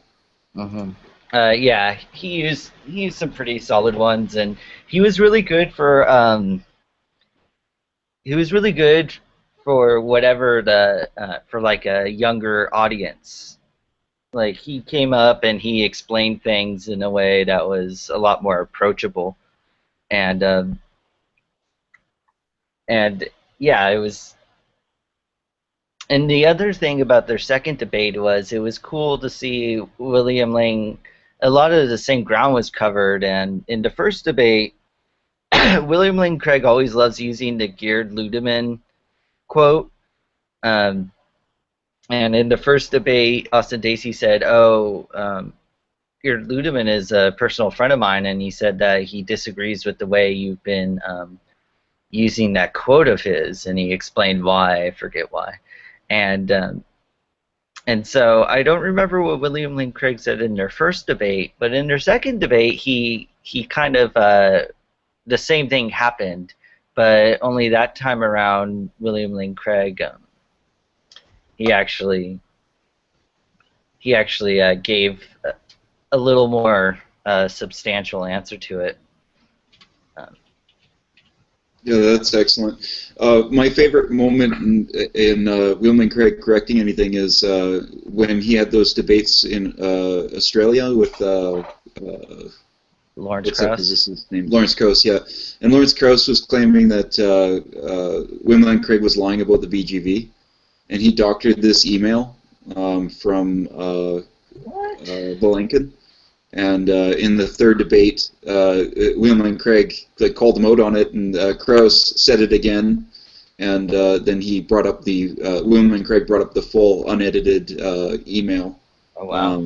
Showing that Krauss not only was wrong, but he had purposely misrepresented the email and the Lincoln's views. Out of all the people to have like marathon debates with, why was it Lawrence Krauss? Lawrence Krauss is not a strong debater in my opinion. I really don't know how that got selected, but I'm glad it happened. I find him personally irritating to listen to, but it was good to see him just walk through a lot of the sort of tropes that you see in atheism today. Like we saw him address the Jesus myth claims and a number of other things. Yeah, it's like, especially after seeing the Sean Carroll debate, it's like you should have. There's a physicist that debate more. Sean Carroll has I don't know. I think he got a minor in philosophy, so he doesn't like. I hate it when people are like, philosophy. It's like I really wish it's necessary. Yeah, I agree. I really wish that he would debate Carroll again, because I think that everybody was in agreement that William and Craig won that debate, including Carroll, because Carroll admits he didn't understand. Disagree. I think Carroll won that debate. Carroll admits he didn't understand the arguments that William and Craig was presenting during the debate, and so he wrote an article afterwards addressing the arguments now that he thought he understood them, and I thought they were still wrong. So I would like to see them debate again, but I think would like to see them debate too. Yeah, I think the Sean Carroll debate happened after all the debates with Lawrence Krauss, and I'd be surprised to see William and Craig debate Krauss again. Yeah, I would. Well, like Krauss was like, he brought like a squeaky toy or something, or a buzzer every time Craig did something that Krauss didn't like. Krauss would like play it or something. And this was it was a buzzer from a Taboo game. Yeah. I actually had somebody try to defend Krauss and said that he had what's that form of autism? Asperger's. He's like, oh, you can't criticize Krauss for doing that. He's got Asperger's. And I tried looking for a source of that claim, and I don't think that's public knowledge if it is true. No, he doesn't. I'm no he doesn't seem to when he talks. I don't get it, but like, yeah. No, Krauss knew what he was doing. No, I think that Carroll. Yeah, I don't think that Carroll. Yeah. I keep on saying a whole bunch of times. Carroll definitely won that debate, I think, and I can argue it, if you will. I think that Carroll. I can't argue it today, because I would. No, we're doing this now, Nicholas. No, go ahead. Sorry. Because I like to, whenever I make a claim, especially when it has something to do with physics, I like to be able to give somebody some source, because. Don't worry about. Don't worry about. I'm not going to argue the physics. Some things I have to say about contemporary physics require sources in order to show people that I'm accurate in what I'm talking about, even if I'm mistaken. Yeah, don't even worry about that. I'm not going to call you out on sources or anything. I'm thinking like debate, not like. I think that Carroll came off better. I also think that Carroll was able to. He was able to.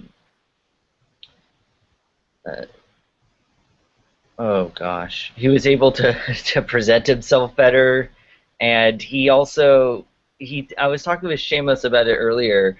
The way that I've seen people beat Craig is that Craig really, really tried to like nail the person he was going against on one topic or one argument, and the other person just through luck or some like very, very slick maneuver knew that Craig was going to do that and decided not to go that route. Like with Shelley Kagan, I think Craig was prepared to argue against Kagan's moral philosophy, but Kagan went with a rather standard contractarianism against Craig, and with Bart Ehrman, Craig really put a lot of effort into like describing Bayes' theorem in his second rebuttal, and Bart Ehrman just went up and said, I mean, he kind of mischaracterized Craig's argument, but it was really funny. He was like, "Look, if you have an equation to prove God, I'm not going to believe it." And yeah, that was terrible. He really did totally just push that aside. Because he did, but the Craig thing is, had a he doesn't great use point. that argument. Well, Craig might have had a point against Bayes' theorem then. I've heard also otherwise. People have dissected it. I think I could find a PDF for it you. wasn't if you want. against Bayes' theorem. It was against. What was it against? It was against the guy that we were talking about earlier, Hume, David No, Hume. I wasn't talking about you with you. It was against Hume, but he also mentioned prior probabilities. But he didn't. I thought he went through deriving Bayes' theorem. Yeah, but Joe, what you're Yes. missing is that. Let me explain, Seamus, and then you can go in more detail. Well, hold on. This was just a debate thing. It's not whether or not Bayes' theorem is. It's just that. But this specifically addresses the point that you're making. He was using the probability thing is- calculus to show. Hold on, let me just say this really quickly. He was using probability calculus, which wasn't existent during the time David Hume come up with his work on miracles, and he was using though. he was That's the using whole Bayes' point. theorem in relation to probability calculus to show that he has to completely enter half of the denominator as 0 in order to come out with his conclusion. But that's not which how. works.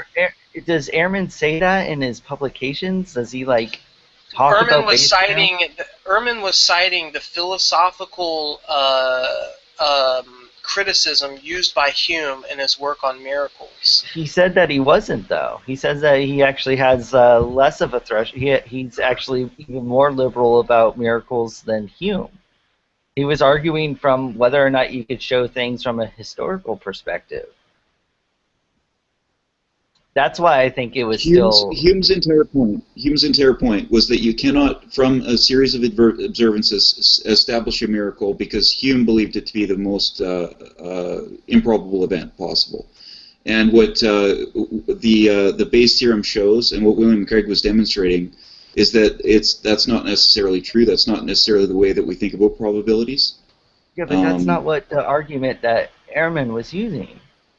In the It debate, was he based even on explicitly Bart. said it. It was based on Hume. If you watch the debate again, you'll see how it was directly related to that. Dude, Yeah, I've like he didn't read. reference- I'm hold gonna on. send you guys the PDF. No, I've watched that debate twice. He didn't reference Hume, but he didn't realize that what he defined as a miracle in terms of epistemology was the same phraseology used by Hume on miracles. So I've watched that debate like 10 times. he unknowingly referenced Hume without ever mentioning him.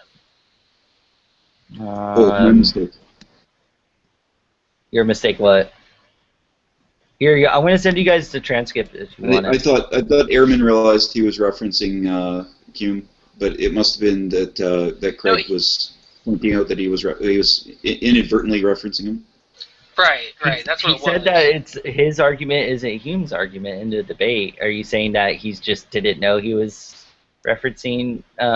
When you define a miracle which is what Hume did, is he defined a miracle as the least probable outcome. So epistemologically, you could never be justified in presupposing that something was a miracle because there would always be other epistemological outcomes that would be better justified.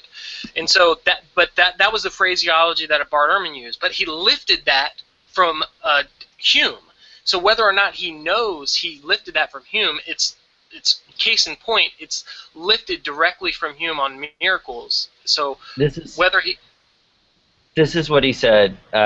Bill claims that the best explanation of his 4 facts is that there is a miracle that happened. Hume, in fact, was not talking about what I'm talking about. Hume was talking about the possibility of whether miracle happens. I'm talking about whether a miracle can happen. I don't accept Hume's argument that miracles can't happen. I'm asking, suppose miracles do happen. Can historians demonstrate it? No, they can't demonstrate it. If Bill wants to flash up his mathematical possibilities again, then I suggest that he plug in other historical options. And so, I mean, Hume never argued that miracles couldn't happen. That's a misunderstanding of Hume. Hume argued that miracles can never be justified epistemologically, because if the definition of a miracle is the least likely outcome, then there would always be a more likely outcome, so you would never have any epistemological justification to classify anything as a miracle. That's why the classification of a miracle can never be classified, because you would always have justification to classify it as something else. Hume never said miracles doesn't exist. He was attacking the epistemological knowledge of how you could ever justify or reference something as miraculous if the definition of miraculous was the least possible thing. So that's all right. Well, I mean, that's the language. I mean, Ehrman's not using that language, and apparently he doesn't even understand Hume. So I think the argument that he's using Hume, kind of. He is. He's unknowing because of Bart Ehrman is not very well vised in philosophy. He unknowingly draws on philosophy and doesn't even know who were the people that propounded these things. And then when he gets accused of doing it, he claims that he doesn't know. But his claim that he doesn't know doesn't justify the fact that, in fact, well, he didn't say he doesn't know. It sounds like he got it wrong. Do you think he was just lying, like giving off the impression that? No, I'm sorry. I'm not sorry. I don't mean to sound like accusatory. My bad. Yeah, I'm just saying I've watched it a few times, and I think I have an understanding of it. I'm not saying I have a perfect understanding of it, but I'd be more inclined from a valid appeal to authority to accept Craig's argument based on his credentials rather than accept Bart Ehrman's appeal to authority based on his lack of philosophical credentials. So I'm not just appealing to authority or to the people, but I'm appealing to the fact that the argument makes sense as presented by Craig. You're appealing to, is that what you're saying? No, I'm saying I'm making a valid appeal to authority, which is which is people that are qualified in the field on the realms of philosophy. So Bart Ehrman is not a philosopher, so he wouldn't be a valid appeal to authority in that respect. And I think that upon reviewing the information, what Craig presented makes sense to me. Like I didn't watch it 10 times, but I watched it 2 or 3 times, and I specifically watched the part with the Bayes theorem a couple more times than that. And I actually wrote down the equation and emailed it to Nadia. And how did she think? Well, she said it was Bayes' theorem, and she said that she needed to understand what Craig was saying about it. But there's 2 parts in the denominator that are reflected in the numerator and added together, and one of those subsets would have to be 0 in order for Bart Ehrman to make his argument. So he's presupposing the one half of the denominator as absolutely impossible. So that's why the denominator works out to 0 and it works out to 1, which was to make sure that it was impossible. So he's by ignoring the bottom half of the equation, he's ensuring that it's impossible. Yeah, but also, don't you think Craig spent a lot of time going through it? I don't know. I'm also thinking of the effectiveness of it. I mean, Craig spent a lot of time on this probability equation, like going through it with people, and I mean. Yeah, he did waste an unusual amount of time on that segment, but I think that Bart Ehrman was placing a large amount of his justification on that, even though he didn't spend a large time himself talking about it. And I think that if it accurately reflects that the reasoning against miracles is fallacious, then that opens up a really pretty good critique in light of the rest of the debate, right? It just means that Bart Ehrman's justification for these things not happening are based on bad reasoning, right? So he shouldn't even accept the justifications himself. And I think that's what was appealing to me. I see. I just sent I also sent another PDF. It's called Someone Went with Craig's. The other thing is, I didn't think Craig was being a dick when he said Bart's egregious error, or Ehrman's egregious error, or Bart's blunder. I thought it was it was just him being funny. I didn't think it was like, some people thought that was like really like douchey of Craig, and I didn't think so. Well, wasn't Craig sort of playing off of something that Bart Ehrman had done? No, no, he was Like playing Bart off Ehrman of did that to somebody else, right? no, he was playing off what the person who he got It another was a person different named Ehrman. Ehrman. Sorry, another person named Ehrman who criticized Hume's argument from Pittsburgh, University of Pittsburgh. I'll look him up. It was a different Ehrman. Oh, okay. Yeah, John Ehrman, like he's the superhero. Ehrman, he wrote Hume's Abject Failure, the Argument Against Miracles. That's John Ehrman's book. Oh, okay, yeah, just listening to the debate, I had assumed that he was referencing something that Bart had written. No. And so, like, after Hume's Abject Failure, Craig was, I thought it was sunny. Oh, Craig, you're so silly. Oh, what was I going to do? Oh, yeah. I think it's been determined by modern philosophers that Hume's argument on miracles is actually, in fact, fallacious due to, what is that? That Bayesian probabilistic calculus. But he was saying... That's the argument, yeah. But I think what's in dispute is whether Ehrman was, in fact, drawing on that or not. I don't think he was. I'm willing to, like, accept that he might have been using it more than he was claiming, but it seemed like Craig made a mistake to try and go, well, that's what he is doing. He should have engaged in, I mean, unless you can persuasively show that that's what he's doing. You know. Yeah? Well, I was going to say, like, sorry, I was reading something at the beginning of this, so you guys may have even already said this, but I think Ehrman wasn't saying miracles can't happen. He was saying the historian cannot use miracles in their historical reconstruction. Right. He's attacking the epistemological justification of referencing a miracle in history. He's not saying they ontologically can't happen. He's just saying you have no epistemological justification to reference something as such. And that's what Hume did. Hume never said miracles could happen. He just said epistemologically you could never, ever say something was a miracle because you would always have better reasons to say it was something else. Because if we acknowledge that miracle is defined as the least probable outcome, then you would already be assenting in that definition that there are other more probable outcomes or reasons. So trust me, they're not saying miracles can't happen. They're talking about the epistemological. I agree with you. Don't worry about that. You know what? I'm speaking out of my ass because I never read epistemology, though. Like miracles may happen, but if they do, you have no reason to ever say it was. That's what they're saying. I don't even think they could even grant you miracles do happen, but you never will have a basis to say that that was a miracle. You would always have a much more adequate basis, even if it was a miracle, to suggest it was something else. And that's precisely what you see in the naturalistic paradigm. Every time something like that comes up, they just give a reasoned naturalistic response because they think any naturalistic response would be more convincing.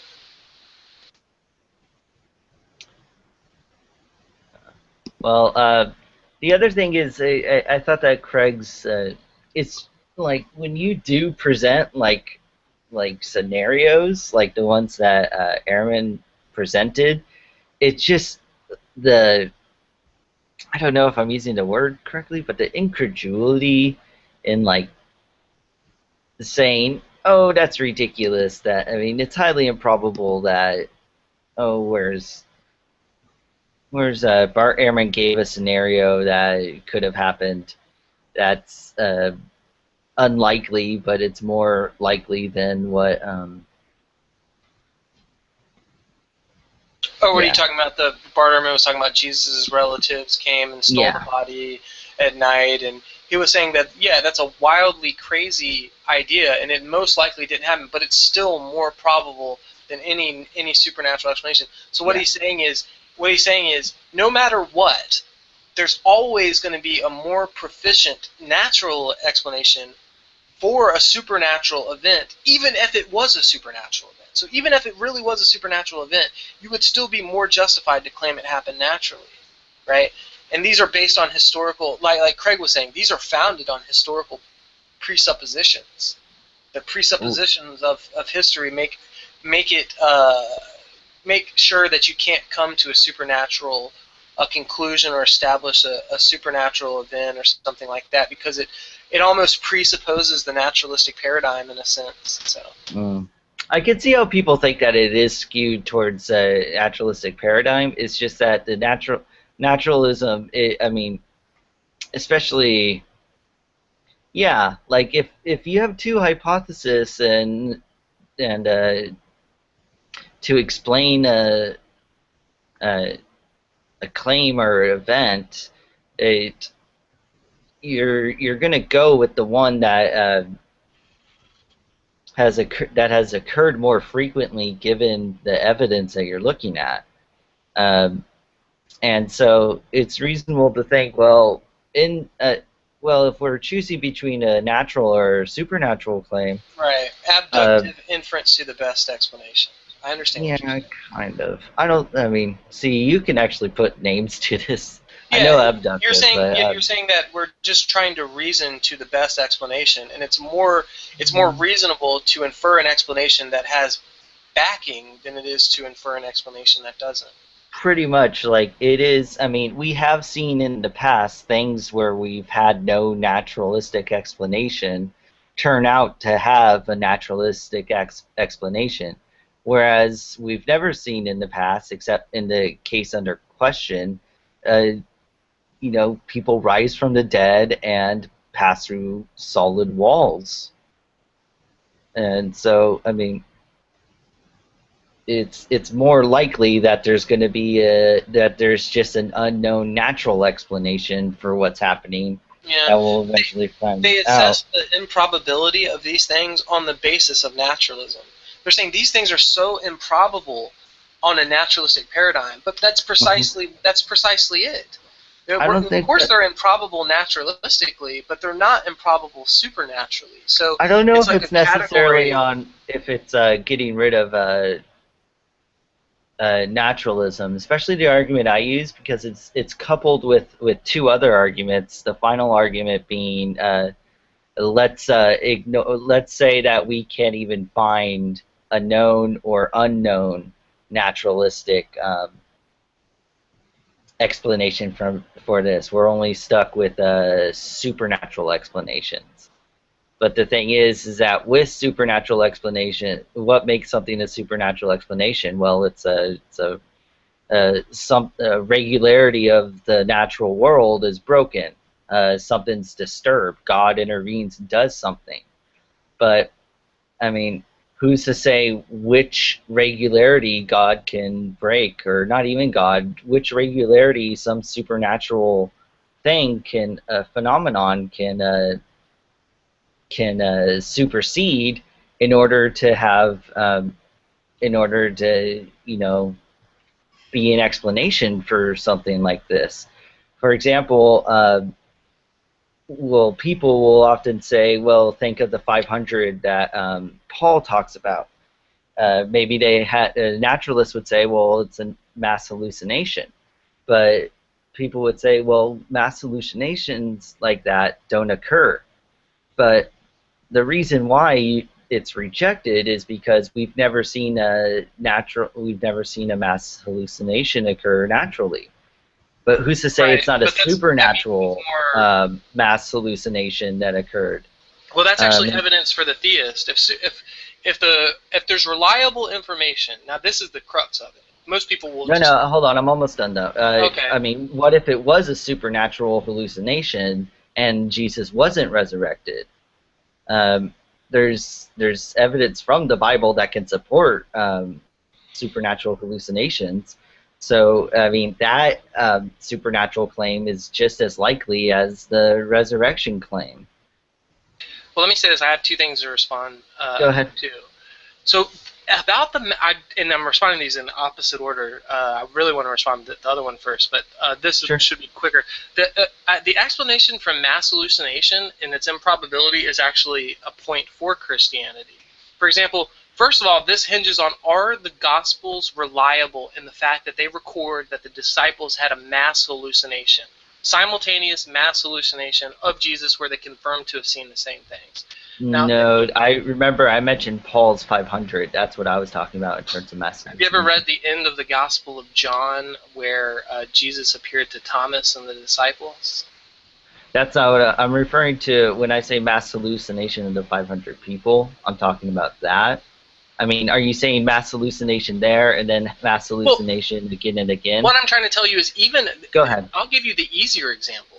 Mass hallucination amongst 500 people is not very evidence in science at all. In the like a dream, for example, like if I have a dream, it's like unheard of for you to share that dream with me. And if I have a hallucination, they're kind of singular experiences. And if they don't happen, it's never occurred naturally, right? Yeah. So what I'm saying is, look, if the Bible. So why not a supernatural hallucination? Let me ask. Check this out, though. If the Bible is reliable, and these men had a mass hallucination of Jesus, and it was all the same, modern science tells you that that's super improbable. So that implies that it seems to be more probable that it does have a supernatural origin, kind of like you're saying. So if all these men did mass hallucinate, and the story is reliable, and they did do these things, and modern science tells you that mass hallucinations are just unevidenced in science, unheard of, then the supernatural explanation is starting to gain more credibility. With one other thing I wanted to tell you is this is what I really wanted to hinge most of this discussion on. It's kind of like an introspection into methodological naturalism. And I think when you get a firm, like from the philosophy of science, and you start to do a firm introspection on the presuppositional foundations of science, especially methodological naturalism, not so much like uniformity of nature or anything like that, but really hone in on what is methodological naturalism, what does it assume. This is what happens, and it's super crazy in regards to the supernatural. This is what methodological naturalism does. It says, okay, we can't prove everything is natural, but what we need, in order to do science, it helps conduct our field of study if we make a basic presupposition of methodological naturalism that assumes everything is natural and assumes everything has natural explanations. Okay, this allows us to get behind the mechanisms to describe things. But I'm not doing that with the supernatural versus supernatural claims. A supernatural hallucination versus a supernatural resurrection. No, but I wanted to make one final point. What's interesting about science is, here's a thought experiment now. So we're taking the foundational framework of methodological naturalism, and let's say a legitimate supernatural thing happens within this thought experiment. Now let's say the methodology of science comes to evaluate this phenomenon. Do you want to know what it says? I'll tell you. It says, look, we don't have an explanation for this current phenomenon, but we're assuming that it's natural, and we're working towards looking for natural explanations, and we assume in the future that we will find a naturalistic explanation. That's what they do. So if they ever encounter a true supernatural, you know what happens? They will perpetually and forever say, we currently do not have a naturalistic explanation for this phenomenon, but we assume it is natural, and we're working towards that end. That's what they'll say every time. So yeah, but the thing is that the point. This is the point with the supernatural versus supernatural argument that I gave. It kind of adjusts for that. It adjusts for the presupposition of naturalism. The whole point is that, well, what if we do disregard all the known and unknown naturalistic explanations for this, and we only look at supernatural? And the thing is, when we do only look at supernatural, we can't, who's to say which explanation is more valid over the other? If anything, the mass hallucination explanation, which is one law being broken by God, is actually more parsimonious compared to the resurrection supernatural claim, because in the resurrection, there's at least two laws being broken by God. Jesus is coming back from the dead, and he's also teleporting and going through walls and stuff. Whereas there's only one law that's broken. I'm sorry? But don't those two things saying that he broke these laws presuppose naturalism? Like, don't you? No, it presupposes that there are naturalistic things that can be broken, which is assuming that. I mean, it's presupposing that supernaturalism is the suspension of the natural.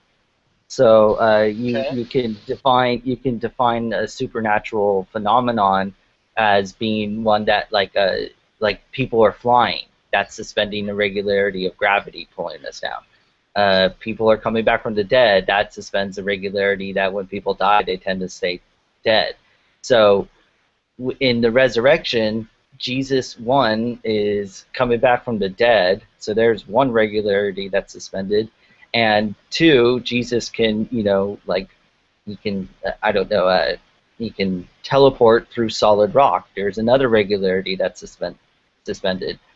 But if it's a supernatural hallucination, there's only one regularity that's suspended. There's not as many. There's not that many steps in the hypothesis. It's the more parsimonious hypothesis. So if we are only sticking with supernatural explanations, the better supernatural explanation would be the one that I propose, which is that there was a supernatural mass hallucination. Specifically for the resurrection? To describe the eyewitness testimony for the resurrection, it's more likely that if we have only supernatural claims to go through, it's more likely that the more parsimonious supernatural claim, that seems more likely, given. Let's say I grant that to you, because I don't think that's vastly different from what I'm saying at all. When we introspect from that, what does that lead us to? What do you mean introspect from that? Well, I mean, so you're conceding that, or I don't know if you're necessarily conceding, but you're basically saying that. I'm allowing for the supernatural. I'm trying to get rid of the then where does that? So if you accept his argument, that means Jesus didn't rise from the dead. It was just a mass hallucination. Yeah. Yeah, but it's a mass hallucination from some proposed supernatural origin. But it's like right now it's remained ambiguous, and it's really just only helping to facilitate a step in his argument rather than explain anything to me. Well, no, it's giving a supernatural explanation for what happened. What does that mean? That's I mean, you see the point of the argument. If you make a supernatural argument. No, but how do you get there and then not like, I don't understand how you can invoke the supernatural and then not. The reason this argument comes about because Craig says people make a mistake when they do this. They assume the supernatural cannot happen. If you assume the supernatural cannot happen, then obviously Jesus can't rise from the dead. But what about if you assume the supernatural can happen? And then you could say, okay, well, if the supernatural can happen, is it more likely that the supernatural happens and Jesus rises from the dead, or that supernatural happens and it was a mass hallucination? So the argument is, since it's a more complex breaking of the laws to make him rise from the dead than it is to make a simple mass hallucination, even if you accept supernaturalism, then you still show that it isn't more likely that Jesus rose from the dead, it's actually more likely that it's mass hallucination. So he's saying that Craig's argument doesn't get you anywhere. You're still left with mass hallucination. Well, okay, that was a better explanation if that's in fact what he's saying. Oh, I botched it. Thank you, Cliff. Okay, so if that was what you're saying, explain to me how you can put some Bayesian inference on which violates it less. 500 people hallucinating or Jesus raising from the dead. You seem to be placing some type of the regularities that are broken. Yeah, but 500 individual people. But you cite that all as one. But it's one singular thing. Yeah, it's a mass hallucination, right? I don't know. That's just I don't know if that would be an accurate way. Like, so we're presupposing that the scale that you're measuring these by is in fact the accurate scale. I think you need to make an argument to me why that in fact is legitimately less. Like, I don't even want some imaginary scale and let's talk about a few numbers here and there. I want like a legitimate argument put forth to justify that. Like, I want you to compel me. Well, the thing is, do you think it's more? Do you think it's more supernatural to have a mass hallucination for 500 people? or more supernatural to rise from the dead. I and honestly to, don't know how we go about putting Bayesian calculations on that, and I'm actually interested of almost just abandoning discussion and just having you pique my interest and try to throw at me some numbers. And I mean, I'm not even trying to That's the put point it. of the argument, right? Yeah, that's the exact point of the argument. What Seamus just said, that's the exact point of the argument. Because Craig always says, Craig always says you can invoke supernaturalism. And when you say you can't invoke supernatural, if you try to invoke supernaturalism, you still end up with the exact same issue. You can't argue that Jesus rising from the dead is more probable just because of supernaturalism. Because I can propose something else happened supernaturally, and now you're still left with the same thing. It's just a defeater for Craig's argument. It's not actually an argument saying that it was a mass hallucination. It's just saying that you can't solve the problem by saying it's supernatural. Yeah, like the original argument, is that any supernatural claim is just Craig's as likely argument. as...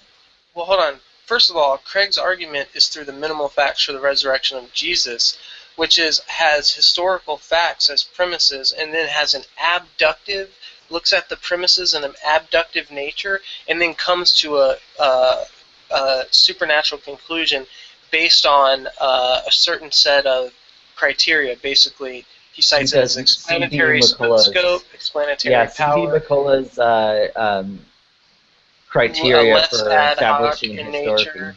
Yeah, and if anything, the mass hallucination is less ad hoc.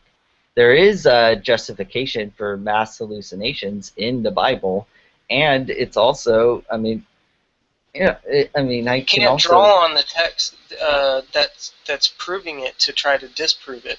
If you're trying to draw upon the Bible, then it would seek to prove the Bible's validity. If you're accepting the supernatural explanations as posited in the Bible as being legitimate, then it lends legitimacy to the ontology of Yahweh as claimed. No, it lends legitimacy to God's abilities to, or God having an agenda, which might be to deceive people for a greater theological gain. But I don't even have it's the comparison of the supernatural versus supernatural, and on the base level, the whole point is that to have a supernatural, to say that it was a supernatural, and then say that you're only using naturalism. And then to say, well, when you are using supernaturalism, you have to, it has to be in some sort of rigorous fashion, which is kind of defeating it's kind of assuming that there already are rules and like a logic to supernatural happenings that are highly dependent on naturalism. I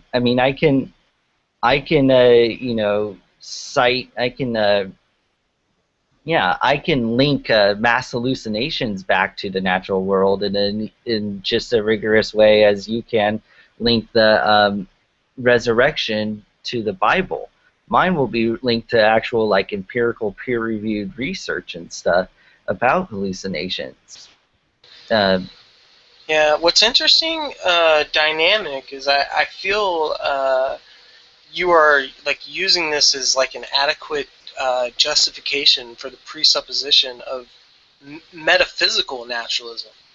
You're trying to use this argument as a way of engaging in a priori rejection of the supernatural in any type of epistemological ground. No, not necessarily. That right there is dangerous in its assumptions because because of that very fact, it's assumptive. And if you start from those assumptions, then you've worked against yourself in ever concluding anything of meaning. If in fact these things are true. Now, if you're trying to negotiate the foreground of the epistemology behind this, that is an interesting topic, and I think we should go there. But if you're trying to use that to justify the fallacious position of not methodological naturalism, but metaphysical naturalism, we have a problem. But we can talk about at all. This is what I'm trying to do. Epistemological stuff that goes into this, because that's I'm big into epistemology, and I'd love to go through that, and I won't presup you. Okay, but the issue is whether or not, based on eyewitness accounts alone, Can we? This is what this argument is towards. It's not towards a bigger argument supporting methodological or metaphysical naturalism or naturalism in general. The argument is just with respect to trying to demonstrate the supernatural resurrection claim based on eyewitness testimony alone. Let me and ask when you a you question. do that, yeah. Did you say that we have some basis for mass hallucination in science, and therefore we can transpose? Okay, then I would probably levy at you that you would be engaging in a categorical error fallacy. But you did the same thing with the Bible. You were saying, well, mine's more the resurrection claim that I am supposing is more has more flesh to it because it's supported by the Bible. It's supported by historical methodology. And so I told you, well, I can play that game too. I can also say, well, mass hallucinations. What's it? What's Cliff Stamp saying? Sorry, I got distracted. But they're not arguing from a naturalistic explanation. Neither am I. Remember, it's supernatural. Yeah, but And no, you're you using were a the one- category error to transpose that, though. You're using the category error of working I was within the following your scientific lead. frame. Shameless. No, I I was don't think following your lead. I'm doing that. I Yeah, really you don't were- think you were. Well, I'm willing to This listen. is- I'm willing to be quiet for a second, but just try to show me where you think I was doing the same thing. And perhaps I was, but try to focus in on that now, and I'll see. Okay, this is what happened. I brought up the supernatural claim, and then you said, well, the thing is that the resurrection is also substantiated by historical facts. You brought up the criteria, which is C.B. McCullough's criteria. It's not ad hoc. It blah blah blah. All those things. It has explanatory scope, that kind of thing. You were appealing to something that is a naturalistic methodology. It's actually it's a positivist methodology according to C.B. McCullough, and C.B. McCullough also doesn't think that his framework, the framework that you were relying on, can be used to demonstrate that the resurrection occurred. But the thing is, do you see where that's where it is? When you did that, I thought, well, I can also. Okay, so Does this that is make sense? sort of. Let me see if I can characterize it. So on one end, I'm saying that I'm taking naturalistic premises, i.e., historical methodology, okay, and then from an abductive argument based on historical criteria, I commit a category error by arriving at Well, a I'm not supernatural. claiming that. That's what you claimed on me, and No, so but I'm I'm saying, okay. so Go ahead. but let's just go through it. I arrive at a category error by coming to a supernatural explanation. Other hand, you over here are doing a similar thing where you're referencing scientific methodology of psychology. We're both appealing to the natural world. Okay, hold on. Let's That's an see. easier way of saying it, right? Yeah, but I want to just fash this all the way out thoroughly. Sure, So- go ahead. Okay, so on the other hand, you're appealing to, a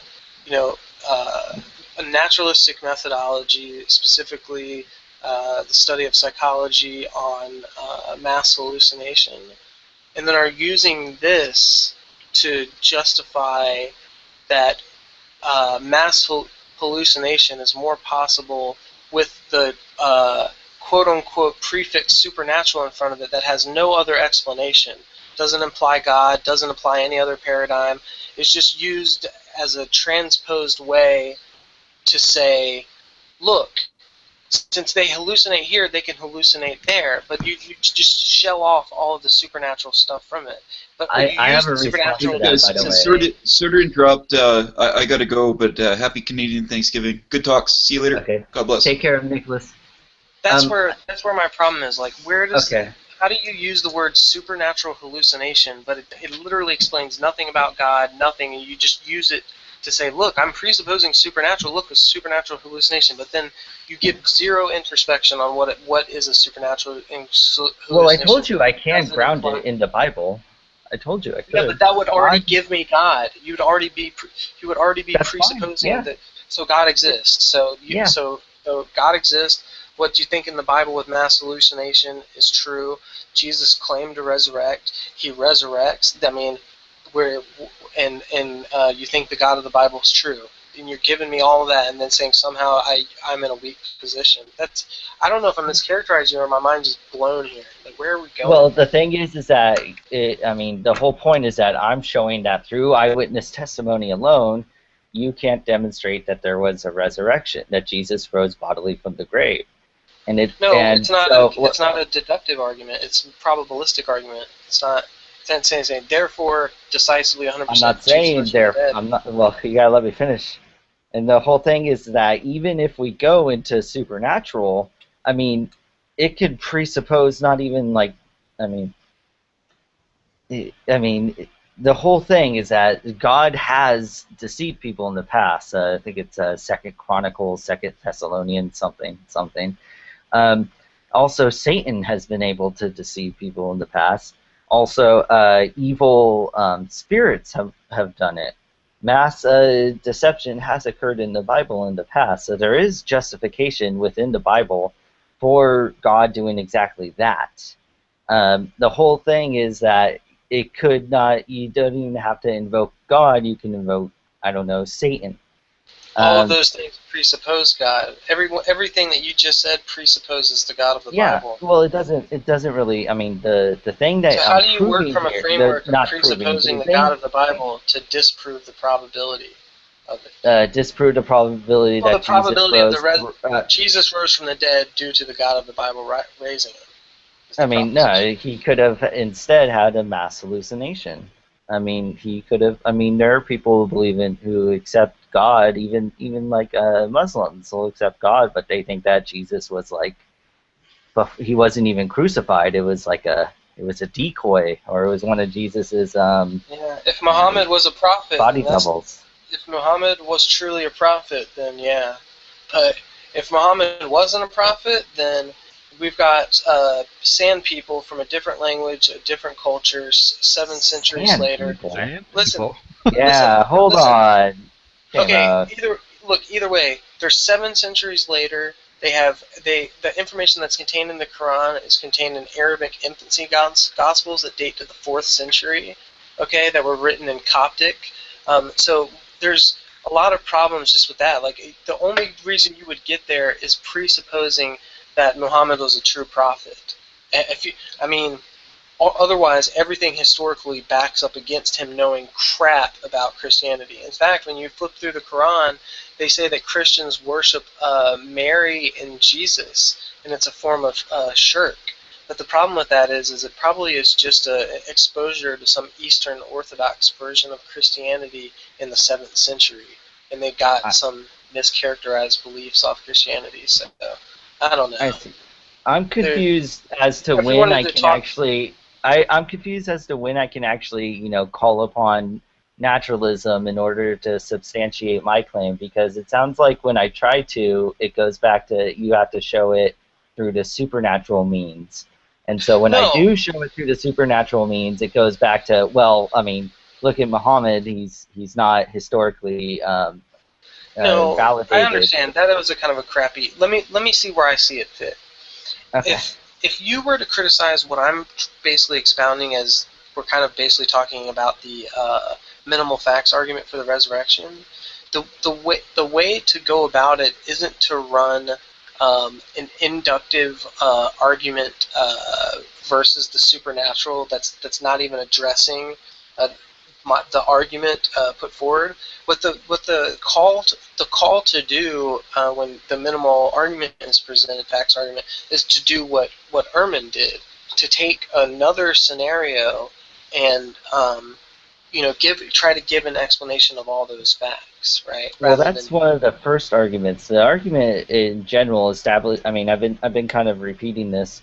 The argument is that through eyewitness testimony alone, which is all we have in order to in order to support a claim that Jesus rose bodily from the dead, through eyewitness testimony alone, you cannot demonstrate that Jesus actually rose bodily from the dead.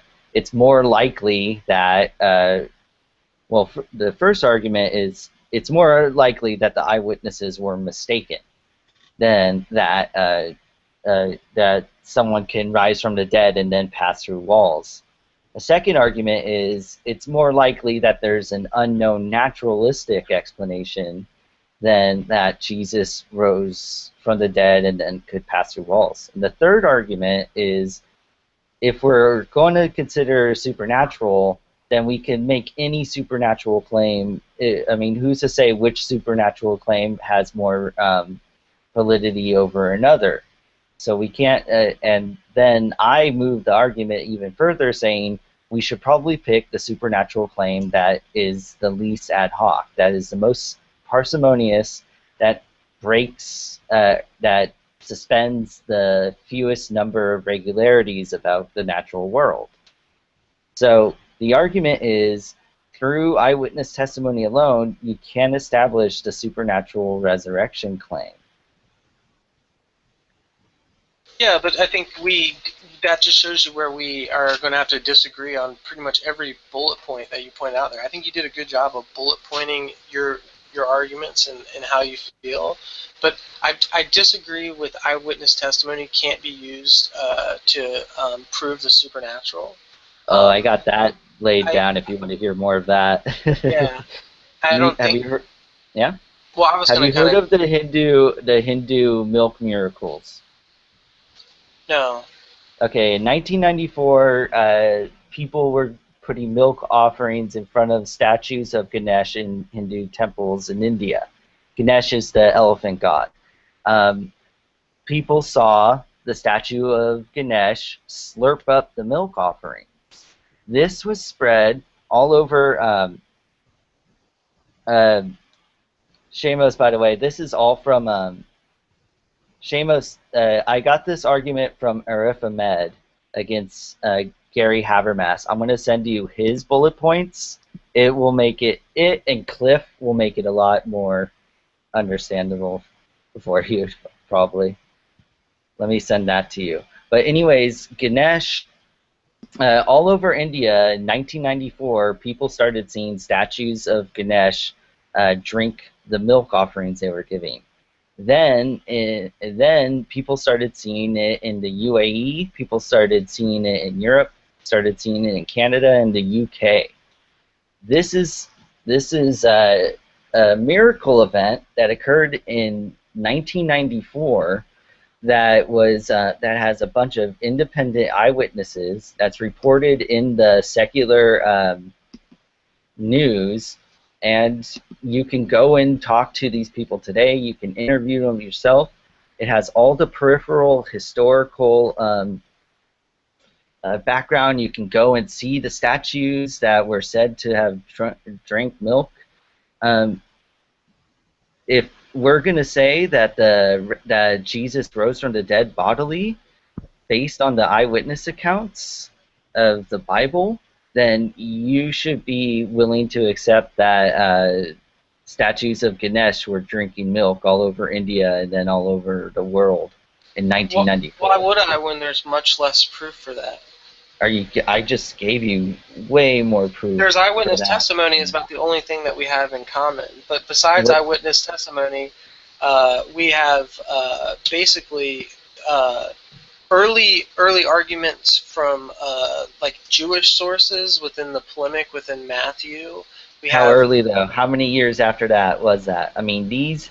Look, hold on, you're not letting me get through. You're cutting me off every time. I'm sorry. Look, I'm really every sorry, single one of these things meet the criterion of dissimilarity, okay? And they meet the criterion for embarrassment.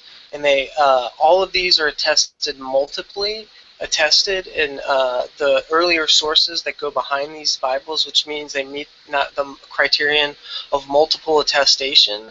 So you would have to show me. And then, for example, the empty tomb is extremely historically probable. that the tomb was found empty on many arguments, including the polemic found in Matthew and the Jerusalem factor about basically being able to expose the body, and then the early criticisms of the mass grave of Jesus are completely unfounded, because one of the most established things that are multiply attested in all four of the Gospels and also meet the criterion for embarrassment is Joseph of Arimathea, who was a high council Pharisaical Jew who, due to the criterion of embarrassment, they would have no reason to paint him in a positive light. And so that also meets historical criterion for him being buried in a tomb. And the polemic in Matthew shows that the tomb was empty. Now, those are some serious stuff rather than the testimony alone of people that statues drank milk. Now, if you want to compare apples to oranges, then I'm willing to go through the information, and I'd love to hear more about these statues and what more you have besides testimony. What do they have anything that dates early? How early does it date? Manuscriptorial? How many sources does it come? Does it all trace from one oral source? If it all traced back to one oral tradition, it's not multiply attested. I will look into this stuff. Guarantee you, I will look into this stuff. And then the next week, I will come back and we'll have a discussion about how serious can we take these accounts on the same criterion that I use with the Bible, and I'd be willing to do that with you. It's not manuscript based, right? Like the people are still alive. You can go talk to them. These people are still alive. These people are all around the world. No, it's not. Could it just be based on one oral tradition? No. Several people said that they saw. It all stemmed from an early oral source. We don't know that. No, 1994 was when this happened. 1994. Listen, Pictures, 1994. And everything, right? I'm sorry, Cliff? Like there's pictures and videotape and everything, right? It's not just oral. You can actually just watch it happen if you want to. These people actually. I don't know if there's actually film of the statues drinking it. The thing that is, would be though, even is better that because then we could examine it scientifically. Show me these thing- videos, please. Can you these point to people- one of these on YouTube? Well, no, there's videos of people being. I'm going to send you to the link, the Wikipedia, Ganesh, or the Hindu milk miracles. See, one guy could have told a story in '94, and these things could have all assumed from one oral source that it wasn't multiply attested. It could be completely No, it's different fabricated. statues all over India. No, it's in Canada, UK, UAE, and in India, all over the place. It could all stem from an oral tradition that these statues possess the power to drink milk, The and then thing all is the that- tradition. I'm just saying. I don't know it. I haven't researched it. I'm not making these claims as truth. I'm just saying these are some of the questions I would want answered to start. These are questions I would ask on any validity claim. The argument is a fortiori, all the more for your evidence for Jesus rising from the dead. These people actually saw the miracle occur. The people in the Bible only saw Jesus die, put in the tomb, and then they saw Jesus after he resurrected. There was no one in there in the tomb like videotaping, eyewitnessing his actual resurrection. So Yeah, these but it meets people are every historical anonymous. criterion for antiquity to be true. If you were to hold the same sources, the criterion for Greco-Roman sources, those are counted true on the same criterion: dissimilarity, criterion of embarrassment, criterion of multiple attestation. So what you're basically saying is, if you want to throw this out of the Bible, you're throwing out all of ancient history. Like you just wrecked Greco-Roman history. No. I'm saying that ancient history has a lot more. It has a higher mountain to climb than modern day accounts of miracles. That's a Yeah, why category would- error. Like, if you account that, why wouldn't you accept this if you would accept that? Right? Yeah. How come anonymous eyewitness testimony from 2,000 years ago is more substantiated than These modern claims day? are less substantiated, and I just gave you all the criticisms. They're less substantiated in an ancient historical context, but that's because they're not ancient historical sources. These are eyewitness accounts in modern day. These are people who you could talk to today. I mean, they actually have names. You can go and talk to them. You Like you can could go actually visit find the this. statues right now if you wanted to. Yeah. Like you can talk to the people. Like I met people in India and like these were educated people who were trained how to observe. Like these were scientists who went and actually did the same thing and observed it. Yeah, that's fine. Like I said, I'm not all too familiar with it, and like I said, I'll study it up and I'll assess it by all the same criterion. But if you're trying to propose a category error here, because these things are subject to a different set of criteria because it's not ancient history, right? These things are almost empirically verified if these statues still exist. So I mean, they could literally go up and put a milk bowl in front of one of these statues and we can start figuring some shit out. So you're trying to compare apples to oranges. But which should we be more skeptical of? Anonymous hold on. Seamus. Anonymous eyewitness testimony from 2,000 years ago, or multiple independent eyewitness testimony from 20 years ago, and from secular news sources? Yeah, I'm all about hearing their claims, assessing it, and everything like that. But right now, I don't know enough about it, and I'm not going to go. I don't want to work from the position to say that I don't know. But what I'm saying is, I have some serious questions, you know, and I have some serious questions that anyone would ask, even you guys. So don't act like I'm being dubious here by asking questions that anyone would ask. I'm going through. What I'm saying is you're comparing apples to oranges because these historical criterion are vastly different from the criterion that we would assess these modern things from, especially if the statues still exist. Yeah, but that's a different question. Like what Joe is saying is, even if it's true, like the historical method is basically trying to say, was it true that there was an eyewitness account? So what Joe is saying is, even if it's true, let's just say it's all true, that the history is true, that there was an eyewitness account. Even if there was an eyewitness account, but there's eyewitness accounts for this right now. So there's no debating that. I mean, you can go talk to the people. You can go visit statues. In fact, you can go visit statues and put milk underneath it, and you can observe them drinking it. I did when I was in India.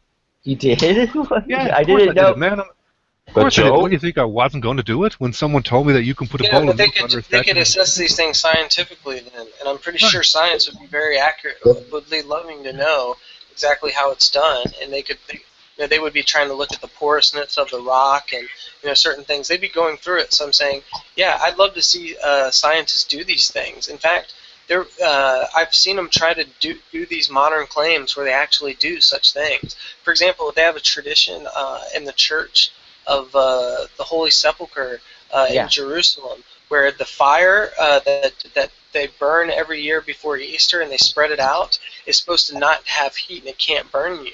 And they actually tested it multiple times in history. So these things have been done. So I would love to see that information, but sadly we can't scientifically test these historical claims of old. And when we start comparing them to modern interpretations of history in that time period, namely Greco-Roman history, we understand that from the same criterion that we work for, we basically have to either throw out all of Greco-Roman history or start taking the Bible's claims a hell of a lot more seriously. And yeah, even but that's not what, like, again, Seamus, like Joe is not saying you throw out the Bible. He's saying that you could accept that there was eyewitness testimony. Like, that's what the argument is. Let's accept eyewitness testimony happened. I'm giving you eyewitness testimony. I'm fine with that. Paul, all the Gospels, eyewitness testimony. The argument is, I'm willing to go through it and assess its credibility. Like that. What do you think the whole study of biblical, textual criticism and New Testament studies does is to assess the actual credibility and cite in light of historical facts and examinations of the time, and that's what's being done, and that's what my whole area of study is really devoted to. So I'd be interested to. You don't need to do that because we accept it. Like, you don't need to do that. You don't need to try to prove that they actually said it, that they saw it. Like, we accept it. I want to because I have a lot more access to these individuals and their reports and these things. I give me a week or two and I'll do some serious study on this. And if you guys want this to be the hill you live and die on, then I will literally spend the time and come back enough to know on this. So we could talk to Cliff. I'm interested. Cliff said he did it. I didn't know this. Yeah, of course I did it, man. I was in India. Do you think I wouldn't do it when someone told me a statue drinks milk? Like, I'm a physicist. You don't think I'm going to go do that? Of course I did it. I was like, find one of those statues, man. Yeah, and the thing is, Shamos, okay, so what are I'm not saying that this is their... Like, all this shit, right? What are they composed of? What Yeah. what type of rock is it? What are they carved out of? I mean, There's a natural phenomenon for it, Seamus. I'm not denying that. The whole point is that on eyewitness testimony alone, though, if we didn't have access to like, you know, going and like, you know, like testing out the material and stuff, only on eyewitness testimony alone, you would accept the Ganesh milk miracles, because based on eyewitness testimony alone, it's possibility. If, like you said, if there's a naturalistic reason for it, then they didn't lie. They actually told the truth. These statues do drink fucking milk.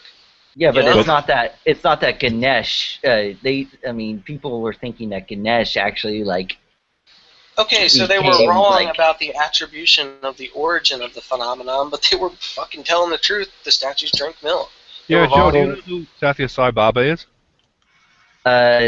Sort of. I do. He's a miracle worker. Yeah. Well, he's dead now, right? Yeah. Yeah. He claimed to appear to some of his followers and stuff. Not that he just claimed. I was in India, and I met like dozens of, because when I was in India, I was lecturing, I was traveling around, so I'd go to provinces, and one of the things I was looking for was somebody who had met and gone to one of his camps when I was there.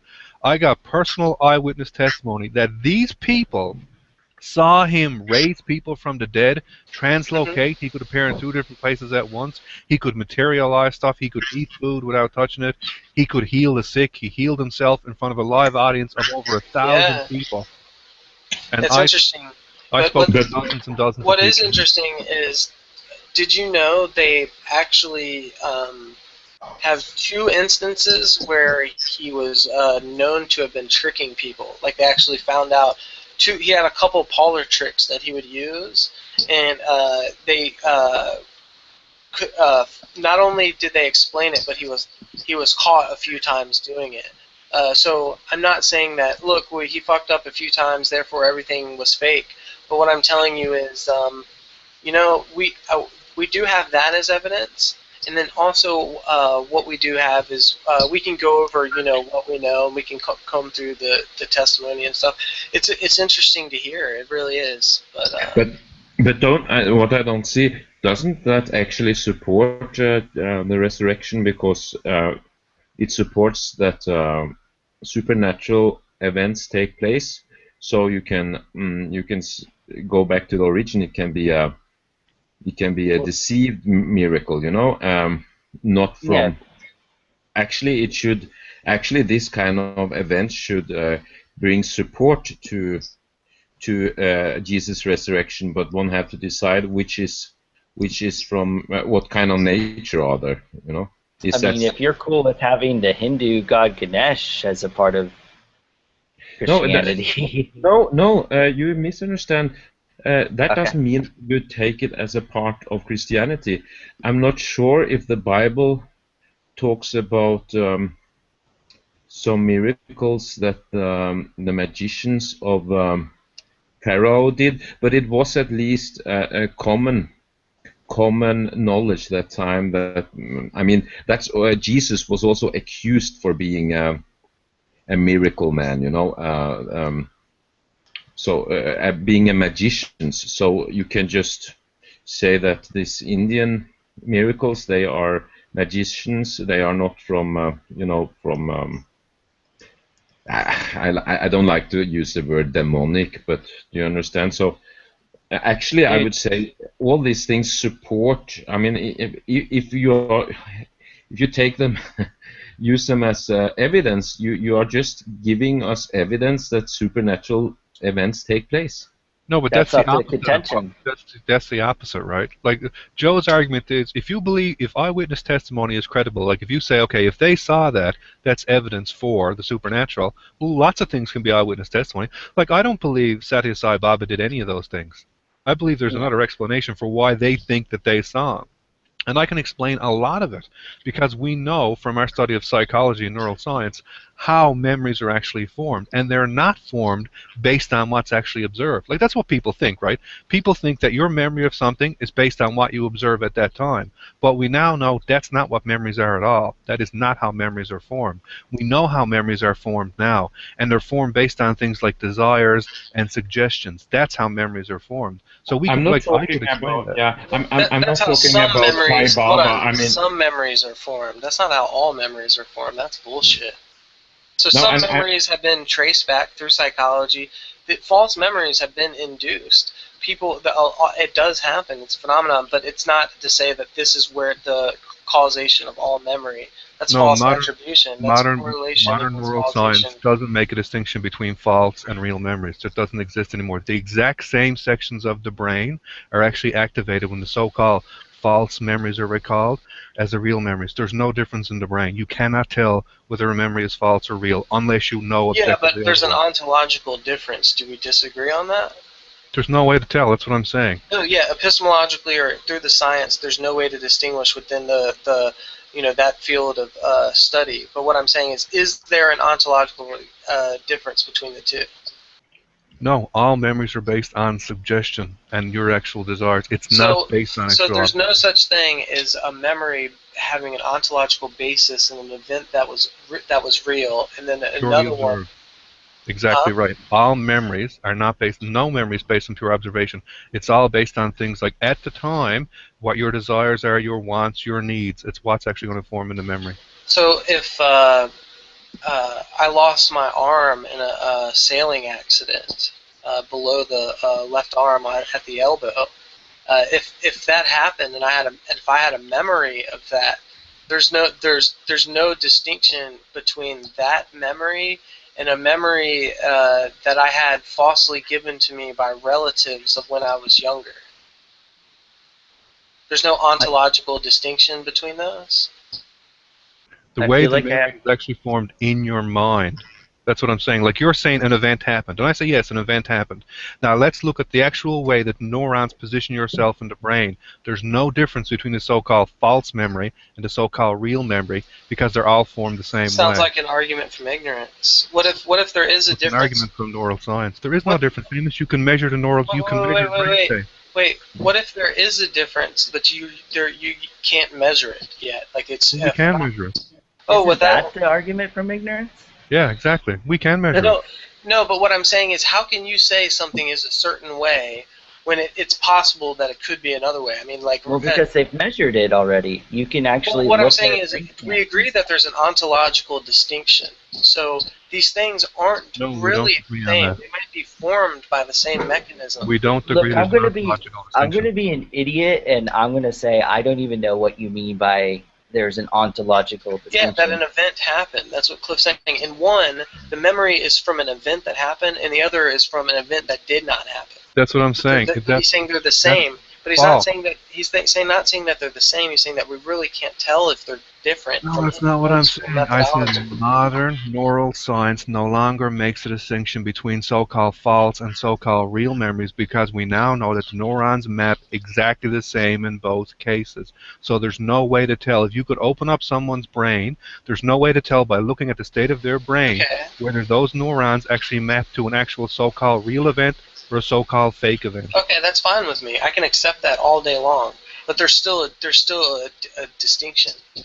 But Joe, if let's perhaps a miracle maker or a miracle, and one would scientifically approve of it, and it would be. I'm sorry. It's all about eyewitness testimony, which is the whole point is comparing one thing that's being said to be a miracle occurring that's based solely on eyewitness testimony, comparing that to another miracle event that's also that we're only looking at eyewitness testimony. Yeah. Eyewitness testimony is established on the reliability of the eyewitness. That's how eyewitness testimony is established. But even with reliable eyewitnesses, I mean, the eyewitnesses, we know the names of the eyewitnesses for the Hindu. I mean, Cliff is I've met him. I've talked to him. They were telling the truth. They were telling the truth. Eyewitness. Okay. What about the milk statues? Obviously, they were telling the truth. They were telling the truth of what they saw, but do you think that means that Ganesh actually up until the came point out that of we the discovered statue? how it happened, would you believe it? That's the question. Up until the point that we discovered how it happened, would you accept the eyewitness testimony as making sure there's a miracle? And your answer is no, you wouldn't. Listen, yes, I would. Let me explain to you why. I'm not saying I would or wouldn't, but I'm saying it's not. I wouldn't rule it out a priori. Listen, I told you, eyewitnesses' testimony is established through the reliability of who gives the testimony. Now, if I had someone who I considered to be highly reliable, and they were to relay to me that, and like there are certain people, and I'm not talking about random people I know on the internet. I'm talking about like there are certain people in my life that I know to be highly reliable, and upon a given testimony from them, I would accept it. I would accept it as more probable than not. I would. Yeah, just that they saw it, right? That's what you're saying. Yeah, that they saw it. Right, but Joe is not even asking about that. Joe is asking, what would you infer once you know it was seen? That's the question, right? What you would infer once you know what?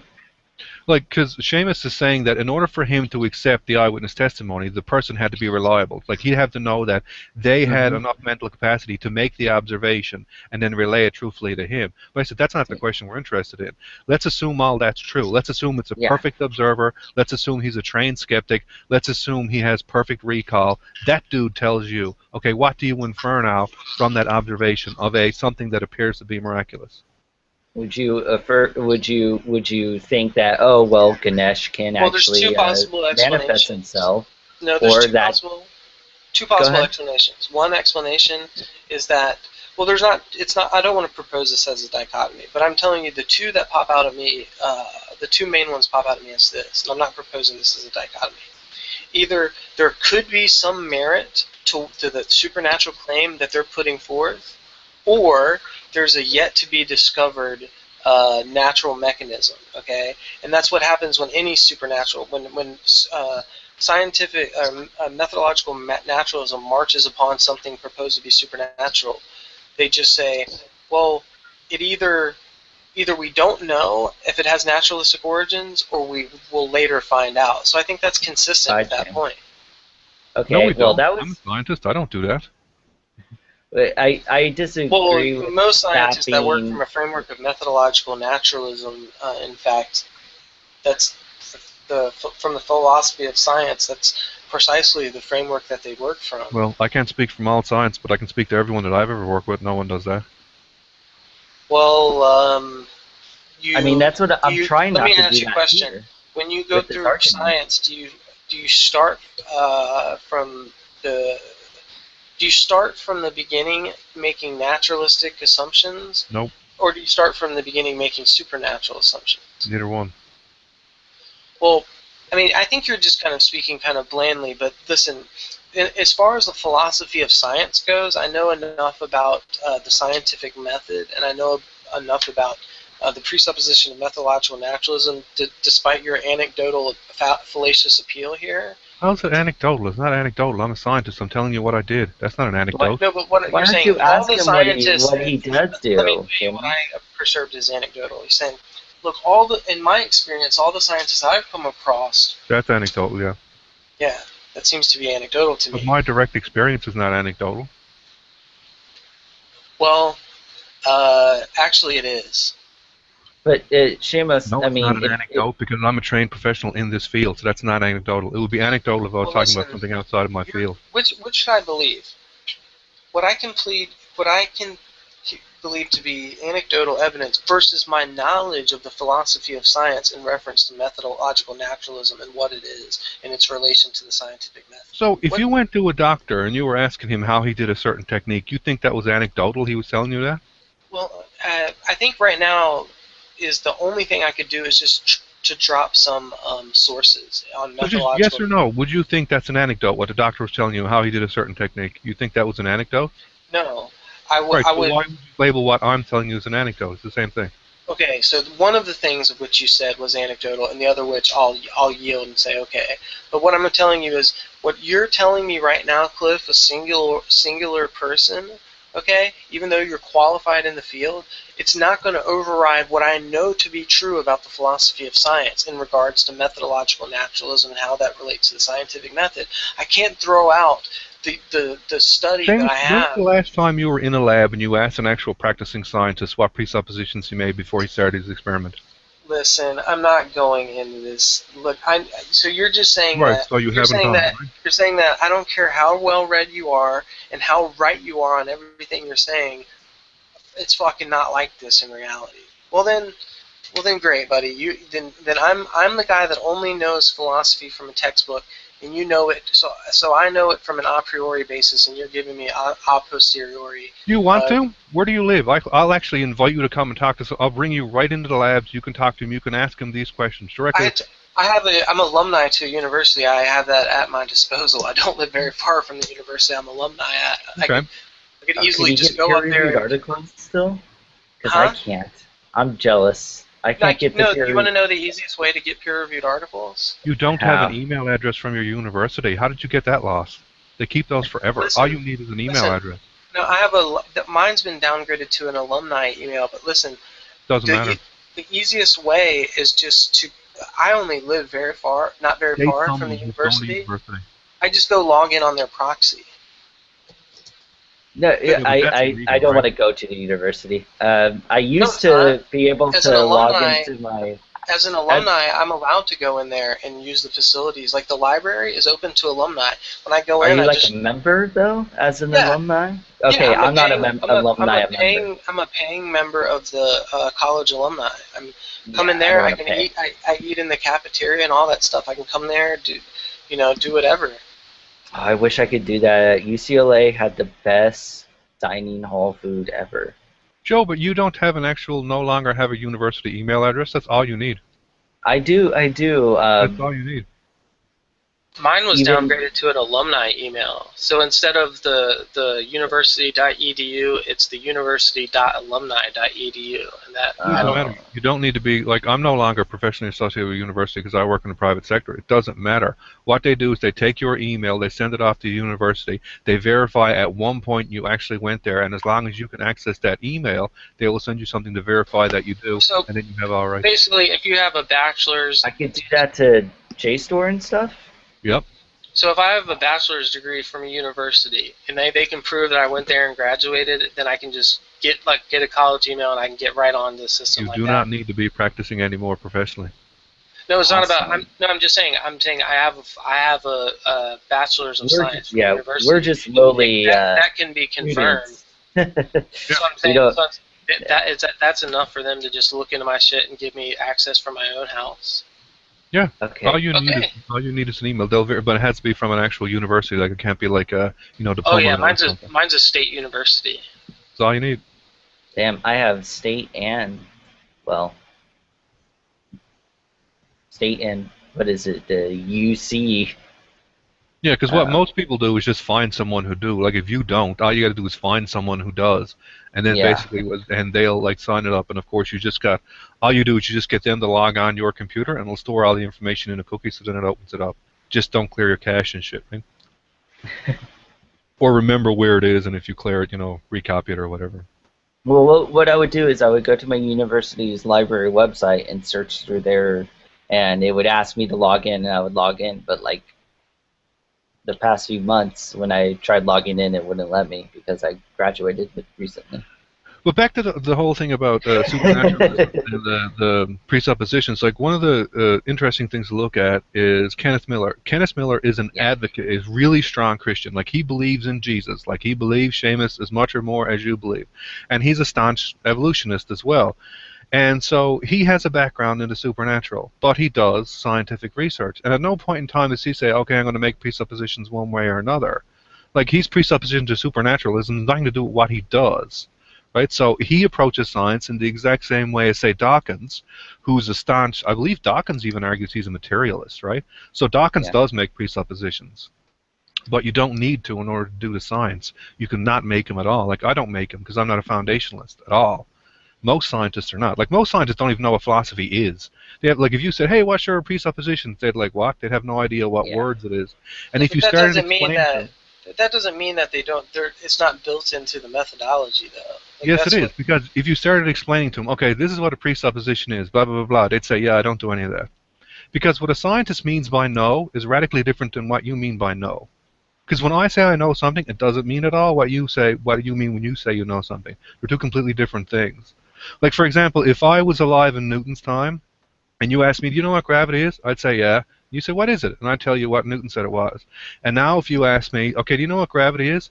And I say, yeah, it's what Einstein says it is, general relativity. And you say, but if you lived back in Newton's time, you'd say you'd knew gravity then, right? And I'd say, yeah. But now it's a different thing, right? Yeah. But you'd say you'd know in both times? Yeah. Even though they're different? Yeah. But the gravity that you believe in now, general relativity, that little one, like that exactly maps to the universe? No. It doesn't map to the universe? Right, it doesn't map to the universe. But you know that's what gravity is? Yeah. That's the way scientists mean when they say no. Like, I know general relativity is wrong in the sense that it doesn't map to the universe. yeah, I understand all these things are spoken of with on the axiom that they're couched in the language that we just take these as being the most likely thing to be true and so forth, but they don't articulate We don't those even things. take them to be the most likely thing to be true. That's the other thing. Scientists doesn't do that either. Like, we never go by what's most likely true. A lot of science is what's most interesting if it is true. No, but what I'm saying is, once you come to the thing with the most explanatory power, they never say this is absolutely reflects reality. They just say this has the most explanatory power, like Einstein's general theory of relativity. They say, look, this has more explanatory power. It doesn't quite map to reality, but this is the understanding that we have now. Yeah, it's also not based on what has most explanatory power either.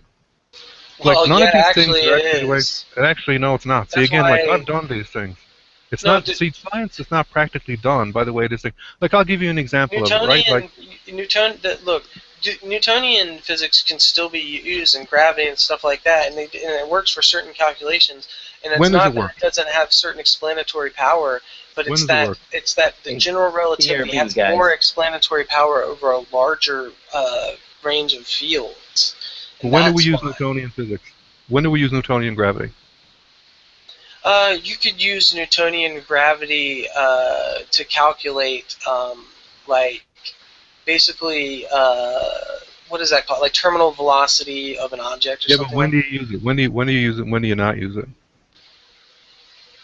Well, I guess it would be predicated on whatever you were trying to use and what was adequate to explain it. It's Like, based on the speed. Once the speed of an object starts approaching the speed of light, you can no longer use Newtonian mechanics. You have to use into Einstein and relativistic mechanics because the numbers don't match universally. The numbers don't match to what we actually observe.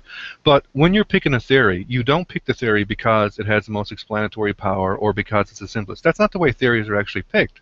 Like, again, like, I've done this stuff. Like, I've actually developed theories. I've been on the experimental side and the theoretical part. That's not how it's actually done, right? Like, people have this idea, but if you go talk and you actually do science, it doesn't actually work that way at all. so you're That's like not how science actually works. basically like you're a hater of philosophy of science. Like, you're like, look, these guys that made a philosophy of science are fucking buttheads that sit in the classroom that don't know shit.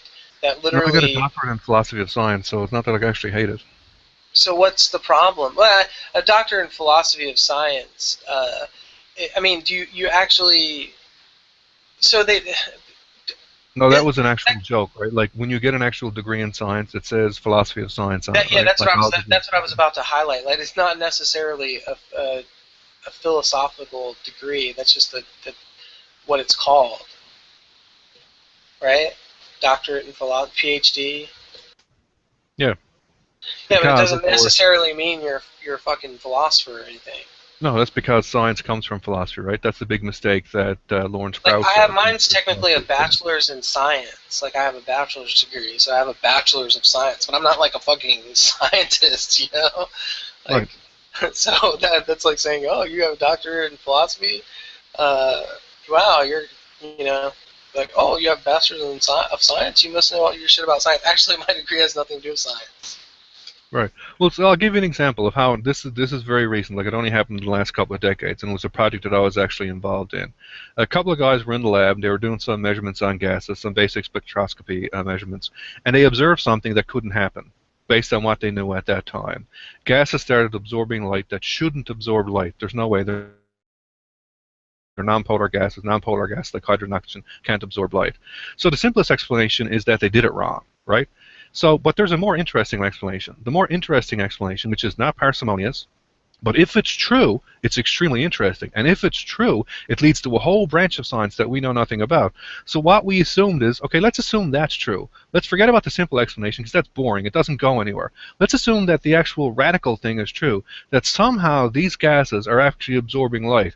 Well, that mean, what does that mean? We now have to figure out a way to get these gases to absorb light. That's what we went through. And the whole reason that we did it was just because it led to an interesting point, that if it was true, it would be revolutionary. It would add something that we never knew nothing about before. So that's what we did. A whole bunch of people got involved and started doing these experiments based on the assumption that this was actually true versus it was actually an error. So that's why we did it. Now, sometimes you do that and it don't work out. Isn't that exactly what Einstein did with relativity?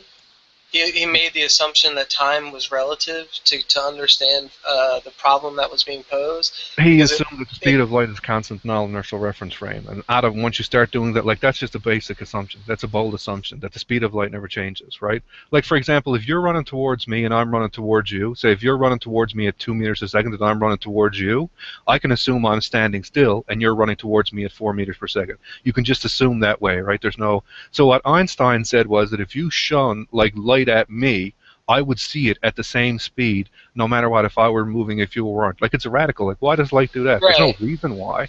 But Einstein said, what would happen if that was actually true? Crazy shit starts to happen. Time changes, length changes, cause and effect can even start being radically changed. So he said, if this is true, all this crazy fucking shit happens. And people said, well, it can't be true because that shit's crazy. Time starts changing. And then they started doing some experiments, and it turned out all the crazy shit. Yeah, so I agree. This happens many times in history. Like, I know of mathematicians that have did this to figure out these paradoxes, and they had to do them by assuming higher mathematics through like a kind of an abstract way. Like, I understand that. I get that. I'm not like the point hasn't been made. What from there? But you know what the really evil part is? That's not even really why science is done. It's not really even how science is done. There's an underlying evilness that nobody talks about, and it's outside the textbooks. You won't find them teaching them in the classroom. The underlying sort of bias that's going through science right now and has been for quite a long time is money. When you're doing experiments, you had to design. When I was doing experiments, I had to get someone to pay me for it. In order to do an experiment, you had to submit a grant proposal, which means you have to tell someone what you're doing in a way that will get them to give you money. If you can't, you won't get the money, and nobody works for free. So a large part of science right now is heavily biased. It's not based on what's parsimonious. It's not based on what's the simplest explanation or the most explanatory power or what agrees most with observations. It's based on what you can grant money for. If the results are true, can you get a tagline that goes on the cover of some magazine or something? That's unfortunately a huge bias in science right now, and no one is talking about it because it undermines the purity. Like, everybody thinks science is about knowledge above everything else, and there are these people working in the lab and they don't have any biases and they're just trying to get raw information out. That's nonsense. These are dudes. These are real people, and that's unfortunately a real evil that's going through science right now. It's biasing it towards what gets money, and if you don't get money, it's very difficult Welcome to the real world. And media, politics, all of that stuff is influenced by money. It's not just science, buddy. So welcome to reality. I mean, that's the status of this fallen world, man. Right, but everybody knows about it, right? Like, if you're a businessman, everybody knows the way you do business is to get money. But if you talk to people about what politics is affected by business. Sure, politics is affected by money. Right. I mean, there's so many things that are affected by money that's outside of its realm. It has a lot to do with everything. It has a really a disturbing factor on a lot of peripheral things. Right, but have you ever heard Richard Dawkins say that? Have you ever heard Lawrence? How do they talk about science? It's taken for granted, I think. I mean, I just feel like no, like Richard Dawkins tears into religion, right? He tears into it, and he says, scientists want to know. Like Richard Dawkins says, I want to know the most true things. That's why I do science. That's why everyone does science, because they want to know true things. Unfortunately, that's not true. That hasn't been true for a while. Like, it was true hundreds of years ago, yeah, sure. Because, like, when you were hundreds of years ago, scientists were the rich people. You could take 2 years off and fool around with gases and stuff like that. Can't do that anymore, buddy. And it's not all. It's not only money. I mean, money is. I also think it's. It's the women. I'm Dang tired it, of you beat hearing me this. to it. Nice. No, but it's also if you want to make a career, and I mean these scientists, theoretics have written about this problem. So you have you have the paradigm. So if you want to make a career in science, you should support your professor or take up his his how to say, his theory or his points. So. That's always been a problem. It's not only money, but it's also, and then you have popular fields of science and not so popular, and people tend to choose a popular just to get a career, just to get a job. I would do the same. I mean, yeah. So if you pick up a field that is controversial, well, you are practically going into unemployment. Exactly right. Yeah. Like I love science. I don't use labels at all about myself, but the one label that I would use is I'd say I'm a scientist. It's a fundamental part of who I am, and it has been for a very long time. But it bothers me when people like Krauss and Dawkins really radically elevate science to some like saintly-like activity, and as if science are these kinds of saints or not. We're just dudes like anybody else. Some of us are nice, some of us are not very nice, and the method of doing science has not been very pure for a very long time. What's it called? It's called physics envy or something. Kind of like Freud's. Yeah, it got really bad when they started calling themselves brights and everything, and like, we're the intellectually superior, and the poor religious people are over in the corner twiddling their thumbs because they can't actually do math. Like, that's such a horrible thing, and to me that made them look so childish. Like, you're talking about people that are doing like you take someone like Richard Dawkins and say put down, say, Platinka's ontological proof, he's modal proof for the existence of God. Put that in front of Richard Dawkins and ask him to read it and tell you what it says. He has no idea how to do that math. But yet he says that Christian philosophers are ignorant. It's such a horrible thing. Yeah, like anthropology. Okay, at UCLA there's North and South Campus. North was like the liberal arts, humanities stuff. South was the physical, biological, sciencey stuff. But anthropology, you kind of went back and forth. And it just was weird having people go, oh, North Campus, they don't do it. They're not getting like they're not doing anything because these people aren't taking like five different courses on on chemistry and calculus and life sciences. And it's like, dude, they're doing hard stuff. Like the hardest class I took was moral responsibility and free will. It's not, I mean, I can't see those people who can like draw a whole bunch of, who have memorized like all of the different ways you can have like carbon bonds, trying to dissect like some old contractarian argument or something. That's hilarious. I'm actually teaching organic chemistry right now. Yeah, it's all those, I'm not saying it right, it's all those little octagons, or whatever, the carbon bonds. I think it's kind of funny, like, what they're basically saying is that the problems that we solve are harder than the problems that you solve, therefore we're more intelligent than you. Yeah. That's such a difficult thing. Like, I don't even know how you could measure that to say a problem is harder to solve than another. I mean, like, you pose a trolley problem to someone like Lawrence Krauss or Richard Dawkins, and they're stumped. They'll be absolutely stumped. And it's a very difficult problem to try to, because you sort of had this instinctive reaction of what you should do, but then to come up with some kind of rule that gives you the right answer is very, very difficult. Like, how come it's okay to pull the switch and let the fat man get killed, but it's not okay to soccer ball the fat man in the nuts and drive him out of the track so he gets killed? That's wrong, but the switch is okay. But do some differential equation on that. Guys, I want to say peace to everybody. I've been listening to this has been amazing. But I have to suggest to Cliff, because I was in internet radio for a while. I did a show. I think you need to go on radio, man. You're fantastic, my brother. You're really great. good at distilling information, and you have like a very welcoming voice too. It's a good combination. I got to get that mic from the guy a couple of nights ago, man. Yeah, the Dustmeister, yeah. Yeah, awesome. Dude. Just when he was like, yeah. I told him the one time he was in the hangout, I said to him, could you do a Duke Nukem for me? I'm like, do this for me. Shake it, baby. And he did it, and it was like the whole room went nuts. It was like crazy. So he knows, and he's cool with it too. It's not like, oh, I'm cursed with this voice. It's like right when Nathaniel was asking him to say like all those curse words and stuff, he was like bam, he was ready to go. yeah, absolutely. I just had to say to Cliff, listening to you, man. If you had a radio show, I'd listen to it. You're great, man. Thanks, man. He has a lot of knife videos where it seems where I attack Christians. yeah, while he's talking about like K-bars, he goes, and incidentally, the ontological argument is a bunch of crap. Yeah, and I'm so sorry I derailed. Go back to the conversation. I just had to give Cliff props because I think he's great. Don't worry about it. In fact, I think that needs to be like, I think people definitely, there needs to be like meta commentary, like that was an awesome discussion, or okay, we've talked about this a little bit too much. Like it's always, I was really glad that you came in and said that, because I was like, how cool is it?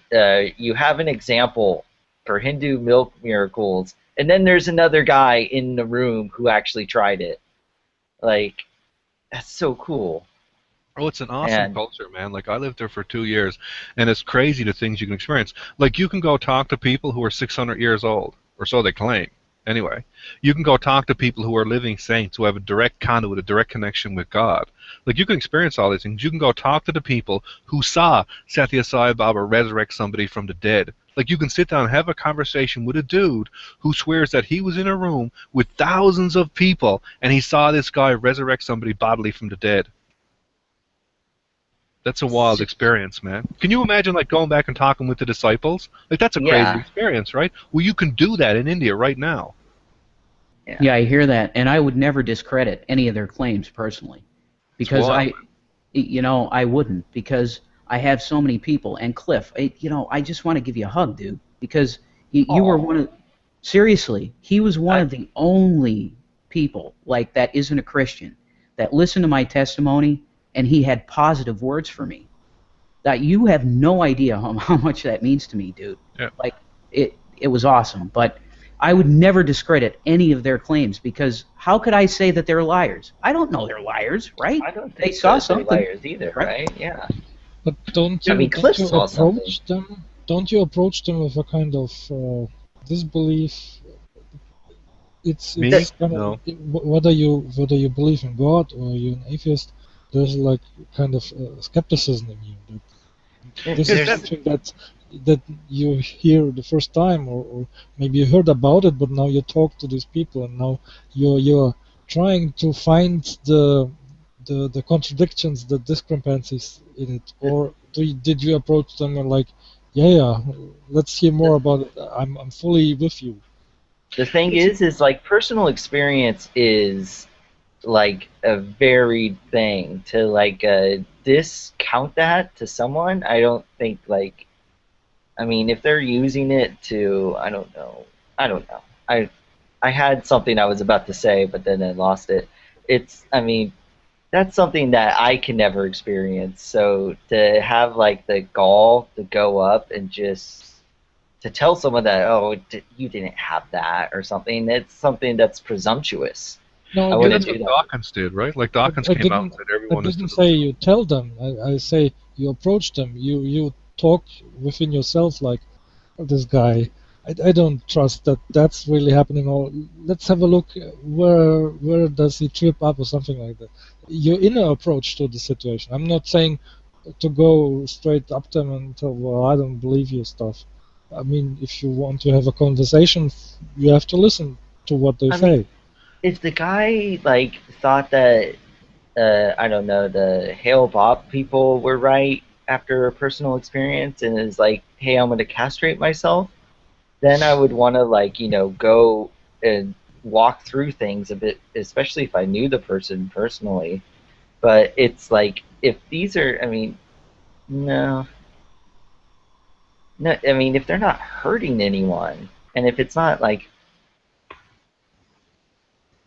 I don't see it's. What's pretty Go funny is the comment that Rev made right there is exactly the comment that my wife made to me like many many years ago when I met her, because she's a Hindu and she's like really religious, and she directly experiences God in her life. And I can tell, like when I talk to her, there's something going on. There's some kind of connection there. And I said to her one time, I was like, you think I'm a fairly decent person, right? And she was like, this is before we were married. And she was like, yeah. And I was like, well, why do you think God hasn't come into my life? And she was like, why do you think he hasn't? And I just sort of paused for a second. And she said, God came into my life in the way that I can understand. Maybe he came into your life in a way that you can understand. Like the things that you love and the things that you share with the world, that's maybe the way that he's connecting with you. That's the way that she sees it. Wow. I have to applaud. That's awesome. Right. Thanks for that. Yeah. Did you meet your wife in India? What? Cliff, did you meet your wife in India? Of course. Cliff, have you seen a YouTube video with Dr. Cornel West and Swami? I don't think so. I put up the link. It's one of my favorites. It's this Dr. Cornel West. He's the coolest Christian ever. I think it's a black professional philosopher, but also a Christian and human activist, or what you call it.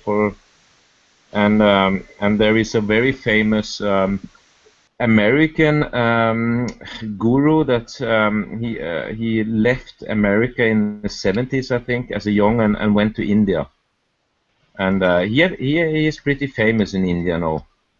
And they meet and they have like a conversation together. They have different religion, and both keeps to their religion, and they have a 2-hour long conversation. It's a fantastic thing. Try to get it in the sidebar. No, I cannot. I have some problems with. But it's at least you have written this Swami. I don't remember his name, but he has written a book, also a biography, how he came to the belief, and it's just a totally unbelievable story. He traveled as a youngster through all Europe. His plan was he was a Christian. His plan was to go to Jerusalem, and then his friend went to Jerusalem, but he got a message he had to go further to India and so on. And it's just a unbelievable history. And it's a fascinating culture, and it's a very old, very deep, very rich culture. Yeah, yeah. But the way also they talk to each other. I mean, Western, they have no, there's no animosities between them. It's more like it's just a very spiritual conversation they have together, and also funny. I mean, Dr. West is a very funny guy. Also, this guru or Swami there. I just wanted to. I tried to. I don't know how to get it in the site. I have copied it, but I can. I have some problem with my tablet. How to paste? It usually depends on your tablet, but it's usually like if you select something. If after you copied something, if you select something that you can paste into, usually paste will come up. No, the strange thing is I don't get the commando how to send it. I have pasted it, but I don't. My keyboard, my screen keyboard has disappeared suddenly. So, but it's I can give you the. So it's East meets West Part 1. That's on Princeton University, 2011. Oh yeah, I got it. Okay, yeah. So there are 2 parts, and they are 1 hour each. And I guess your wife would perhaps love to read that biography. Yeah, well, that's why I always say, half tongue in cheek, is that one of the greatest proofs for miracles is that my wife married me. She's got like a master's in business. I think she did finance and marketing. She teaches classical Indian dance. And do you ever see those guys they interview like when they find Bigfoot and it's some like hillbilly out in the field? That's what I look like. So. Okay. Well, praise God for that, man. That's what I would Yeah, say. that's what I said. So there's something going on there. So I'm not going to complain. That's great. That's so sweet. What is it? Wow, all this like coming together. We need like Incorporated to come in and just. We need Neff to come in and just start screaming at all of us anymore. God, you want the drama, Joe? Come on, you don't want the drama. This is so nice, dude, right? Yeah. I have to say though, from my Christian perspective, that evolves from time to time, if I could put it that way. I'm a heretic. Anyway, if we do truly believe as Christians, John 3:16, right? For God so loved the world that He gave His only begotten Son. Are we saying that the sacrifice that happened at Calvary as believers, was that insufficient for everybody? Because that's what I'm starting to think. I listen to somebody like St. Tommy, who's called a heretic around here regularly, and I see that the way he preaches the gospel when he comes on here, it's very sincere. I mean, the guy, he's, yeah, he's a sinner, just like all of us. But he has the words that I think he's speaking from the Spirit 100%. What he clicks with me 1,000,000,000%. So was that sacrifice on Calvary as Christians, and I would ask the Christians in the room, do we believe that that sacrifice was sufficient for all because God so loved the world that He gave His only begotten Son? Because I'm starting to believe it definitely is. Well, I've always thought that it's sufficient for all. I'm not a Calvinist. I absolutely think so. Amen. And I don't think any of you were predestined for hell or that such thing exists. I think that any one of you right now could choose to follow Christ and make Him your Savior. But I mean, I don't think anything's preventing any of you from doing that right now, other than perhaps your pride or some other notion or some other thing that's getting between you. But I mean. Oh, I thought you were going to say Ganesh. No, that was great. That was great, Shamos, and I agree. I think I look at somebody like DPR that comes in here, and I think the guy is truly, he's sincere. He wants that experience. I think some people need to have that direct revelation. And you had that through the Gospel of Matthew, and I praise God for that for you, brother. And that's probably why you're doing the textual criticism stuff, and I love it. You're doing a great job, Shamos. Go ahead. Oh, I was going to go back into the resurrection debate. I don't want to. I like what you're saying now, so go ahead. No, it's okay. Come together moment over. Go ahead, Joe. Oh, well, I was going to say, Seamus, he brought up a lot of textual criticism stuff, and it's like, that's daunting to me. Like, I know some of it, and I could talk about it, but that's why the argument that I use against the resurrection is that's why I use the one that I put forth earlier, or the couple arguments, because when you get into the details, you have to learn, like Greek, or you have to have like 5 Greek lexicons out with you, be ready to go with is this Greek primitive enough to hint at being Aramaic or Hebrew or something? Like, I can't do that, so it's nice and simple when you say, okay, let's just look at eyewitness testimony. Yeah, let's just grant that it was all true and they all saw what they said. Let's see what happens from there. Yeah, and like we mentioned earlier, when people have personal experience, even today, I don't feel comfortable saying no, you didn't have that person, whatever. So it's like, I think you guys have a point, but there's a lot more than just grant these people saw what they saw. you got to understand that the Christian scriptures are a historical culmination of God interacting in history for thousands of years, and every bit of it, I brought it back. every bit of it is predicated on itself, and makes every bit that is predicated on it even more firm and established because of all the prophecy that was fulfilled earlier. So, like, I mean, yeah, you have certain arguments about the resurrection, but there are other arguments that bring Christianity's claims within a unified solidarity that I think lend it more credence that was not really touched on. Seamus, do you mean that the only time that God has interacted with humanity are the times it's specified in the Bible up to the date of the Bible? Like, that's completely inclusive? No, he interacts all the time, every day, right now, with the Holy Spirit. Always. Okay, so... Yeah. Okay, I didn't get what you were saying then about it documents the interaction then.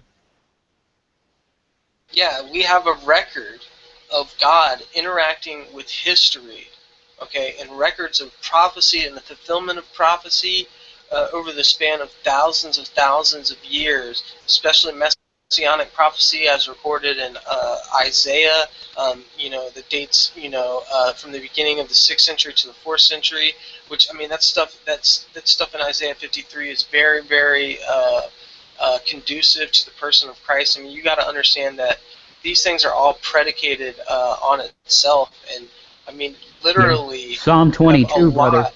Psalm 22, brother, all the way. Yeah, and they have I mean, if we're taking that these things are reliable, and these Old Testament are reliable, then the reliability of the Gospels have testimony in themselves of just the undisputable interaction of God with His people as it's been prophesied for centuries ahead of time, and the fulfillment of that through Christ and all the prophecies He fulfilled.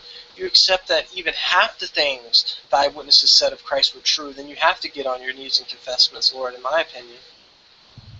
But what do you think about...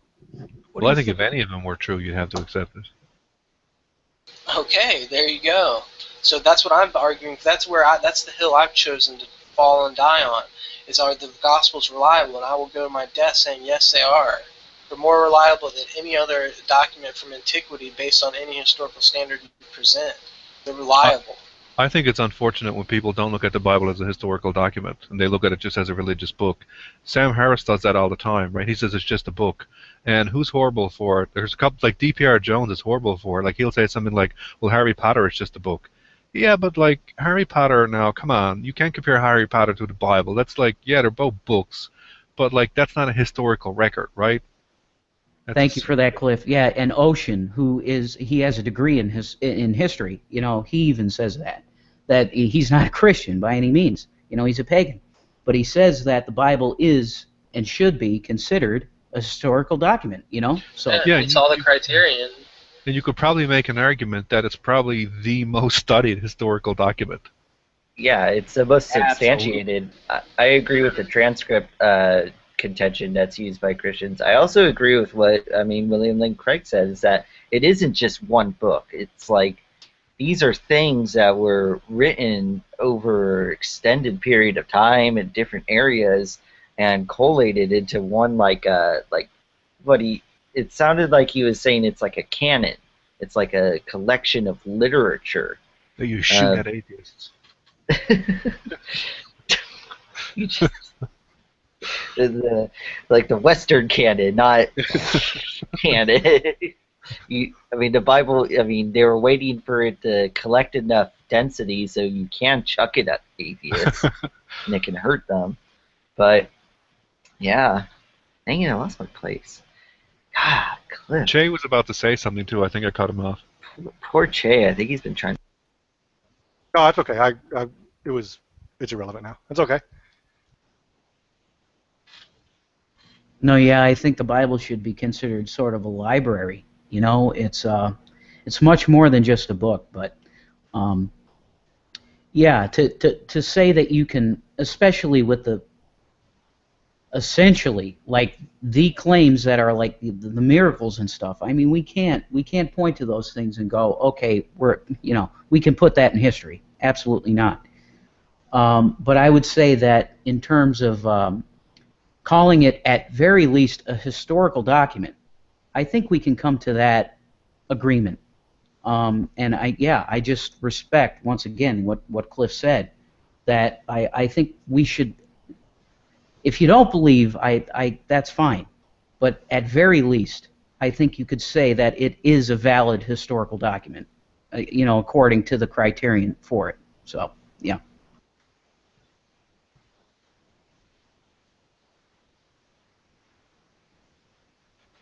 Yeah, for real. So I had an argument one time with Aaron Ra. We were talking about the historical Jesus.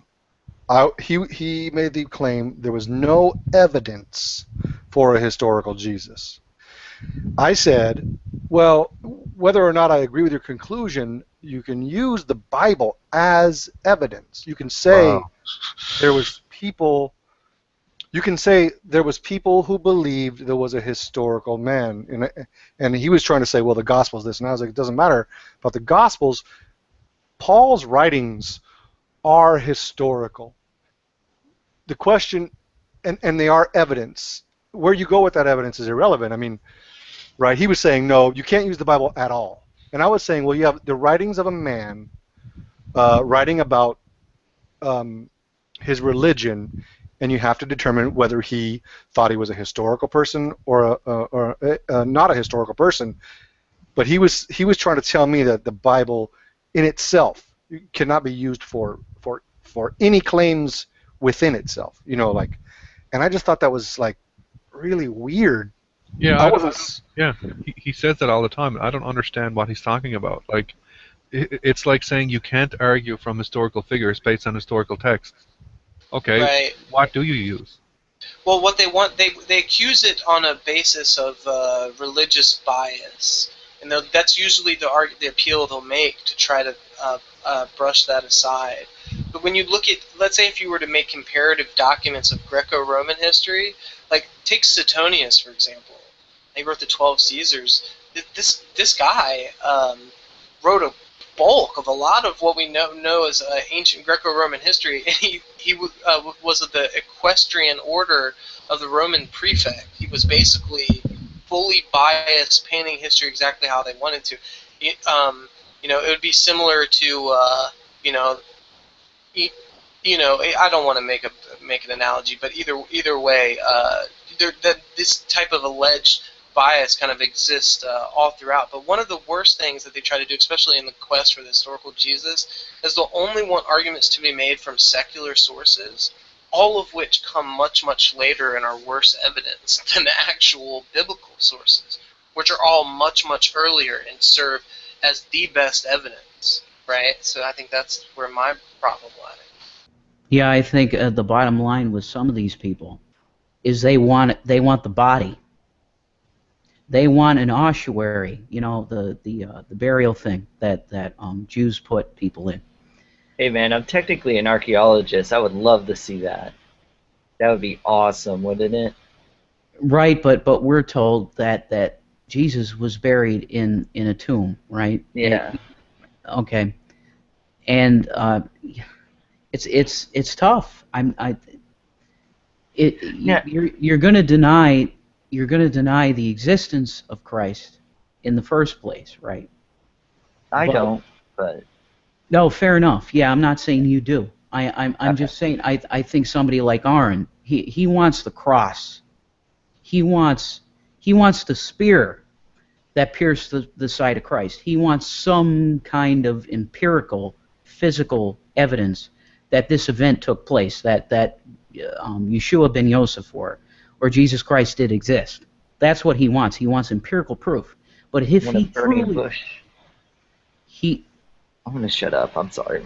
No, it's okay. If he truly existed and he truly was the Son of God, and he did raise from the dead, and he did ascend to heaven, man, what evidence would there be?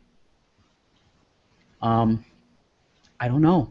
Other than those that believe in him. Yeah, it would be largely recorded in testimony.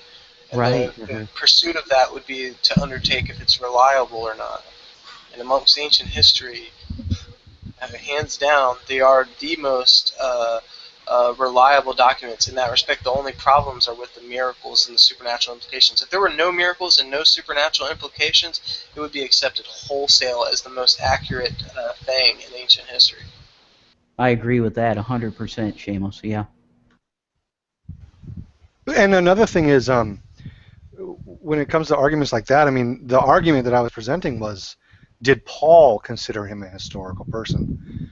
How can you even look at what Paul's believed if you don't look at Paul's letters? I mean, it's like, what else do you have? I mean, how could I tell anybody if I'm not allowed to use the Bible?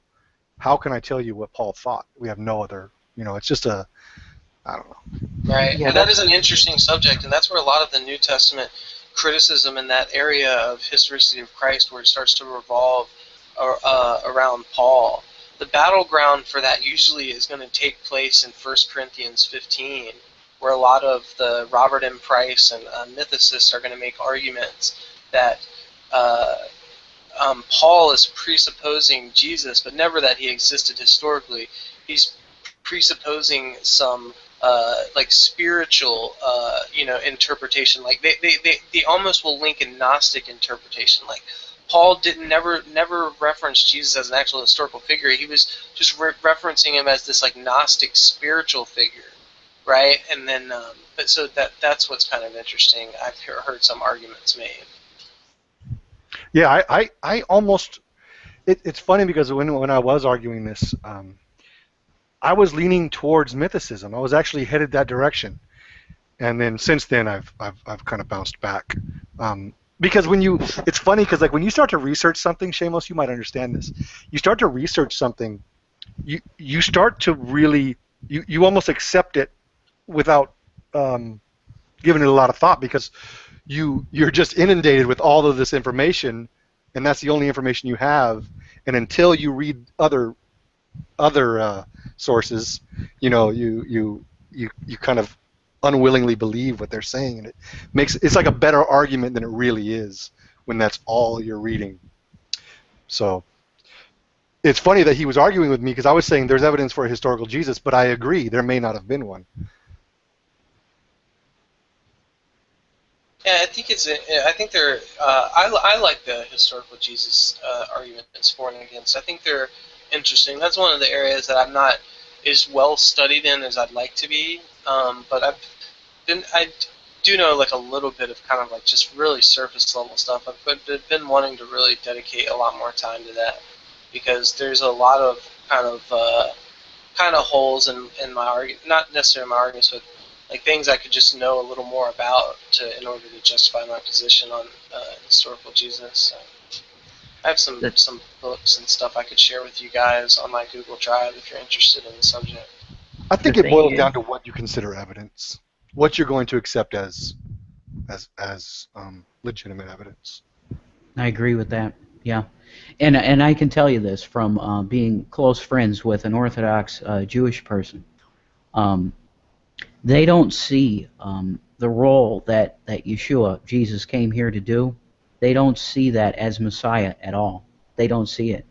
And it's because I think, well, first of all, they have peripheral documents like the Talmud, the Mishnah, and this stuff that has taken them away from the original understanding of what the Mashiach would be. And that's where my heart is, I feel. I'm supposed to witness to the Yahudim, the Jews, for whatever reason. I don't understand it, but anyway. I think that they are ignoring prophecies from Yeshayahu and Jeremiah, and there are so many prophecies, that they're not seeing the clear picture of because they were blinded in the first place, right? The only reason, listen, if the Yahudim, the Jews, believed that Yeshua was truly their Messiah, they never would have offered him up to Rome. They never would have done it. They would have made him the king right there, and it would be a whole different world right now. But God had a different plan, because at that time, when Yeshua came, it was only the Jewish people at that time that were in right standing with Hashem, or the Creator. What Yeshua did was he paid for all of us that weren't within that system, and I praise God that that's what he chose to do, because if he didn't do that, then our world would still be under the Levitical system, which is horrific. And yeah, I said it. It's horrific. Yeah, Anybody good call. right, Joe? You can agree. It's disgusting. And what I'm saying is Yeshua, as Hashem in flesh, said, okay, the only way I can rectify this is to show humanity how much I love them, and that my law is only going to be fulfilled by myself, not other people. And that's how it was to be from the foundation of the earth, and that's an entirely different deal. But anyway, yeah, that wasn't me speaking, by the way. But the point is, God loves every single person on this planet. He wishes that not one would perish. And the fact of the matter is that God in flesh did come here.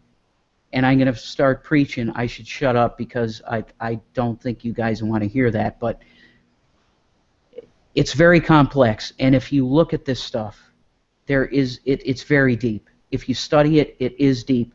And I respect so much a brother like Shamos that comes on here ridiculed a lot for trying to defend the text itself, because I'm telling you, there are aspects to this book that if you study it out, it's supernatural. It really is, in many ways. I'll shut up now. Thank you for the time.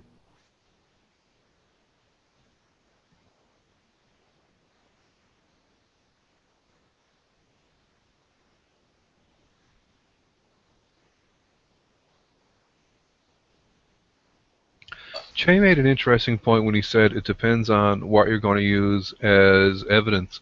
And I think there was a curious case a while ago when Richard Dawkins, who's a really staunch atheist, like he'll say God doesn't exist, when he was asked, what would you need for evidence to show you that God exists?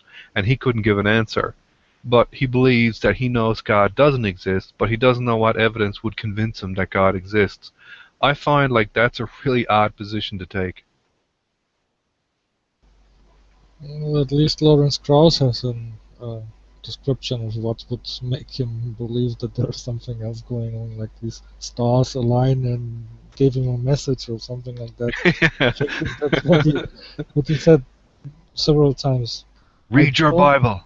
I don't recall actually. Yeah, that Dawkins had an answer to the question, but maybe maybe the reason why you don't have an answer to this question is that you don't expect to come to the belief in a single step, right? You wake up and now you believe because something happened. You expect this to be a transformation, a sort of coming to the conclusion that you should believe.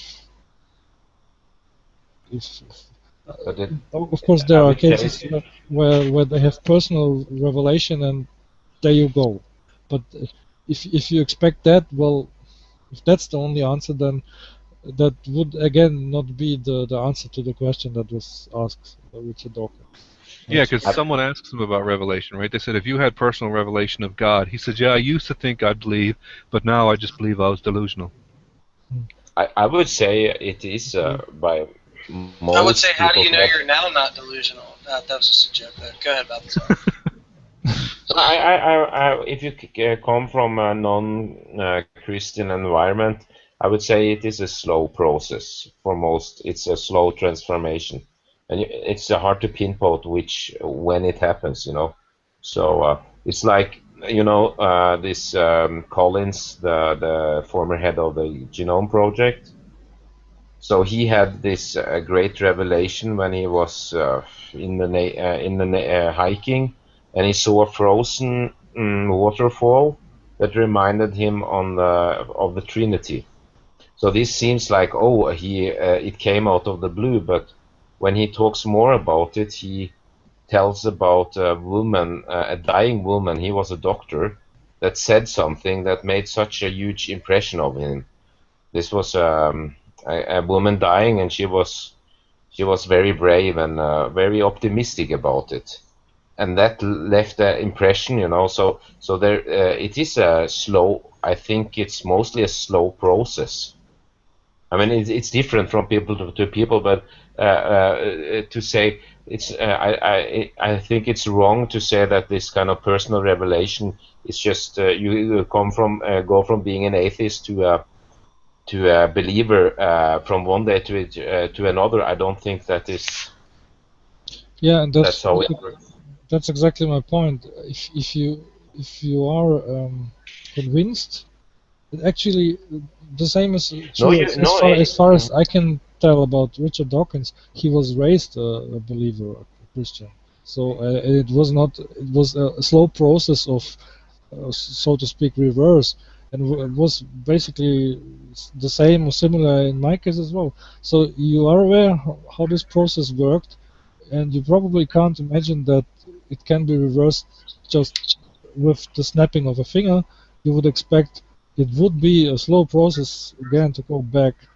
But if you don't even see the start of this process, you're not doubting, you're not asking yourself these questions. What would make you believe? And if you don't, if you have never considered this question, what would be the last step that makes you believe? Well, yeah. How can you answer the question? You don't have an answer really.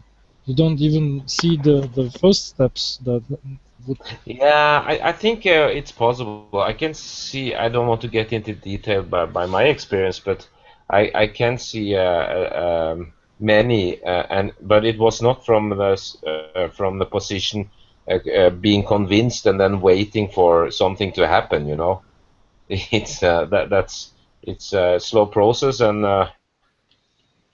yeah, something happens, and then it's clear. I mean, then it's just you're just surprised and totally, you know, there's no way back, you know. So, but of course, it's different from person to person. I'm not actually sure that there is no way back.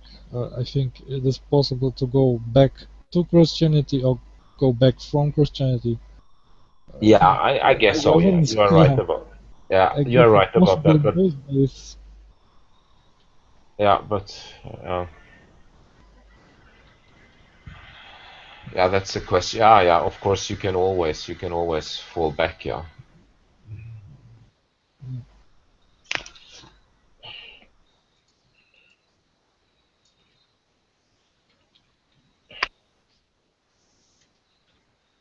Welcome, Floyd. How you doing tonight? Right, thanks. If you ask me what would convince me of the truth of Christianity, I would want to see the promises of the Bible come true. I would like to see Christians doing greater acts than Jesus. I like to see Christians doing miracles and swallowing poison and being bit by snakes and not suffering. I'd like to see new creatures in Christ, and by that I want to see the fruits of the new creation of them in Christ. I'm not seeing that. I'm not seeing Christians any better than anyone else. Something would be very convincing is a reversal of the curse that happened in the fall.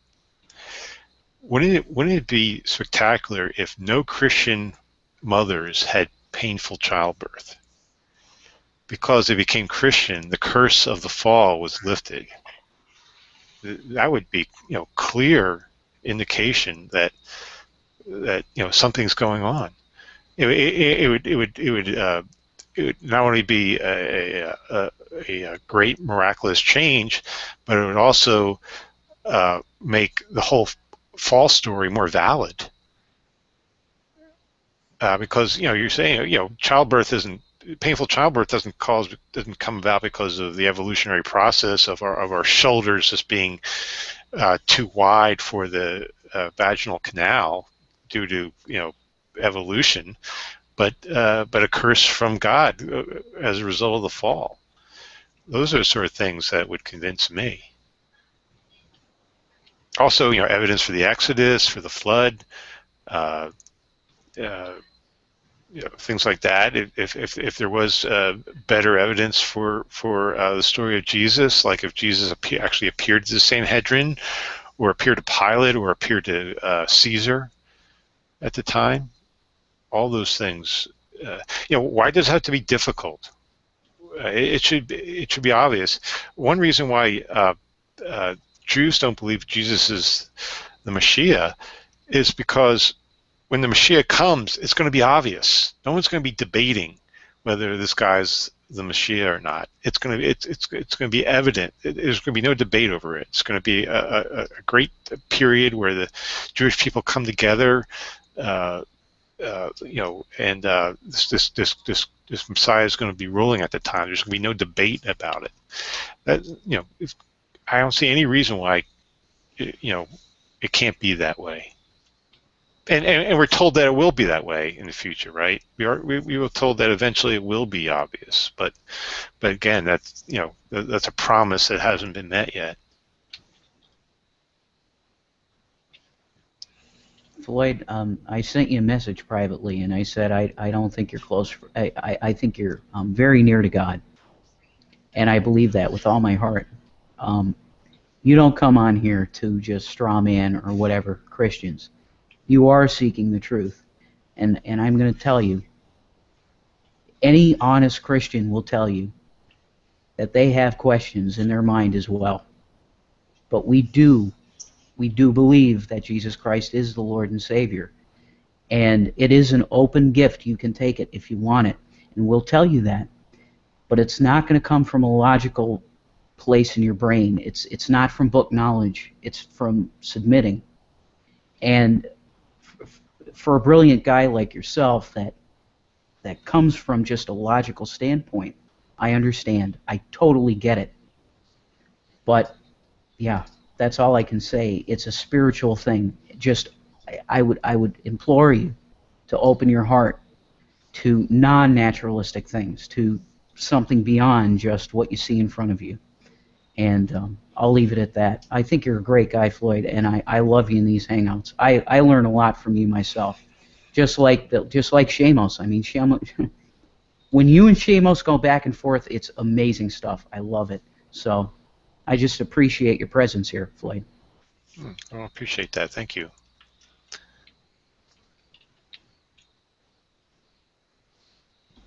Except yesterday when Seamus Ruffle stomped you, obviously. Well, I was already watching stated that. my... I'm telling you, Tom, I was watching that on the outside. That was some good back and forth. I loved it. It was awesome. Good stuff.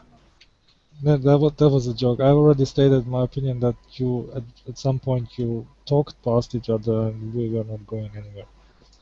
That's game, but I guess it happens when things get heated up a bit. It can happen. I would say that coherent, heated discussions are an amazing thing here on G+. It's a unique thing we have here in this quote-unquote great debate community. And, something like what happened before last night with Shamos and Floyd, you see something like that, and you're like, yeah, this is why this exists. It's back and forth like that. That's awesome. I love it. I mean, it happened and will happen again, and it will not happen between Seamus and Floyd. It will happen with other people as well, and we shouldn't. We should move on then. I mean, we shouldn't keep all this for too long. It's detrimental, I think. Yeah, but I would just say, to perhaps kick it off here, that I still don't see how evolution, because evolution, through our evolution we get society and the societal norms. I don't see how evolution could get you to objective morality. Just my opinion. Well, evolution isn't guiding anything through to morality or anything. It it just brings about the circumstances of our nature, and it's just express reality. It, we evolved in such a way where if we want to survive as a social species, we have to come up with rules of living. Evolution didn't want it that way. Right. But wouldn't those rules be ultimately subjective, not objective? Well, it's subject to our nature. Now, if our nature was different, okay, moral facts would be different. But that's just the way it is. You can say about anything. If the nature of your God was different, his moral commands would be different as well. That doesn't make it really subjective. I think the bottom layer of values are subject to the being, to the moral agent. I think there is a subjective element to morality, but once you have that established, you can then make objective moral facts from them. But to say there's objective moral facts out there and has nothing to do with what we are as beings, I think is absurd. That it has no connection to what we actually are. Right, but if we're basing our morals on our own perceptions, isn't that by definition subjective? Well, I mean, pain, pain is felt subjectively, but it's still an objective fact that we experience pain. But pain is a very subjective experience. Right. But I don't think we can say that pain is a subjective thing. I think it's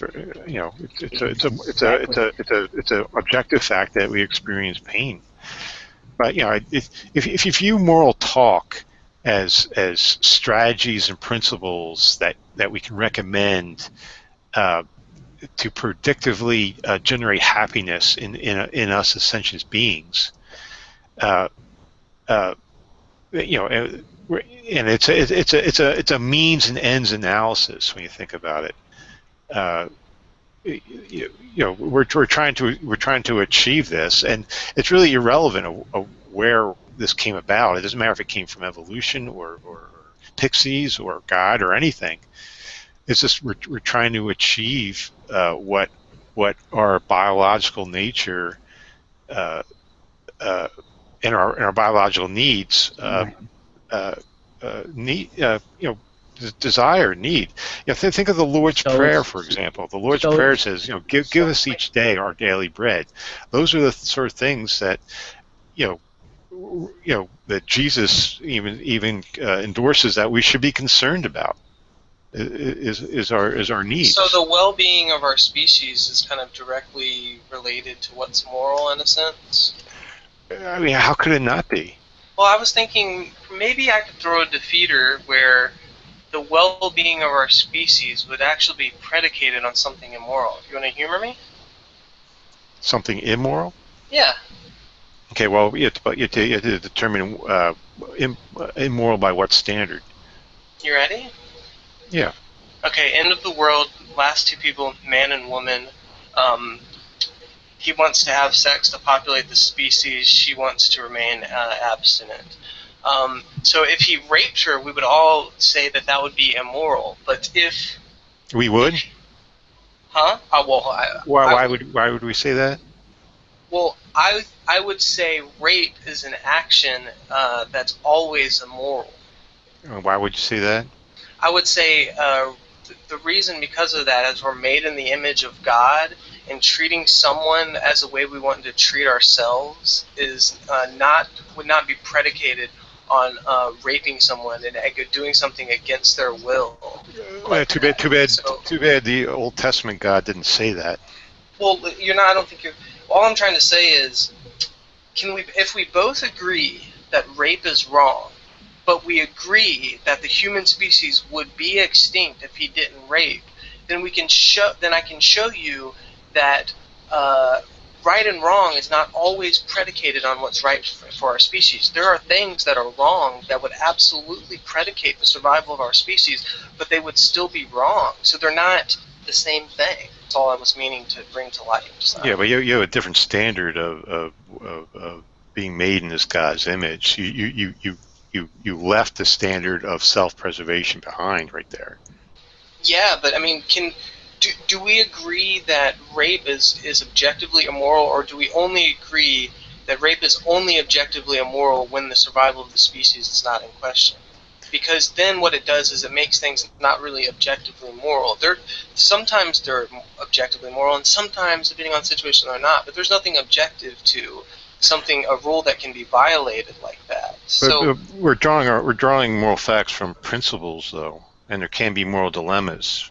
I mean, you just come up with a moral dilemma where there's a conflict between two values: the value of preserving the species to the value of an individual's emotional well-being. And a lot of the reason why I draw on that is because oftentimes a lot of people that prescribe to objective morality will oftentimes say, yeah, like things like rape and murder are objectively immoral. And usually that's a common ground between the moral realist who's a secularist and even the Christian. Like we can both come to the table and say like, yeah, that's objectively moral. And we can also make arguments to why that's objectively moral. Like, because that violates her personal liberty and it violates her bodily sovereignty.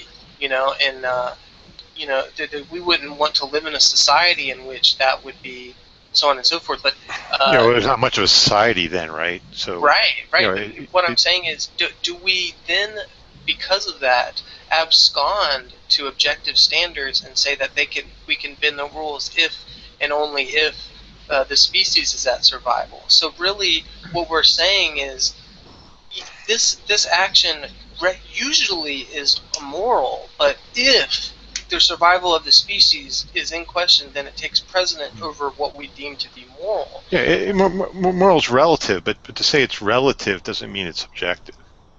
It can be a relative and objective. You want to know how I answer the question? How it's possible to answer that question, Floyd, without being?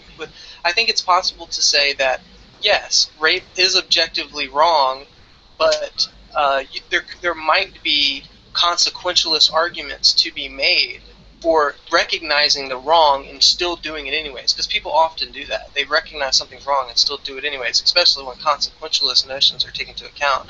But the problem I see with you, instead of saying, yeah, it's wrong, but it needs to be done, is just to say it's not wrong. No, let's start from the presupposition that it is wrong, but maybe it could be justified, but we still realize that at the end of the day it's wrong. But if we start from the presupposition that this isn't wrong and it's only wrong depending on circumstance, then we've literally obliterated objective moral standards. No, situational ethics aren't subjective. It can be situational and be objective. It is based on the situation. Right. It could be situational and objective. I agree to you there. Yeah. So you have a unique situation right there. I don't really see the issue. Well, because it'd be special pleading in that sense. That's like everything is objectively moral and immoral except when, by a special pleading, the human. No, it's situational in every situation. See, I think the problem with what you're doing is you just want simple rules to follow, simple rules that rape is always wrong. Period. Murder is always wrong, but I agree, murder is always wrong. Why? Because murder is defined as wrongful killing. It's defined that way. You have to say killing other humans for fun is always wrong. Stuff like that. So then we both agree that murder is always wrong, but what the proposition being under question now is rape always wrong? And I'm saying yes. I'm saying definitively yes. Just as conclusively as I could say that murder is always wrong, I could definitively, without batting an eyelash, make the same assertion for rape. but it doesn't seem like you're willing to meet me there. It seems like you're hesitant to make that claim. Yeah, again, it's situational. Now, you can't say murder. Well, yeah, murder is wrong because it's defined that way. If you define rape as wrongful sexual intercourse, then wrong is in the definition. You have to clarify what the specific act that's going on. To rape someone against their will for your own selfish pleasure is always wrong. For example, I think I can get on board with that. So rape isn't always wrong then, Floyd? Is that what you're saying? Well, again, we have to define rape, but if you simply define rape as non-consensual sex. Well, I guess Floyd's saying that so in the under example you certain gave, situations- in the example you gave, it's non-consensual because the female is not consenting. But he forced himself on her because of his he puts the value of preserving the human race over her emotional needs. Yeah, he doesn't have the fun as the driving force behind it. Yeah. He has, But he has again, motive. if you want to be consistent with your Bible, your God condones non-consensual sex at times as well. So I think in the Christian, so I think in the biblical worldview, I think you're being inconsistent. No, I'm trying to advance the proposition that basically what is moral is not always inflective on what's good for the species. I don't think those things are directly equatable. Now, there might be a correlation between them, but they're not the same thing. Like, they don't both stand and fall together in every aspect resemble the other and are reflective. I think I agree that there definitely is some measure of correlation, but I would deny that they're the same thing. I would openly admit that there are things that could be beneficial to the species that would still ultimately work out in moral. And these things have to be with my belief that we're not just if you're a naturalist and you think that all that exists is what's here in this world, in this material life, then you're super predicated on keeping advancing this life because that's all there is to you. But if you realize that you're a moral agent created in the eyes of God, and that you're commanded, and there's certain things that God despises and are objectively immoral to Him, then you would have problems doing things in that vein, that even to advance those things. So that's what my main area of focus is. Yeah, but you can say as a Christian, you simply believe that there's more life, and you want a good quality life, but you simply just believe that life extends beyond this physical life.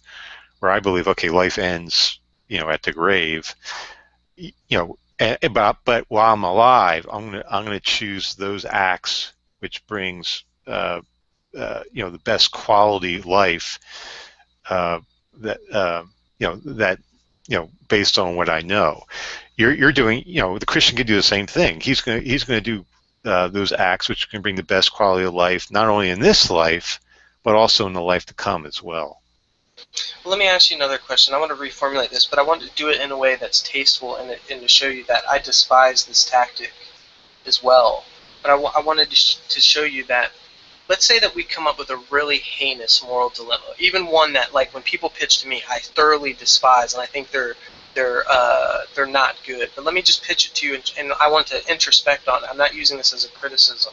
I want to show you that this is equally applicable to my position. Let's say that there was time. You ever seen the Saw movies or whatever? Let's say there's some weird situation where you actively have to engage in a murder in order to save countless. Sophie's Choice, for example. Okay, sure.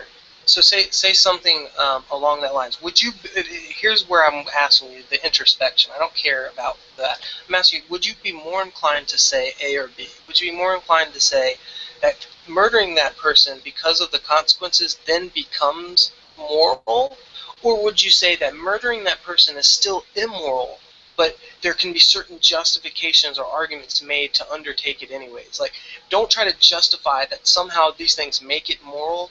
Always say in your heart, I know this is immoral, but then through some consequentialist means try to say, look, I know it's immoral. I'm never trying to justify that this is, but it needs to be done. Rather than say, no, that was perfectly moral, and I was perfectly justified to do that. Which would you be more inclined to do?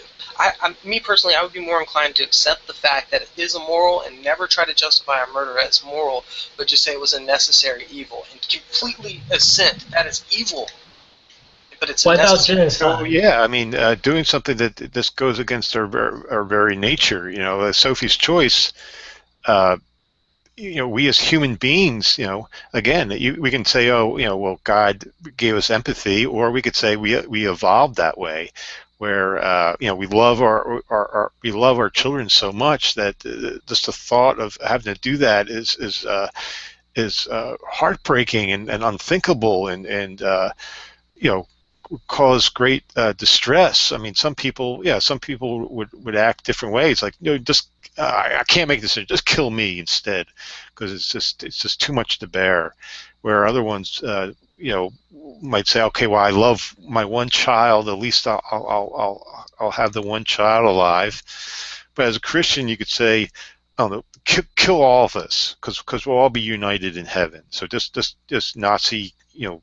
Nazi, well, I wasn't just really kill us all. phrasing it in terms of Sophie's Choice. I was more or less phrasing it in terms of, like, let's say you had, like, the movie like Saw, where he's basically saying you have to kill either this one person in cold blood, or by this time period, or these 3 people are going to fall to their death, or whatever. You know, like, where you're pulled into a moral dilemma that is the lesser of 2 evils. And would you, because of the ones that they're both evil, would you? I'd be more inclined to say, look, this is evil, and never try to justify it as good. Like, I don't think objective moral standards change. I don't think just because of the consequences behind it, it's somehow, oh, now it's good. I think, no, murder is always wrong, but it's the lesser of the 2 evils, and maybe it might need to be engaged in. Like, I'm not saying what I would do in that situation, but I'm saying, would you be more inclined to make that argument, or would you say, no, that is moral in that instance? Yeah. Well, I mean, Ozzy brought up the case, you know, in philosophy of morality classes, where they have things like that, where you push someone down onto the track, and by killing that person, you save 3 other people that are on the track and stuff like that. You know, you come up with all these different moral dilemmas, and you know, a lot of it, your conscience is telling you, oh, all this is bad. You know, your conscience is just, you know, is just controlling you, saying, oh, this is just awful to even have to make that decision. But you try to say, oh, okay, well, what's the most rational thing to do? You know, oh, well, obviously it's better to save 5 people. So, you know, I'm gonna kill this one. But it's still heart-wrenching. Just to kill the one. I understand it's heart-wrenching, but what I'm asking you, is murder then justified? Does that then make murder moral? I mean, you already told me earlier that murder is always immoral, and I agree with you. Murder is always immoral, but does well, again, it's by definition. Moral? You're saying, and then in those cases, when you make a decision, it's not wrong. Again, you're defining. If you define murder as wrongful killing, the word wrong is in the definition. I don't define it as wrongful killing. How could it not be wrong? If wrong is in the definition. That isn't how most people define it philosophically. The most philosophical definitions I've seen are like, well, you can say unjustified murder, but unjustified or unwarranted, or unjustified killing. But here you present a scenario where there's some justification for the killing, right? So, you know, again, you're coming up with scenarios where there's justification. There's other there could always be other presumed values. Justification. There's always there's presumed justification and then objective justification. Like a murderer will say, yeah, she fucking cheated on me, I had to kill the bitch, you know. But that's justification, sure. But it's presumed justification? Is it objective justification? No, we don't know about that. It'd be interesting to know what U.S. law says about that. Like, if there was a crazy scenario like that where I pushed someone to their death, but in doing that I saved 10 people, I think the U.S. law. I think I'd probably be convicted, but probably like the judge would probably give me a light sentence or something. That's my guess. I'm not a lawyer. I don't know, but I would think the law would still say, oh well, you still did it. It's a slippery slope sort of problem. So sorry, we have to convict you. But yeah, it's hard. It's like it comes down to what sort of behavior do you want to encourage. But it's difficult. I think there's different values, and you can come up with scenarios where those values are in conflict. But in general, we have a desire for self-preservation, for the preservation of species, for the respect of life, for person, for property. Why do we respect other property? Because we don't want people to take away our property. But yeah, is everything so black and white? We can come up with just simple rules. In some cases, we can. In some cases, we can't. Yeah, and you could probably always come up with a gotcha scenario. Well, you're kind of speaking more in terms of practicality, but I'm kind of speaking more philosophically in the sense that, like, if there are these objective moral facts that are out there and they're independent of what people think or feel or anything like that, then it would be strange if the situations then changed, whether they were moral or immoral, like in things in regard to murder. Like, could we say that the ontology of objective morality, depending on the consequences, shifts? Like, they'll say, well, look, that you did murder him, but that was still morally good because of the consequences. I have this feeling like if morality is this thing that's set, there's objective moral facts, and murder is one of the universal things intuitively thought to always be wrong, then we could never, through any consequences, change the fact about reality. It seems like that fact about reality is nothing other than something subject to change based on certain criterion. And I have my philosophical instincts on what objective morality means tells me that is not what philosophical objective morality is. No, I disagree. You're thinking objective morality is a platonic form. It's in a platonic realm that's unchanging. I think morality has to do with reality here. If reality changes, then the moral laws will change. If it depends on your perception, which means it's subjective. No, it's not perception. If reality changes, if the laws of physics change, if we evolve into something else, where there's new we have new functions and so forth. Think of this. Are they relative to species? Just a common law. Think with the internet. Think of all the laws we have now about the internet that you can't. I don't know. You'd be arrested if you if you spread viruses or you hacked into the government system and stuff like that. Those are new laws that came about from the change in reality. And what's the change in reality? Well, the internet came about. Something you just said, like, do you think objective moral facts are relative to each species? It's relative to. So, like, are there a certain set of objective moral facts for each individual species? Like, you see what I'm saying? Like, so if the humans evolve into something else, then it's possible we could have some other objective facts for this new species that will become. Yeah, it's got to be different.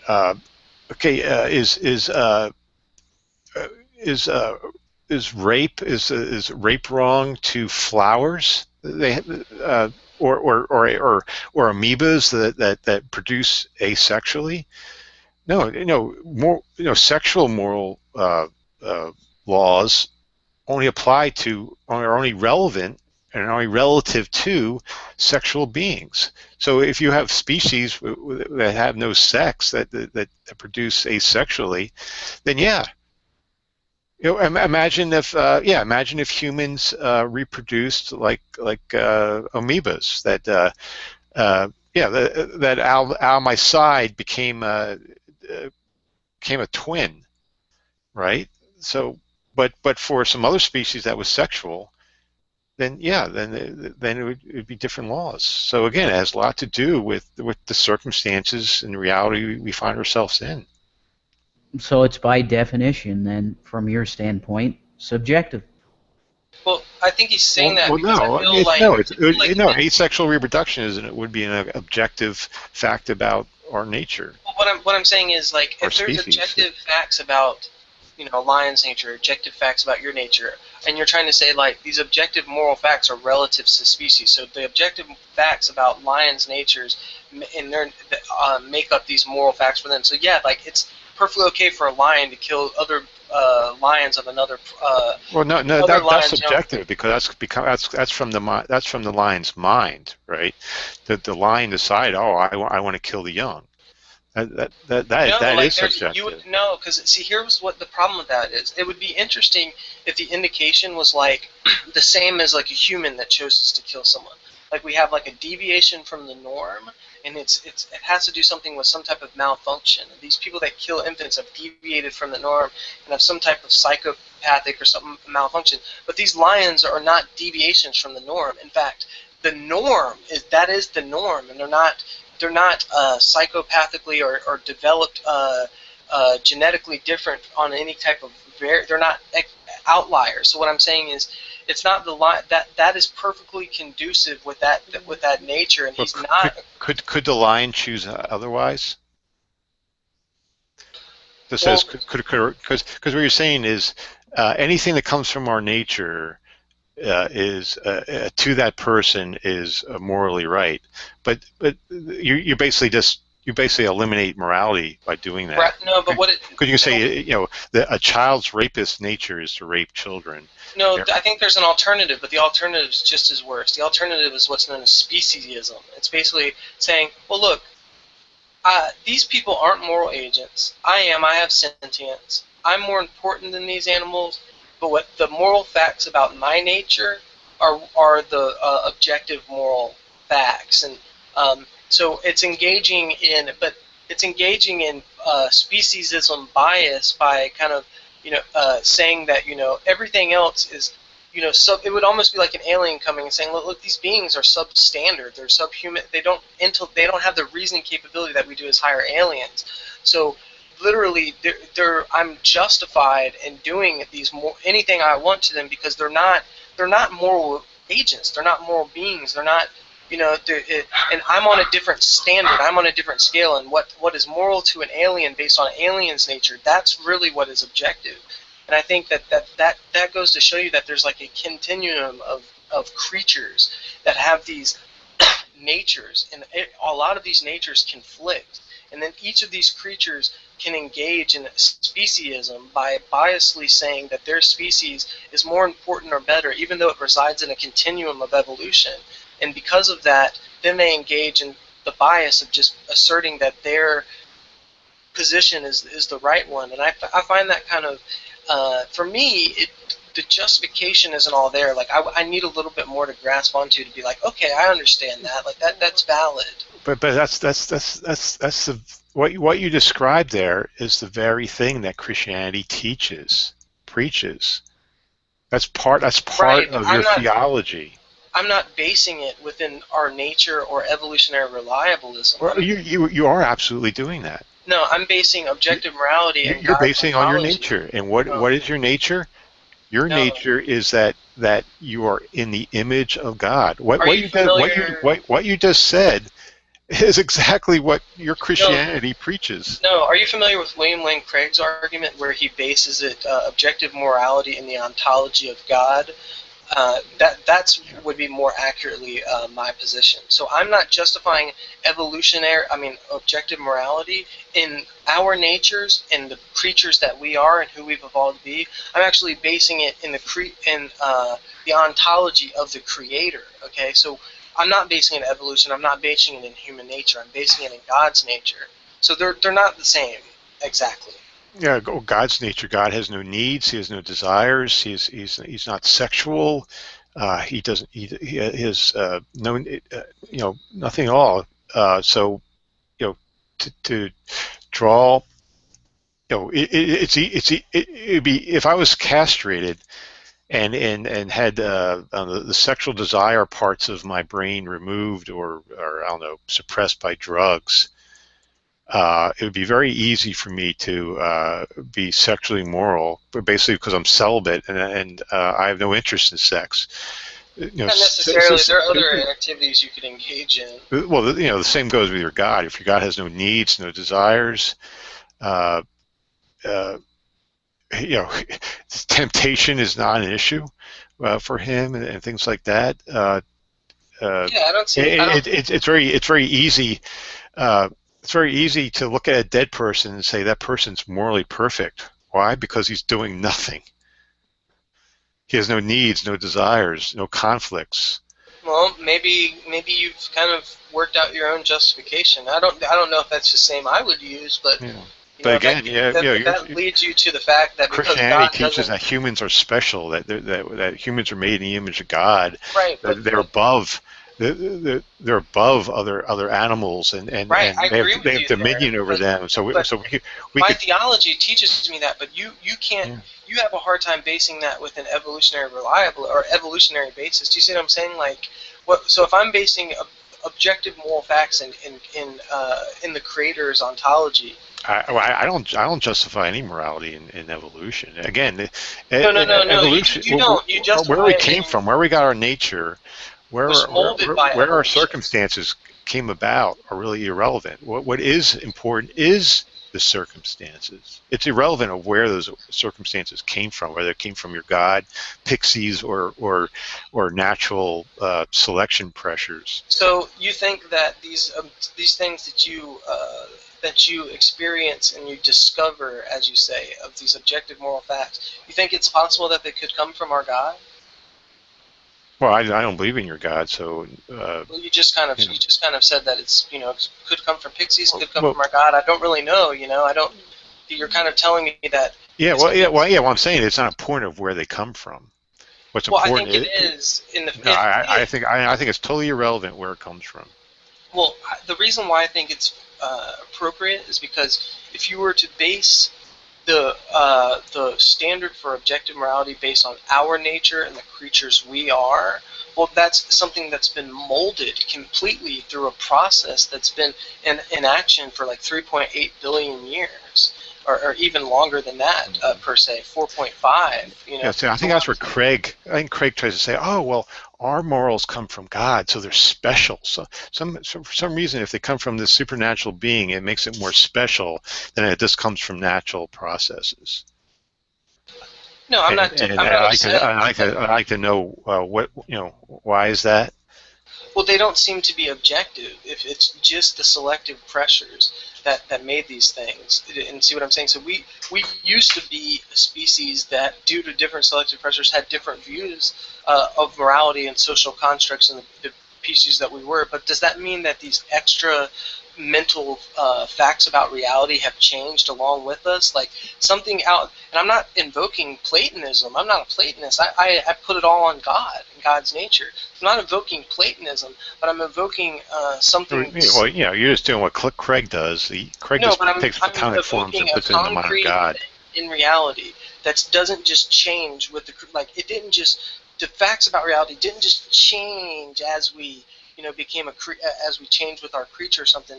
I mean, to say that murder is objectively, I mean, if that's what you're basing it off of, and I understand that argument, I just don't think that that's philosophically objective. Like, I understand the argument, I do, but I don't think at the end of the day that what you're drawing on, or what Ozzy's drawing on, like if Ozzy is saying similar, because I know Ozzy has problems about basing any justification within nature. I think Ozzy thinks it's a cop-out, but I haven't talked to him in a while about it. He doesn't like when Christians do it. Like I said, I make that appeal as well. So I don't know if he does it quite to human nature. I think he maybe makes other appeals, but I'm saying, Yeah.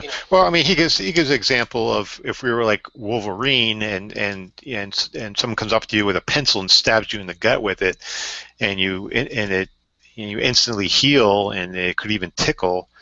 Okay, then stabbing someone in the gut with a pencil is no longer morally wrong. Why? Because we have a different nature.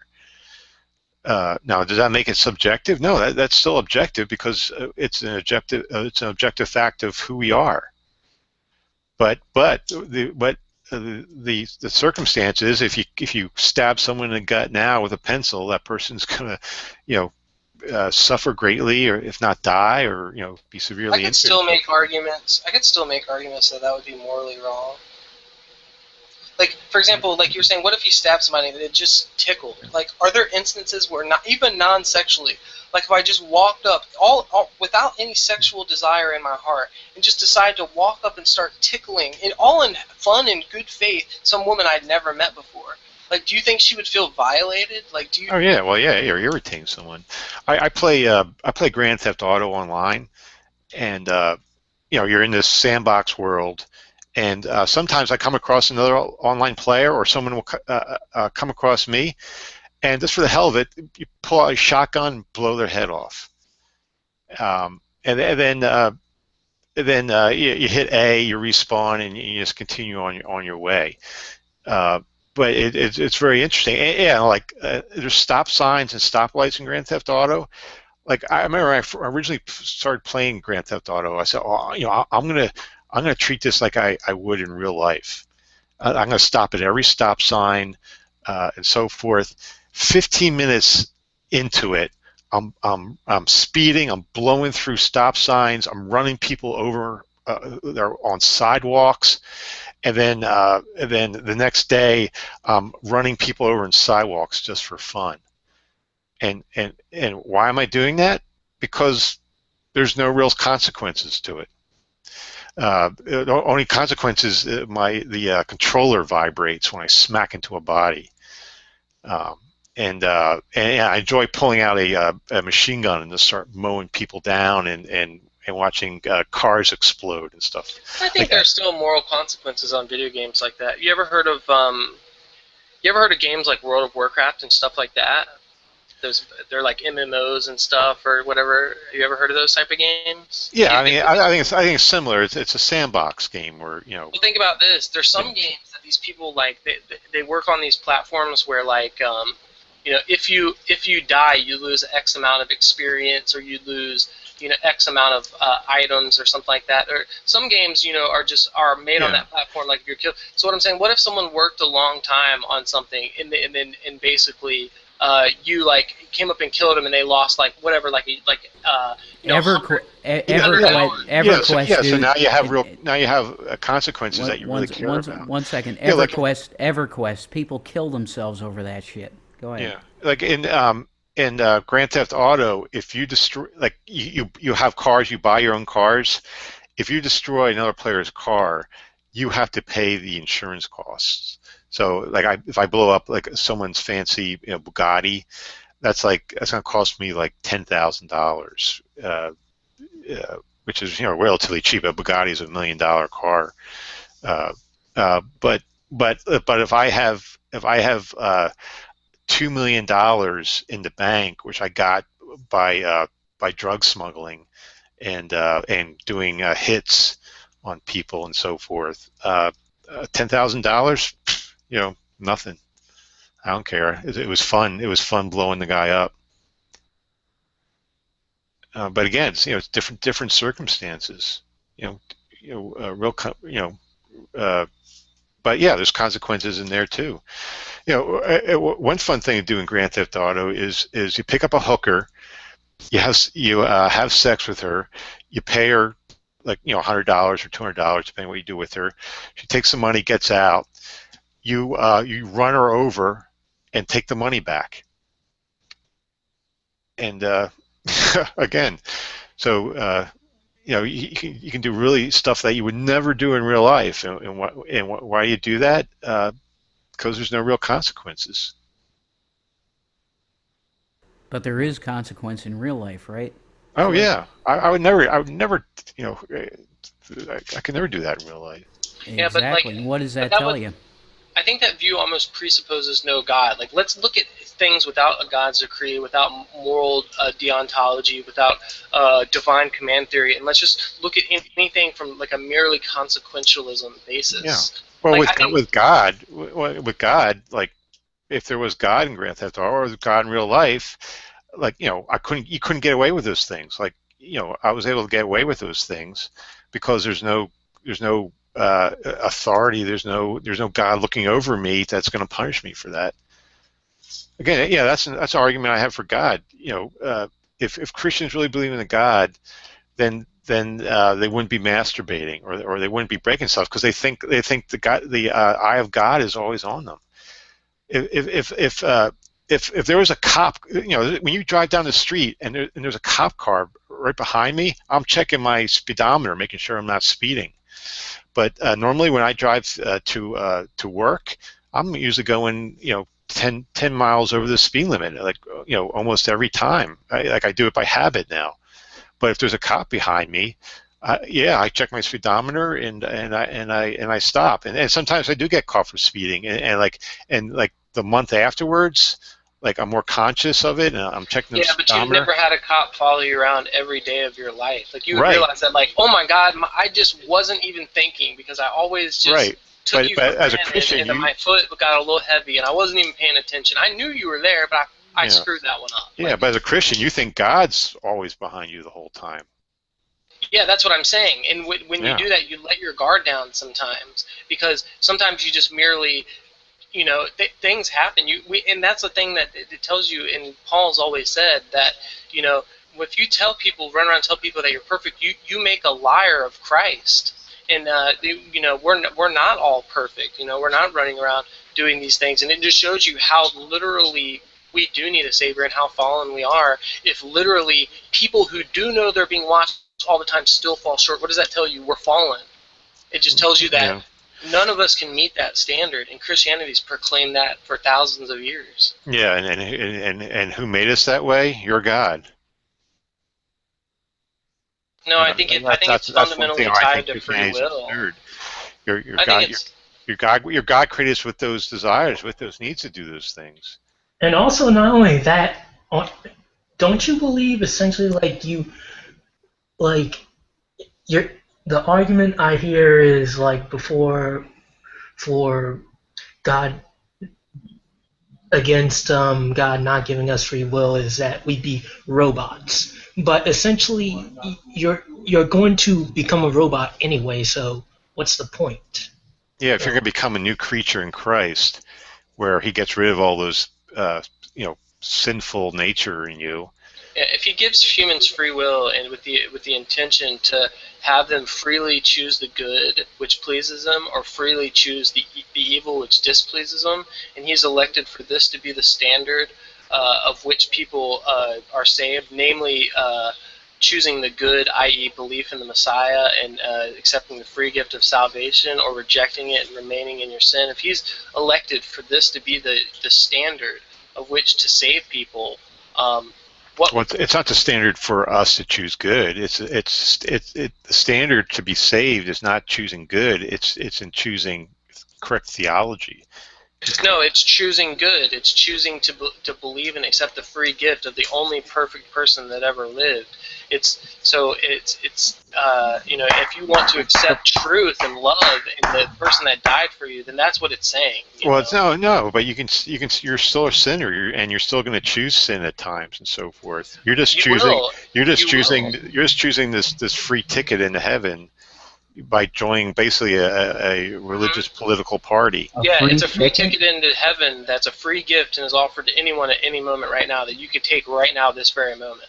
And and He's handing it to you. And it's like okay, this person's handing out free tickets to a concert. When you accept Yeshua Jesus as Messiah, you feel the same pain that He felt. Trust me, man. When you first get it, that's what you feel.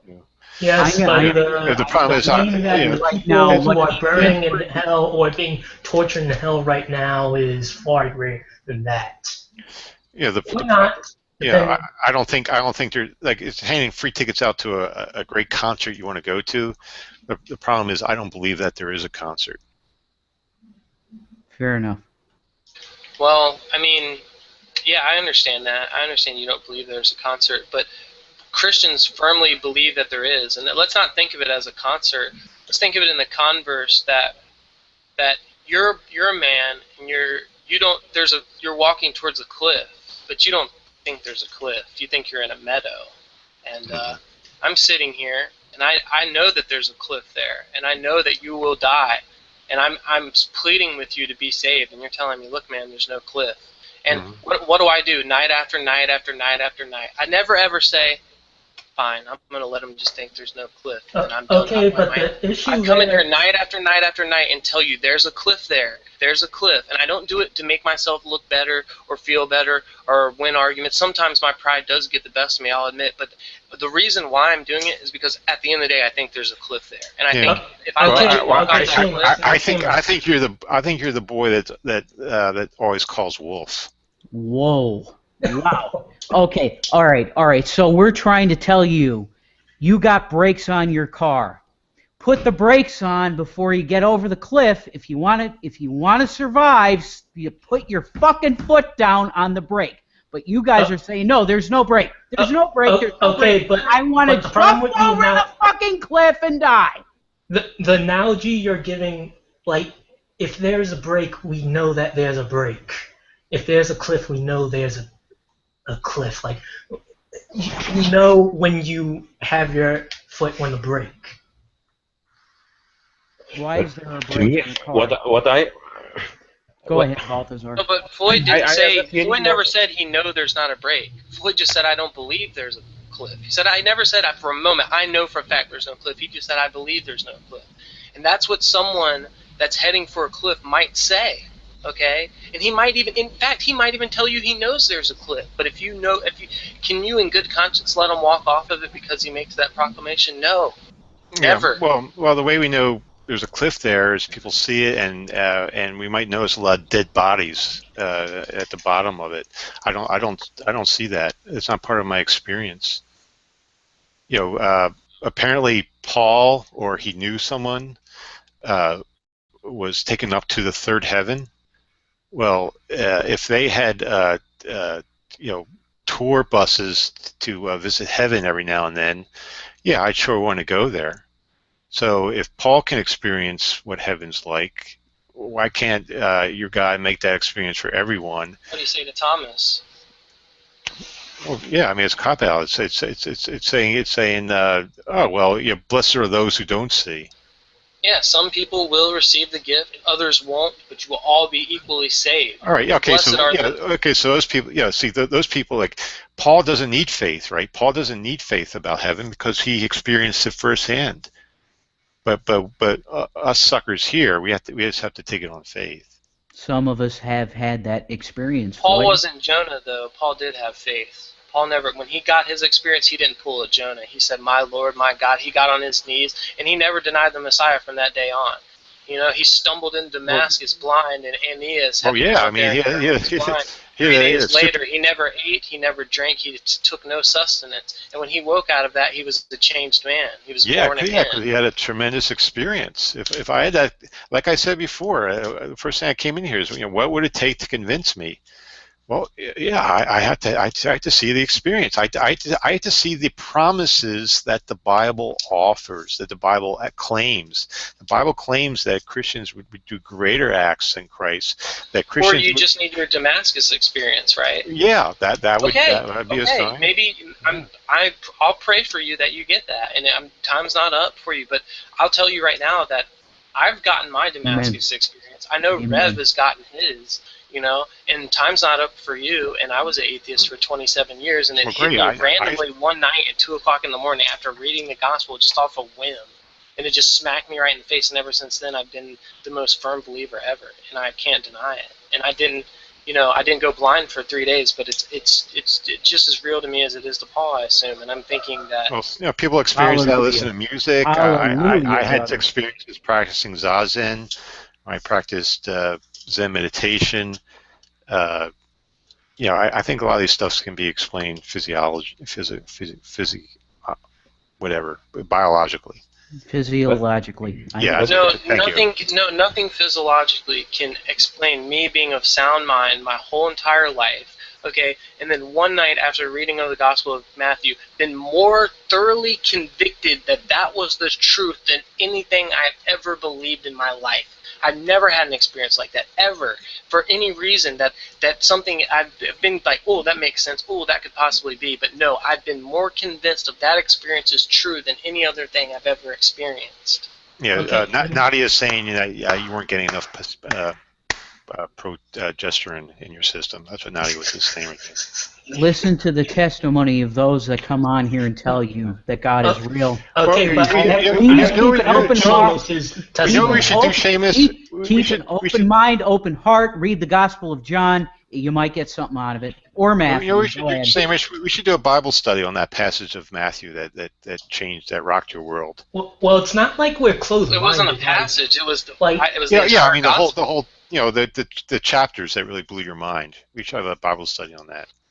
If there was compelling There's a evidence, couple of verses I could cite right now that stood out in my mind. There's one verse that I'm intimately, that when I heard it, it sparked a little something in me. But I can tell you right now, it's the verse in Matthew that says, "If you acknowledge me before men, I will acknowledge you before God the Father." And when I heard him say that, I knew he was telling me the truth. I knew he was telling me the truth. There it is. I knew he was telling me that if I did right by him and I never denied him, that he would never deny me, and I knew that was true, and I knew he was promising me, and I knew he'd make good on his promise. Well, Amen. And I would follow that. How do you falsify that? And I would follow that up with Revelation chapter 12, verse 11. We shall overcome by the blood of the Lamb and the word of our testimony. Hallelujah. Yeah. Thank you. I mean, that's a unfalsifiable, verse that you're inspired by there. Ask, I and also, the door shall be opened. Knock. It's like, God will never let you down. God, yeah, what? and you know, and like, what do you mean? If you don't let him down, he won't let you down, and that's a promise he makes, and God doesn't break his promises, and I know that that's true. But you're going to be, Okay, you're always going to be letting down God. You're always going to be sinning. Again, it's just a matter of joining this political party, and you join. You sign up for a free membership, and it doesn't matter what you do. And also, when we're talking about God letting we will always sin, but we will always come here and tell you that Jesus Christ is Lord. I think Balthazar wanted to speak really quick, if he can.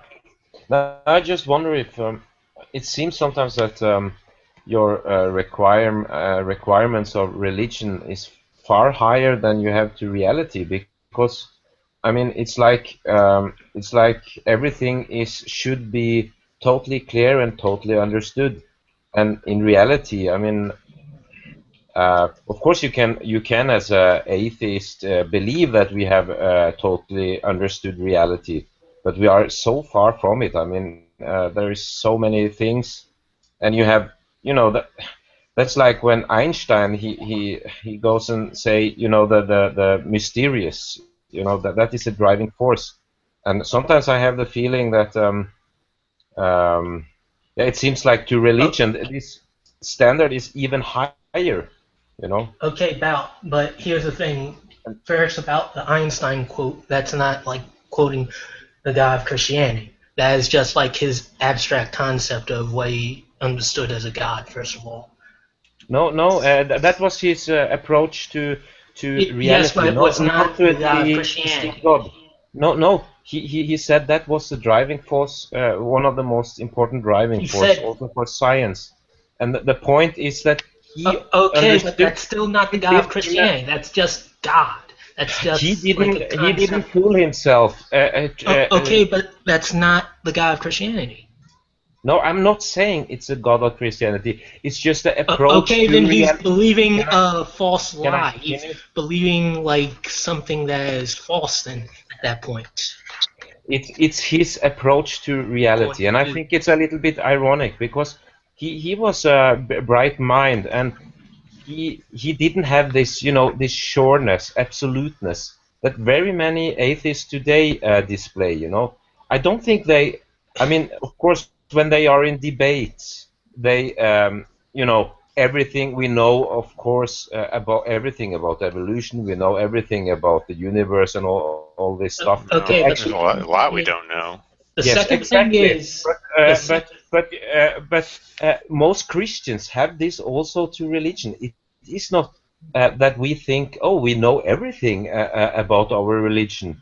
But you have like not you, but many atheists seems to have this standard that religion should be totally understood and totally clear, and it is not for believers. So you have a much higher standard, of course, but I don't think this standard applies to reality if you are honest about Well, it. fundamentalists are very These much like beliefs that. are so Fundamentalists are far like removed from everything's reality, black and Val. white, That's the everything's thing. spelled out. It's an extraordinary claim, and extraordinary claims require extraordinary evidence. Like this evidence needs to be really compelling. It needs to just grab the attention. And we pray you get of that. the potential believer. Well, we haven't gotten that yet. Yeah, there's an epistemic hunger. We want to know So, everything. We I have another want to question. have answers for everything. I have another question for you, Floyd. So let's say that of all the family members that you do have, that of which, if we had to get down to the nitty gritty, the 5 of which you think are the most trustworthy and reliable. Let's say that tomorrow they didn't call you. They all randomly showed up at your house and they said, Floyd, listen, a week ago we had a dream, and we all live in different places, and it happened to us all at once, and it's all self-authenticating and confirming that we had the same dream, and it told us that Jesus Christ was Lord and he's worried about you. And we've come to believe, and they are all have been persuaded, even if they weren't Christian before, if some of them were, then whatever, but that truly the experience that they have is that God exists, and God has a specific message for you, and they tell you, and you've always thought these people to be sound mind, reliable, trustworthy. What do you do then? Do you deny that testimony? Are you willing to accept it on testimony? Yeah, yeah. I mean, the way you describe it, they all have the same experience at the same time. These are people that I've known for a very long time, and I think they're rational people. Very reliable people.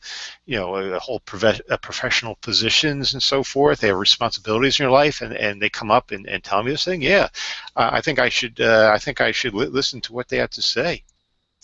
And actually, I did that.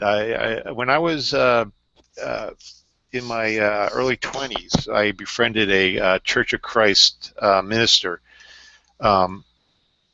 He was a young minister. I think he was in his 30s, and I really respected his character. I looked at him and say, "Boy, if this is what Christianity is about, I respected his character, his devotion, his seriousness, and so forth." And he played guitar. I played guitar, and he was a very good guitarist.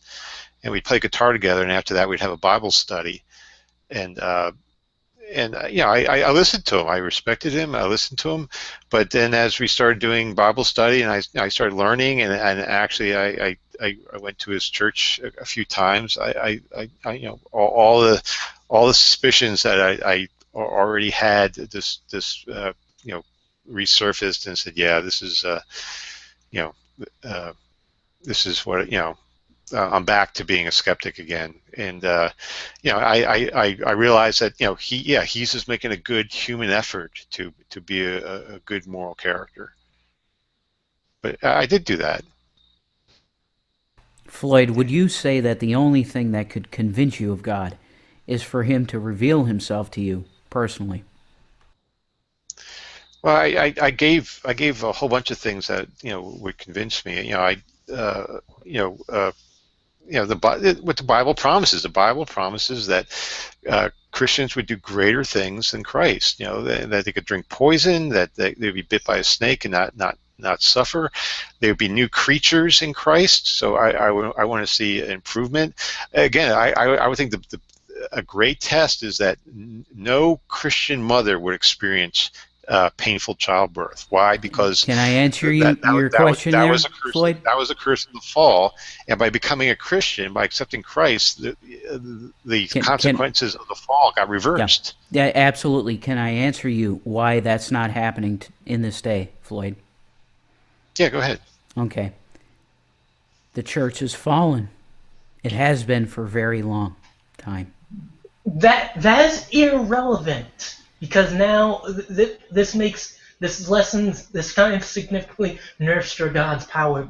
If like you're saying that the church is fallen, if that's the case, then God is not powerful enough to usurp the devil's authority or Satan's authority. It makes no sense. In the book the of kingdom of heaven is not only going to come; it is also within Christians. In the book of no, that's true. That's true, Floyd. The kingdom of heaven abides within Christians' hearts. That's very true. But there is a prophecy in the book of Revelation that speaks about the church of Laodicea, and we're in that age. We're in the last age.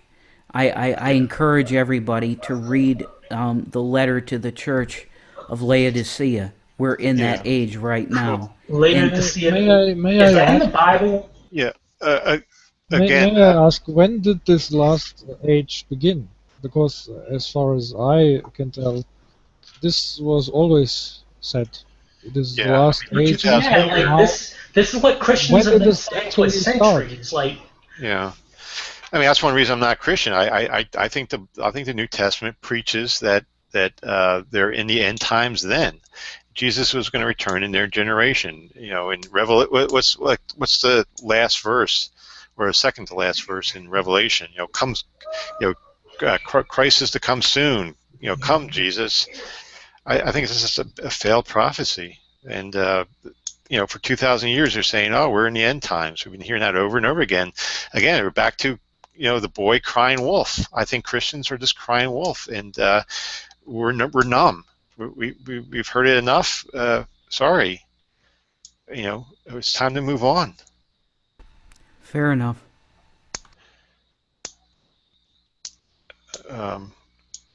You know, if you know, why do we need all this great faith?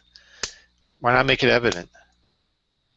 yeah, that seems like something that's more logical, more appealing, more convincing. You know, Christianity promises eternal bliss. Why wouldn't I want that?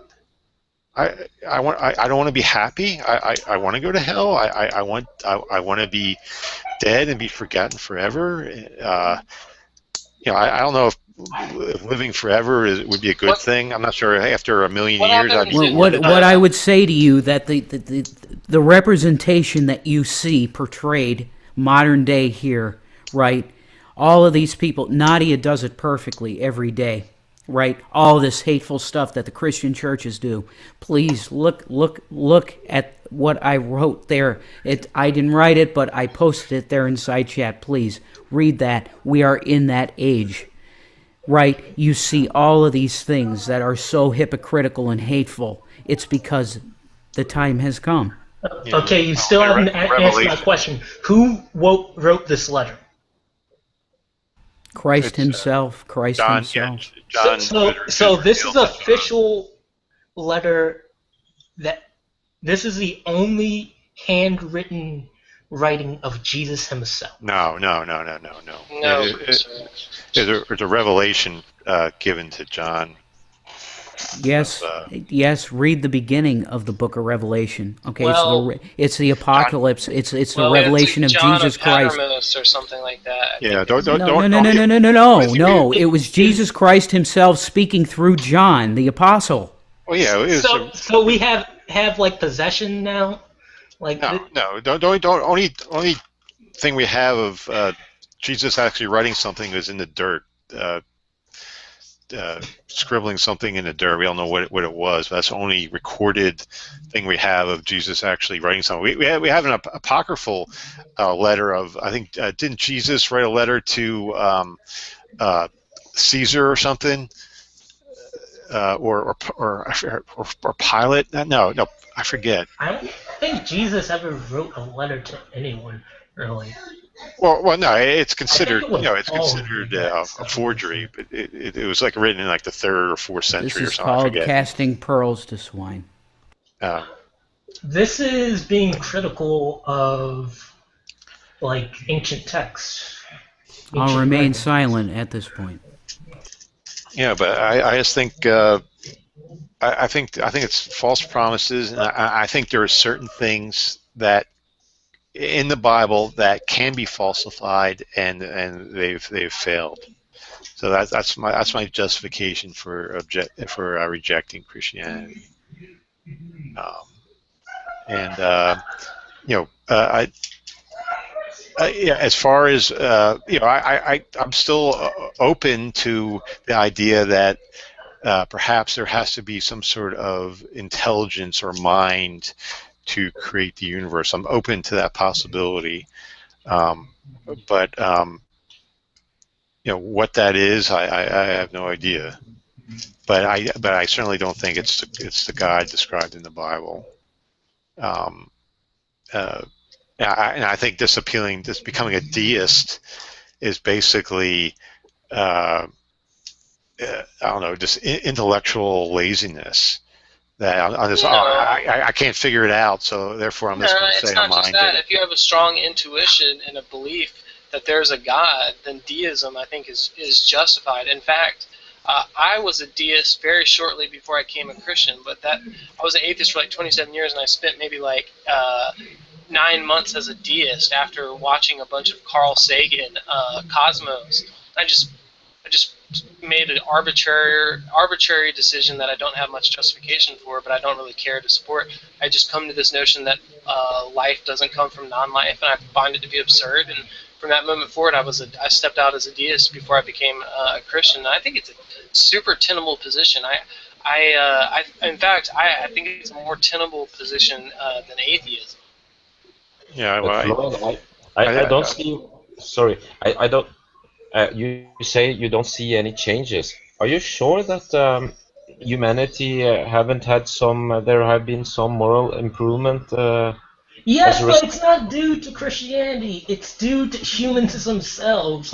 And I can give some credence to Christianity for some social revolutions, but it's through us coming to a more better understanding of how we treat other people and not being separating from one another and basically isolating one another. Yeah, I have to get going, but I'll end with Seamus. I think you should take Nadia's suggestion and get more progesterone in your system. So that's a joke, obviously. So all right. Okay. Good night, Floyd. guys. Have a good night, Floyd. All right. Yeah. Well, good night, Floyd.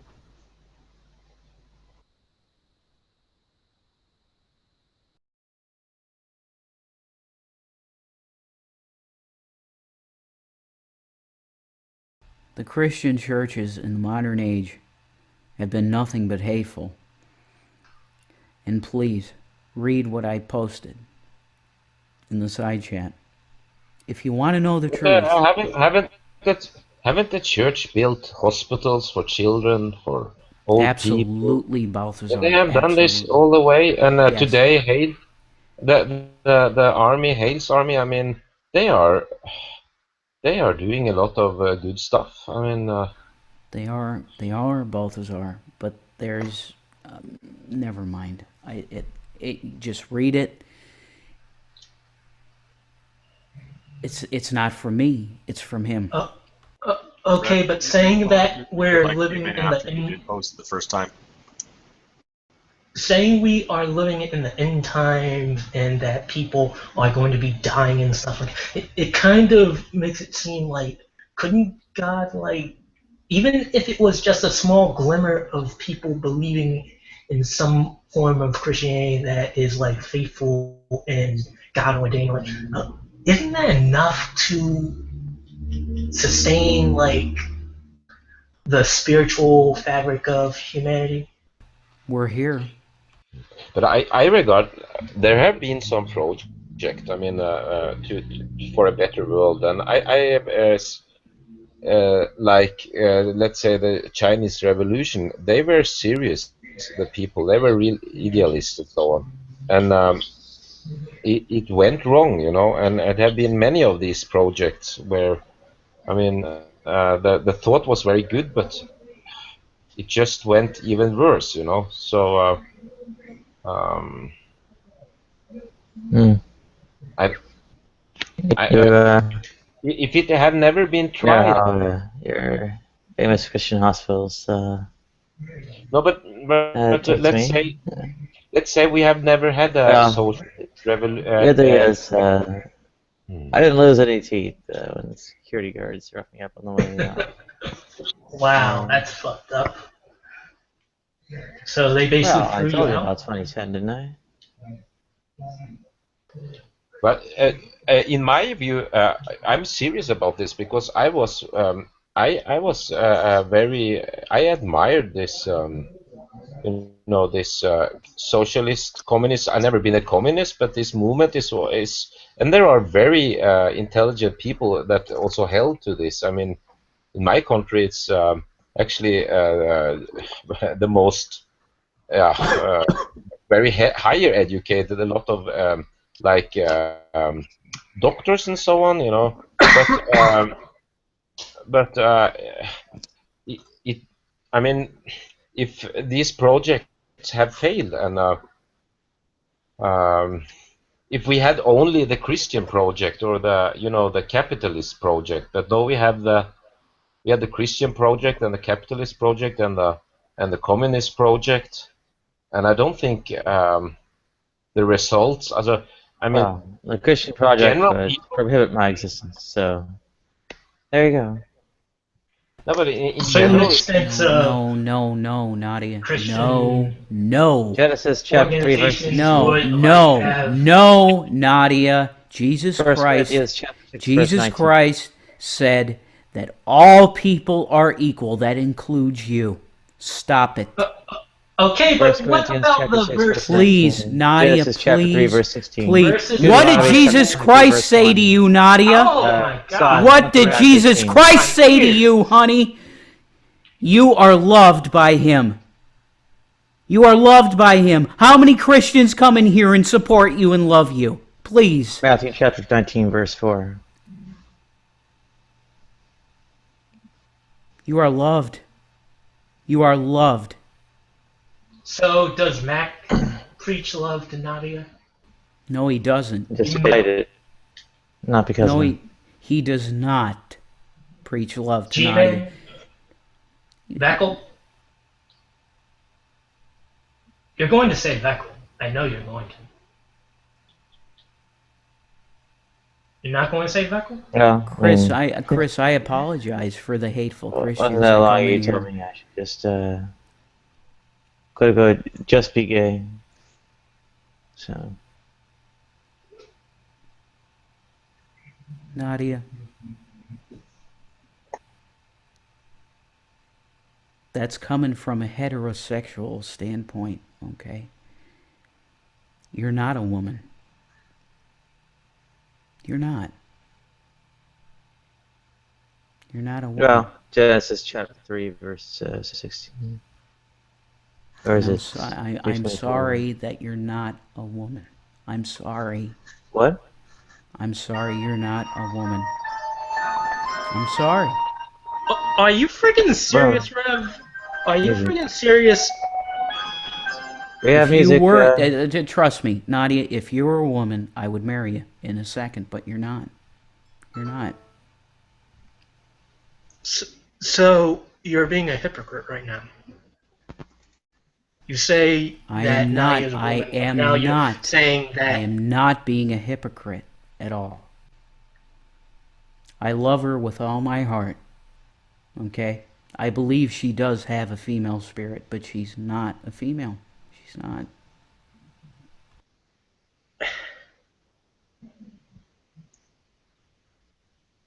I don't get that. I really don't.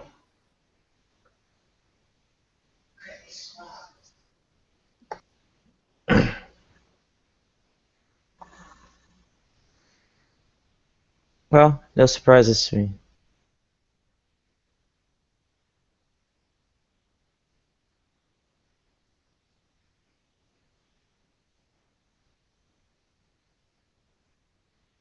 I care about you. 100%.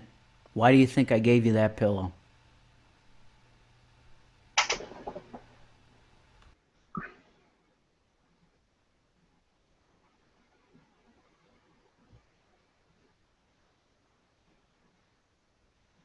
Well, there's no place for me. That's wrong. Bullshit. You've been in this world and you've been doing great good. I told you, you have great purpose. You swayed me from my beliefs. I care about you. I care about you and your people. The same people that they have the same issue as you. You swayed me. You have great purpose here, Nadia. Don't give up. Don't give up. Never.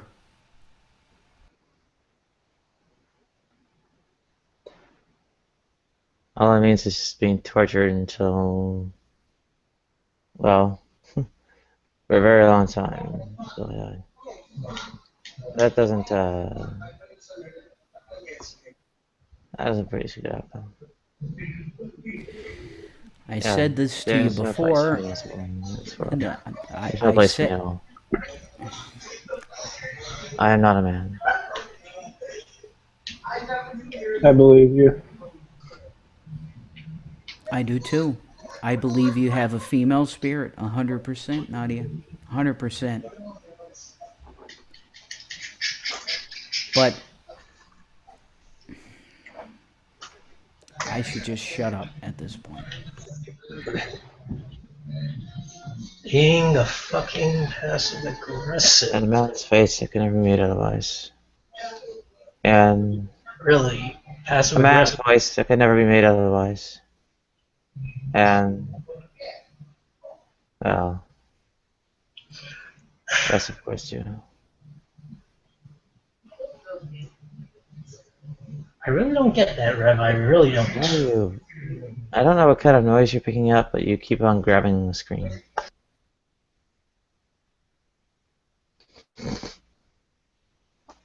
Who, me?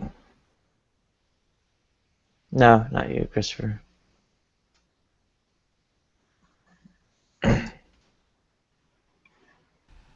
I've tried to tell you, Nadia, so many times that you have great purpose. Every day you do these hangouts, you have great purpose. But you don't want to hear that. No, so what? I mean, you're going to say, oh, because it does the human race as a whole some good. Yeah, torturing somebody or other for, yeah, a lifetime on end is going to be permissible and worth it and right. So what do you want me to say to you? You know, I've screamed at you, kill yourself. Is that what you want? Do you just want to die right now? Is that what you want? I mean, I don't know what to say to you at this point. I've tried my best to encourage you, to tell you that you have great value. I don't know what else to say, Nadia. I really don't.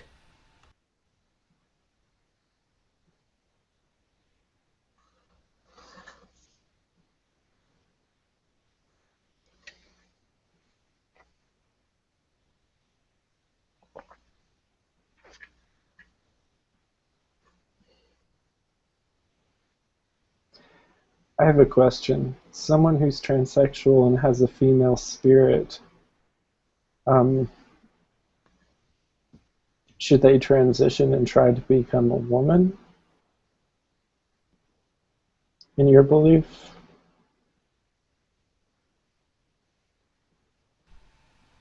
Absolutely. I think that that's the only way that healing will come for them. I've told that to Nadia before. Because I have the same issues.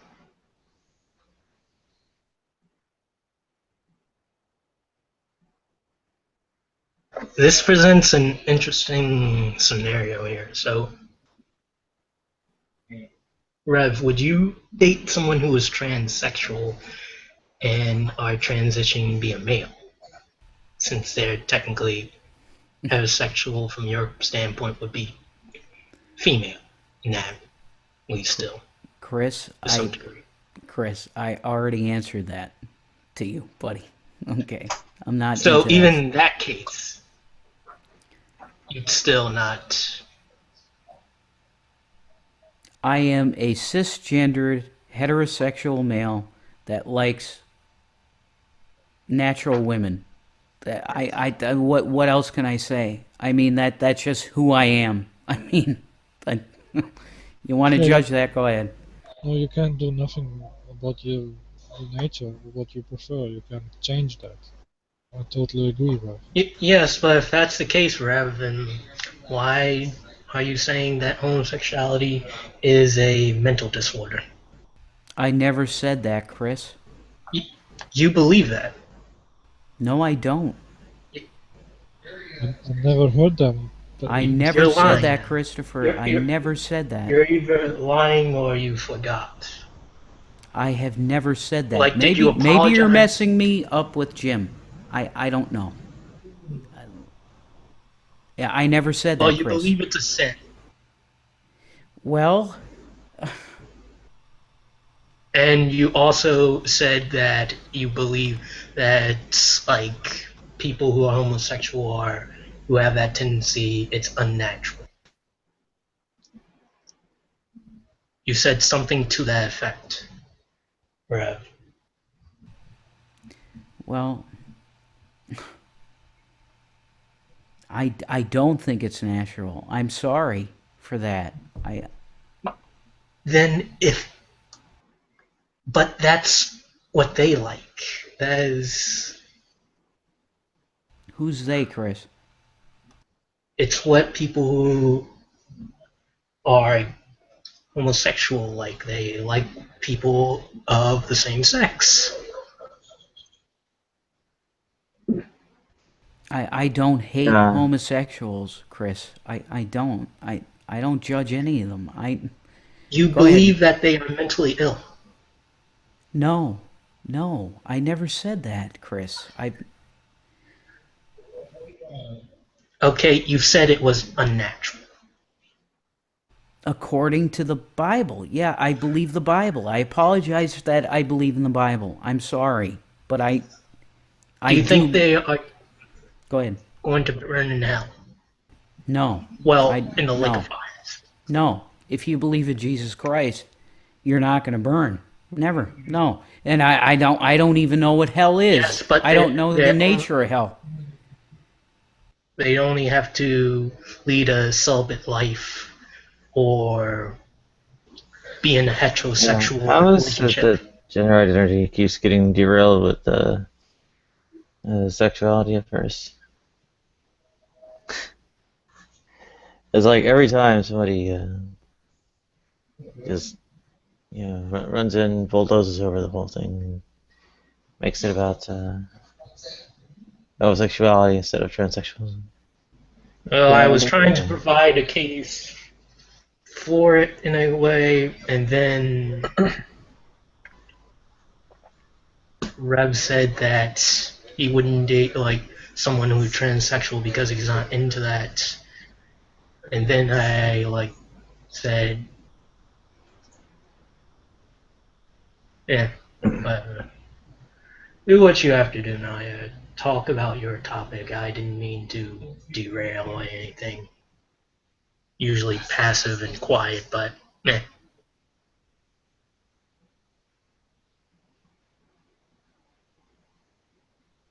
Nadia, do you need some money for cigarettes, hon?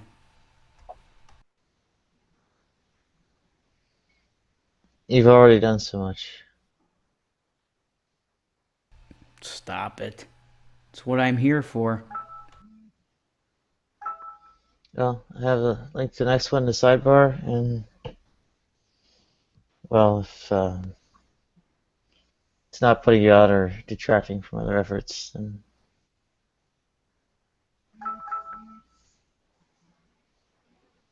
I got you. Say no more. thank you.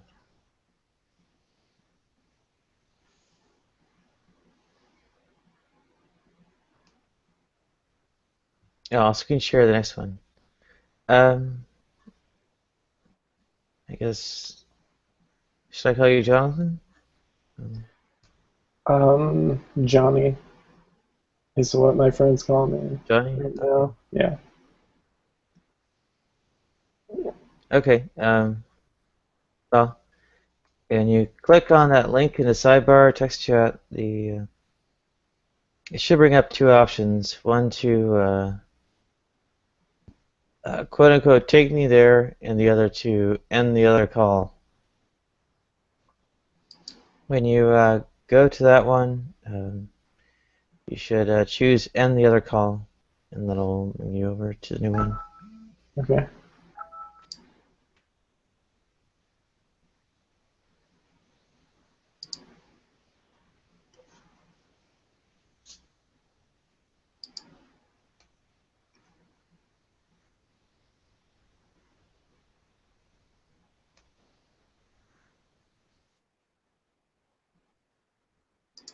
Okay. I messed it up.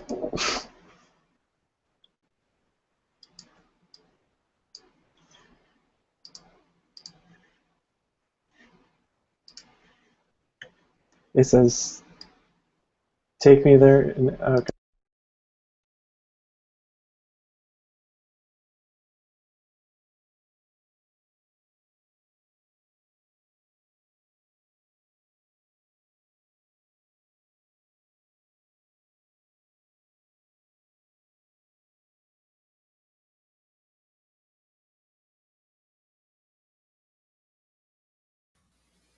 Okay, and fingers crossed.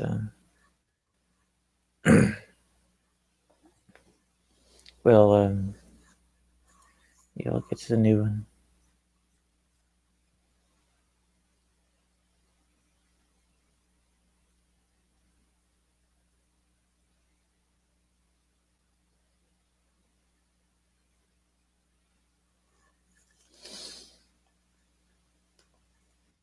I'm not sure if that answers the question, but maybe it didn't need to be answered. I don't know.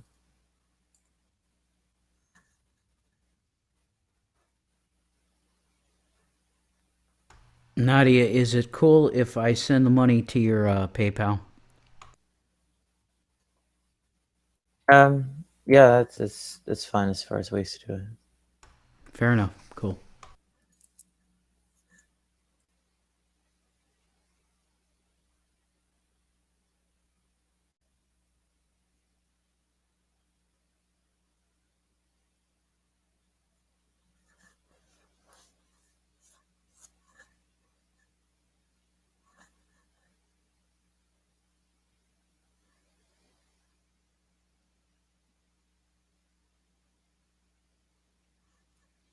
Yeah. Done. Being able to take the noise and such is a pretty big deal as far as getting out and about goes.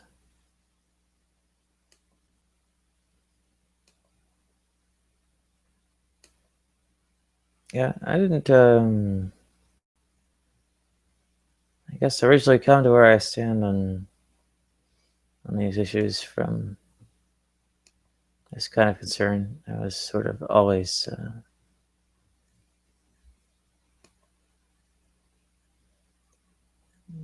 kind of where I stand.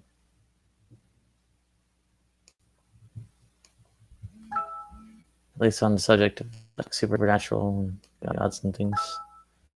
And from there, what's that? No.